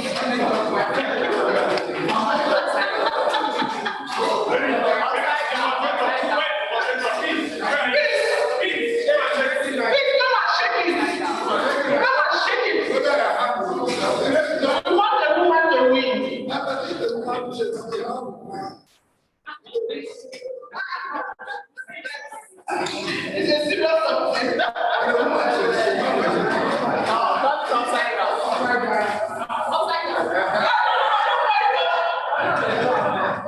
Okay, sir. Please, look away from the boss. Look away.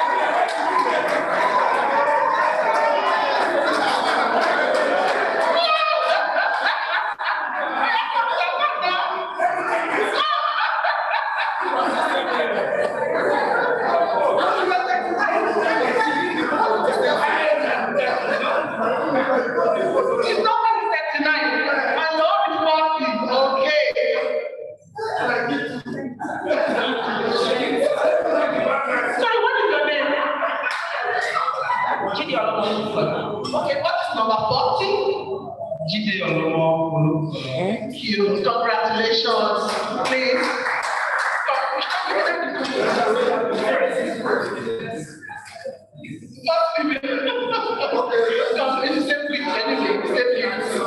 Congratulations.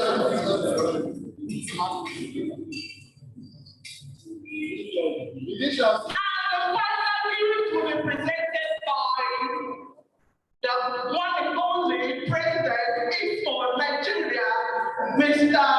Isaac Sarako, and present the last but not the least gift for us. Please shake that thing very well. Shake it. Shake it for the next lady. Okay.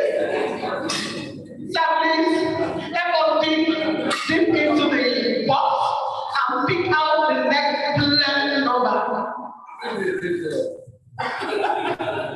Madam, I hope you are not going to give me the.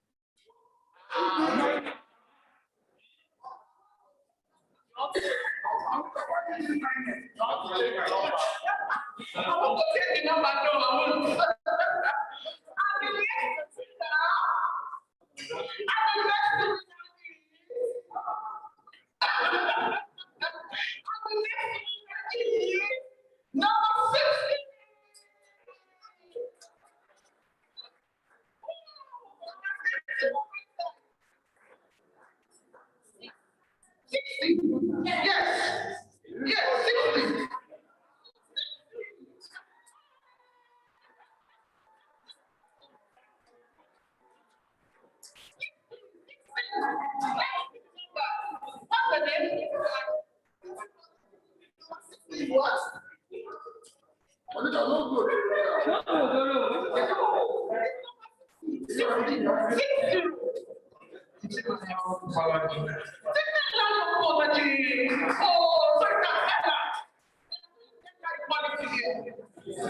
Congratulations. All right, sir, please. Because it was very faint, and I needed to be very sure of the number. Let's look at the number again. Number, what is this? Can you magnify it?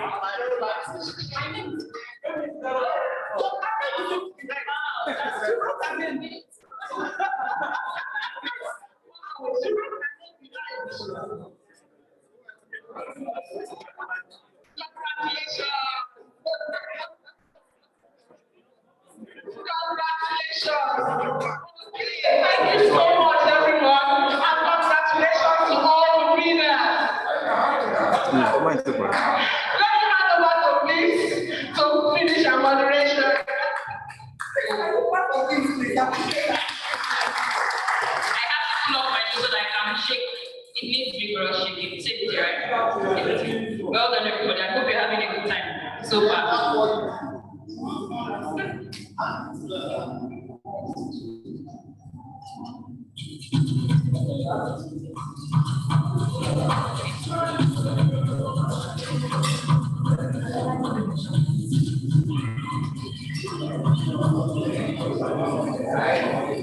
So we are wrapping up with the votes of thanks and recognition by Mr. Victor, the chairman, YEP Common Interest.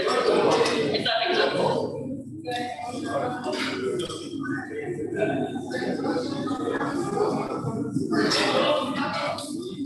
Good evening, everybody. I guess we're enjoying ourselves. It has been a very fantastic and insightful program. But then they say some good things, they always have a way of, when we are already excited, they always have a way of just ending, and then we are now saying, oh, but it's all fine. When we decided to do this, we looked at our young emerging professionals as we said, we that we have gotten to that part, and we know the journey that we have gone through, how do we create a forum to replicate into our young and learning professionals? And then we deliberated and deliberated and deliberated, and we insisted, despite the so much disruption, that this was hold. Thanks to all my executives, in no particular order, the energetic, powerful, amazing Mrs. Monica was the chairman,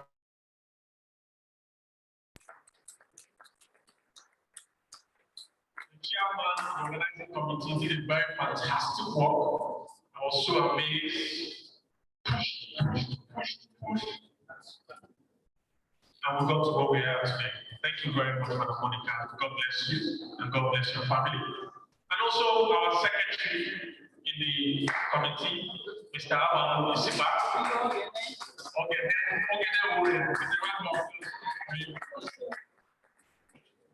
Very attentive and always willing to support.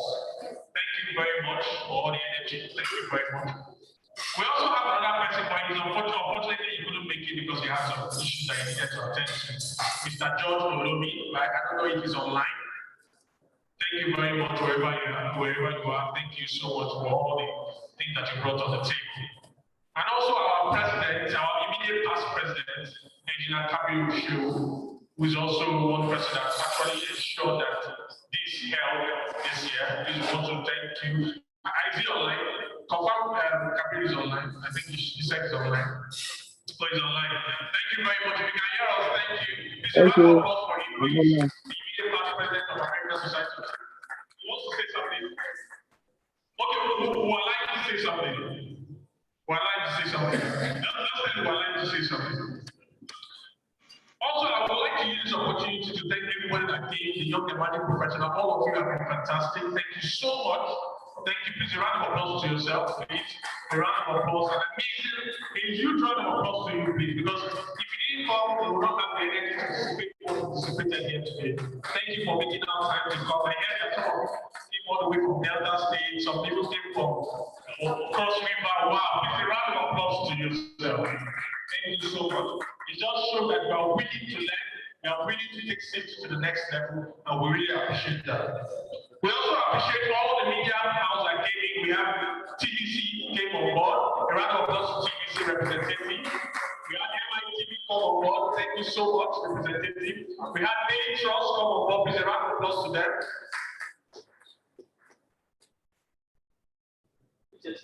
We also had HSC Nation. Please, a round of applause to HSC Nation. Yes, and we also had, Rock Media. Okay, your media, please, a round of applause to them. All our sponsors.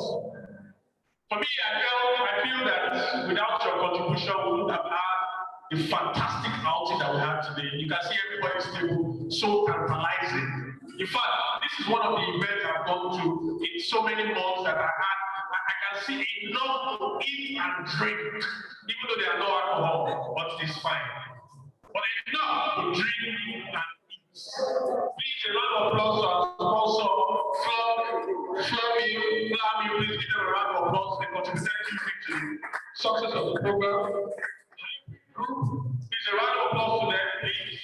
They contributed well to the program. We also have Seaway Food and Beverage. Please, a round of applause. All the yogurt you are drinking from them, they gave us water as well. Please, thank you. Please, one more round of applause to them again. We appreciate you. And he also represented the panelists, the manager, their HSC manager represented the panelists, Mr. Inka. Please, a round of applause to him as well. French Marketing Consulting Limited, a round of applause to them. They really did well. They contributed to the success of the program. We also have DM Shelby, the name of Emmanuel Okudo. Please, a round of applause to him. He's online, I think so. Thank you so much. And also Paramount Trading and Industry. They also did well. Please, a round of applause to them. And all the people that contributed individually, we had individual donations. Mrs. Mercy immediate past president, Dr. Okando, the present president. We have Tolu, the president secretary, Mr. Okudo as well, Emmanuel Okudo contributed personally. All of you who contributed personally, thank you so much for what he did, and that's what we have today, a huge success of this program. I really appreciate you. On behalf of my secretary, on behalf of my executive, we say thank you. Please, a round of applause to all of them. I really especially recognize all my executive. I said I would do this before I leave my tenure. It is my culture to show in my own little way how I appreciate an individual towards the success of anything that perhaps I've been placed by God way to be a leader in that sphere. And so, just my little token to all my executive in no particular order, I would like to present a word of appreciation to all my executive in no particular order. I would like to call Mr. Abba Isakwa. And I would like to call Mr. Idris Titus to present this award to Mr. Abba Isakwa. Please, a round of applause when they come on stage.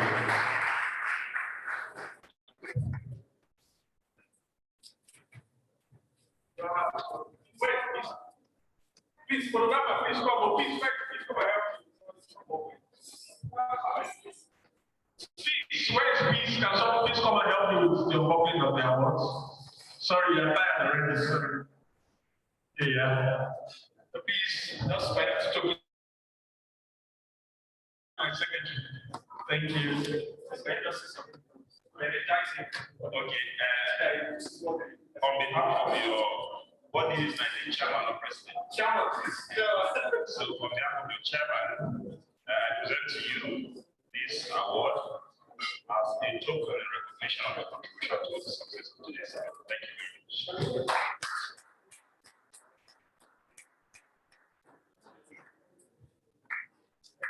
Thank you, Mr. Titus. Thank you. What's next one? Okay.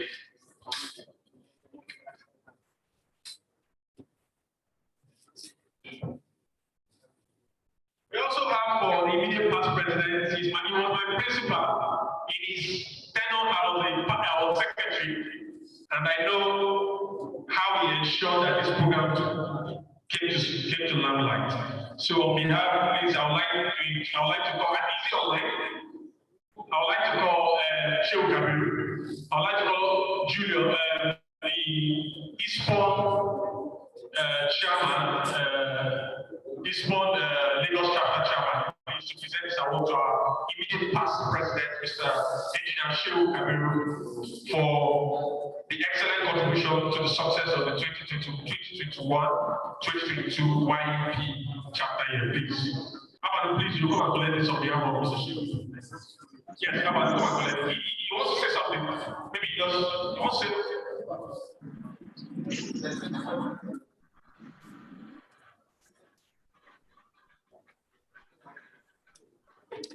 Go on.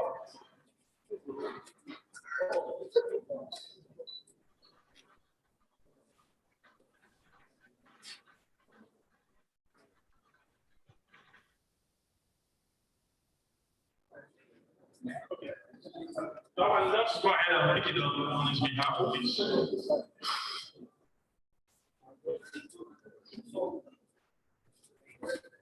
Excellent.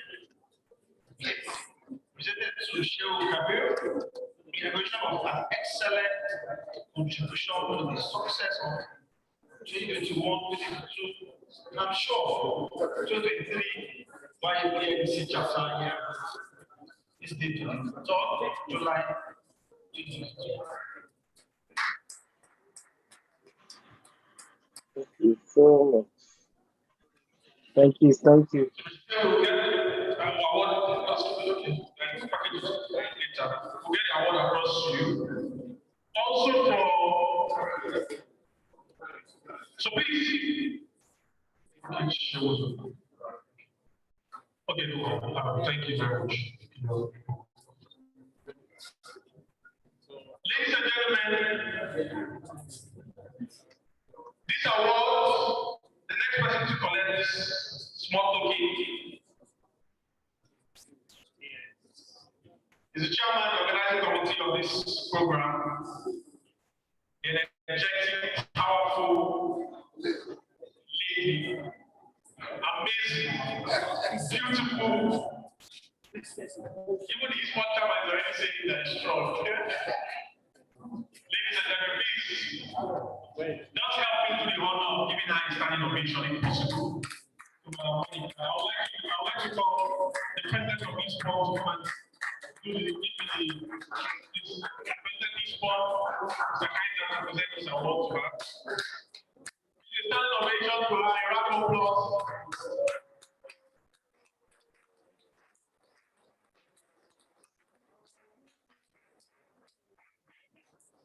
On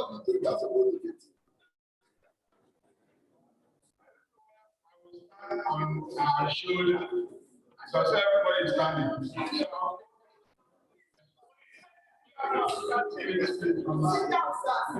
so much. Thank you so much.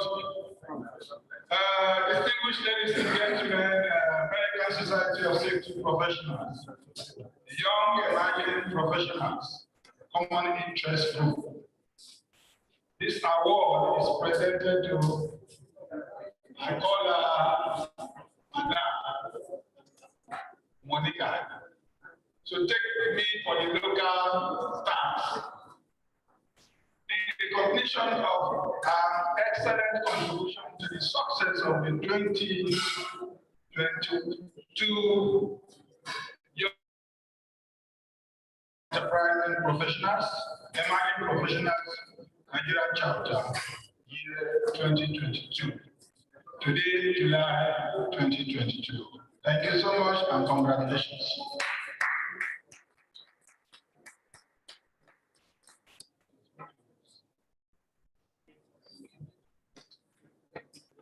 Thank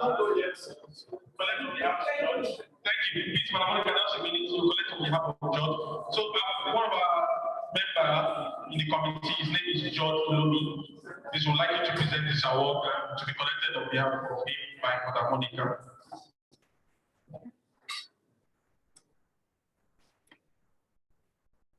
Professional colleagues, young emerging professionals.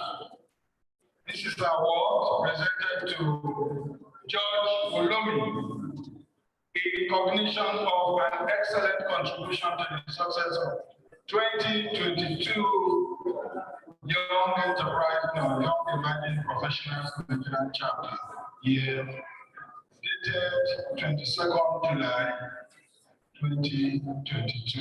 Congratulations.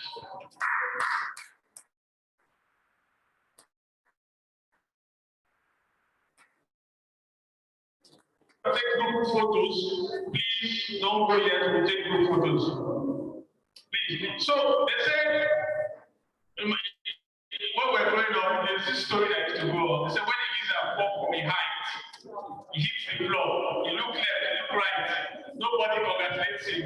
He will congratulate himself. He will not his head. I mean, me too. I need to collect award. I got award for myself. So please, I would like to call Madam Angela, please, on behalf of is she around, Angela? Oh, she has gone. Okay, let me call Olayinka, the Seaway Agency Manager, to come and present this award.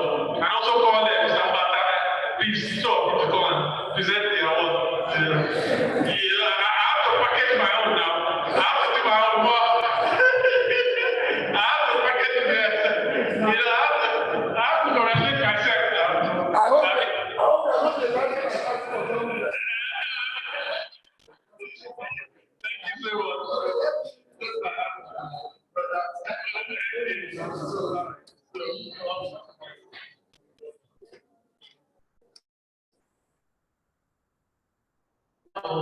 American Society of Safety Professionals, Nigeria chapter, the Young Emerging Professional, YEP Common Interest Group.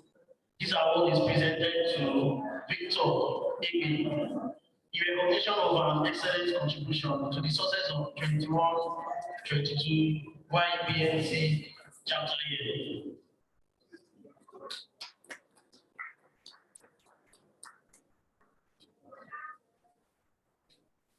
This one. So thank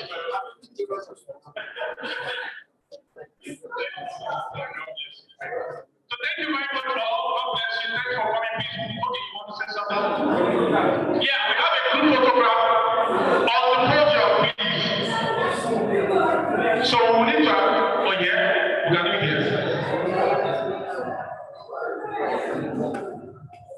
I want to do it also. Already shared. Is everybody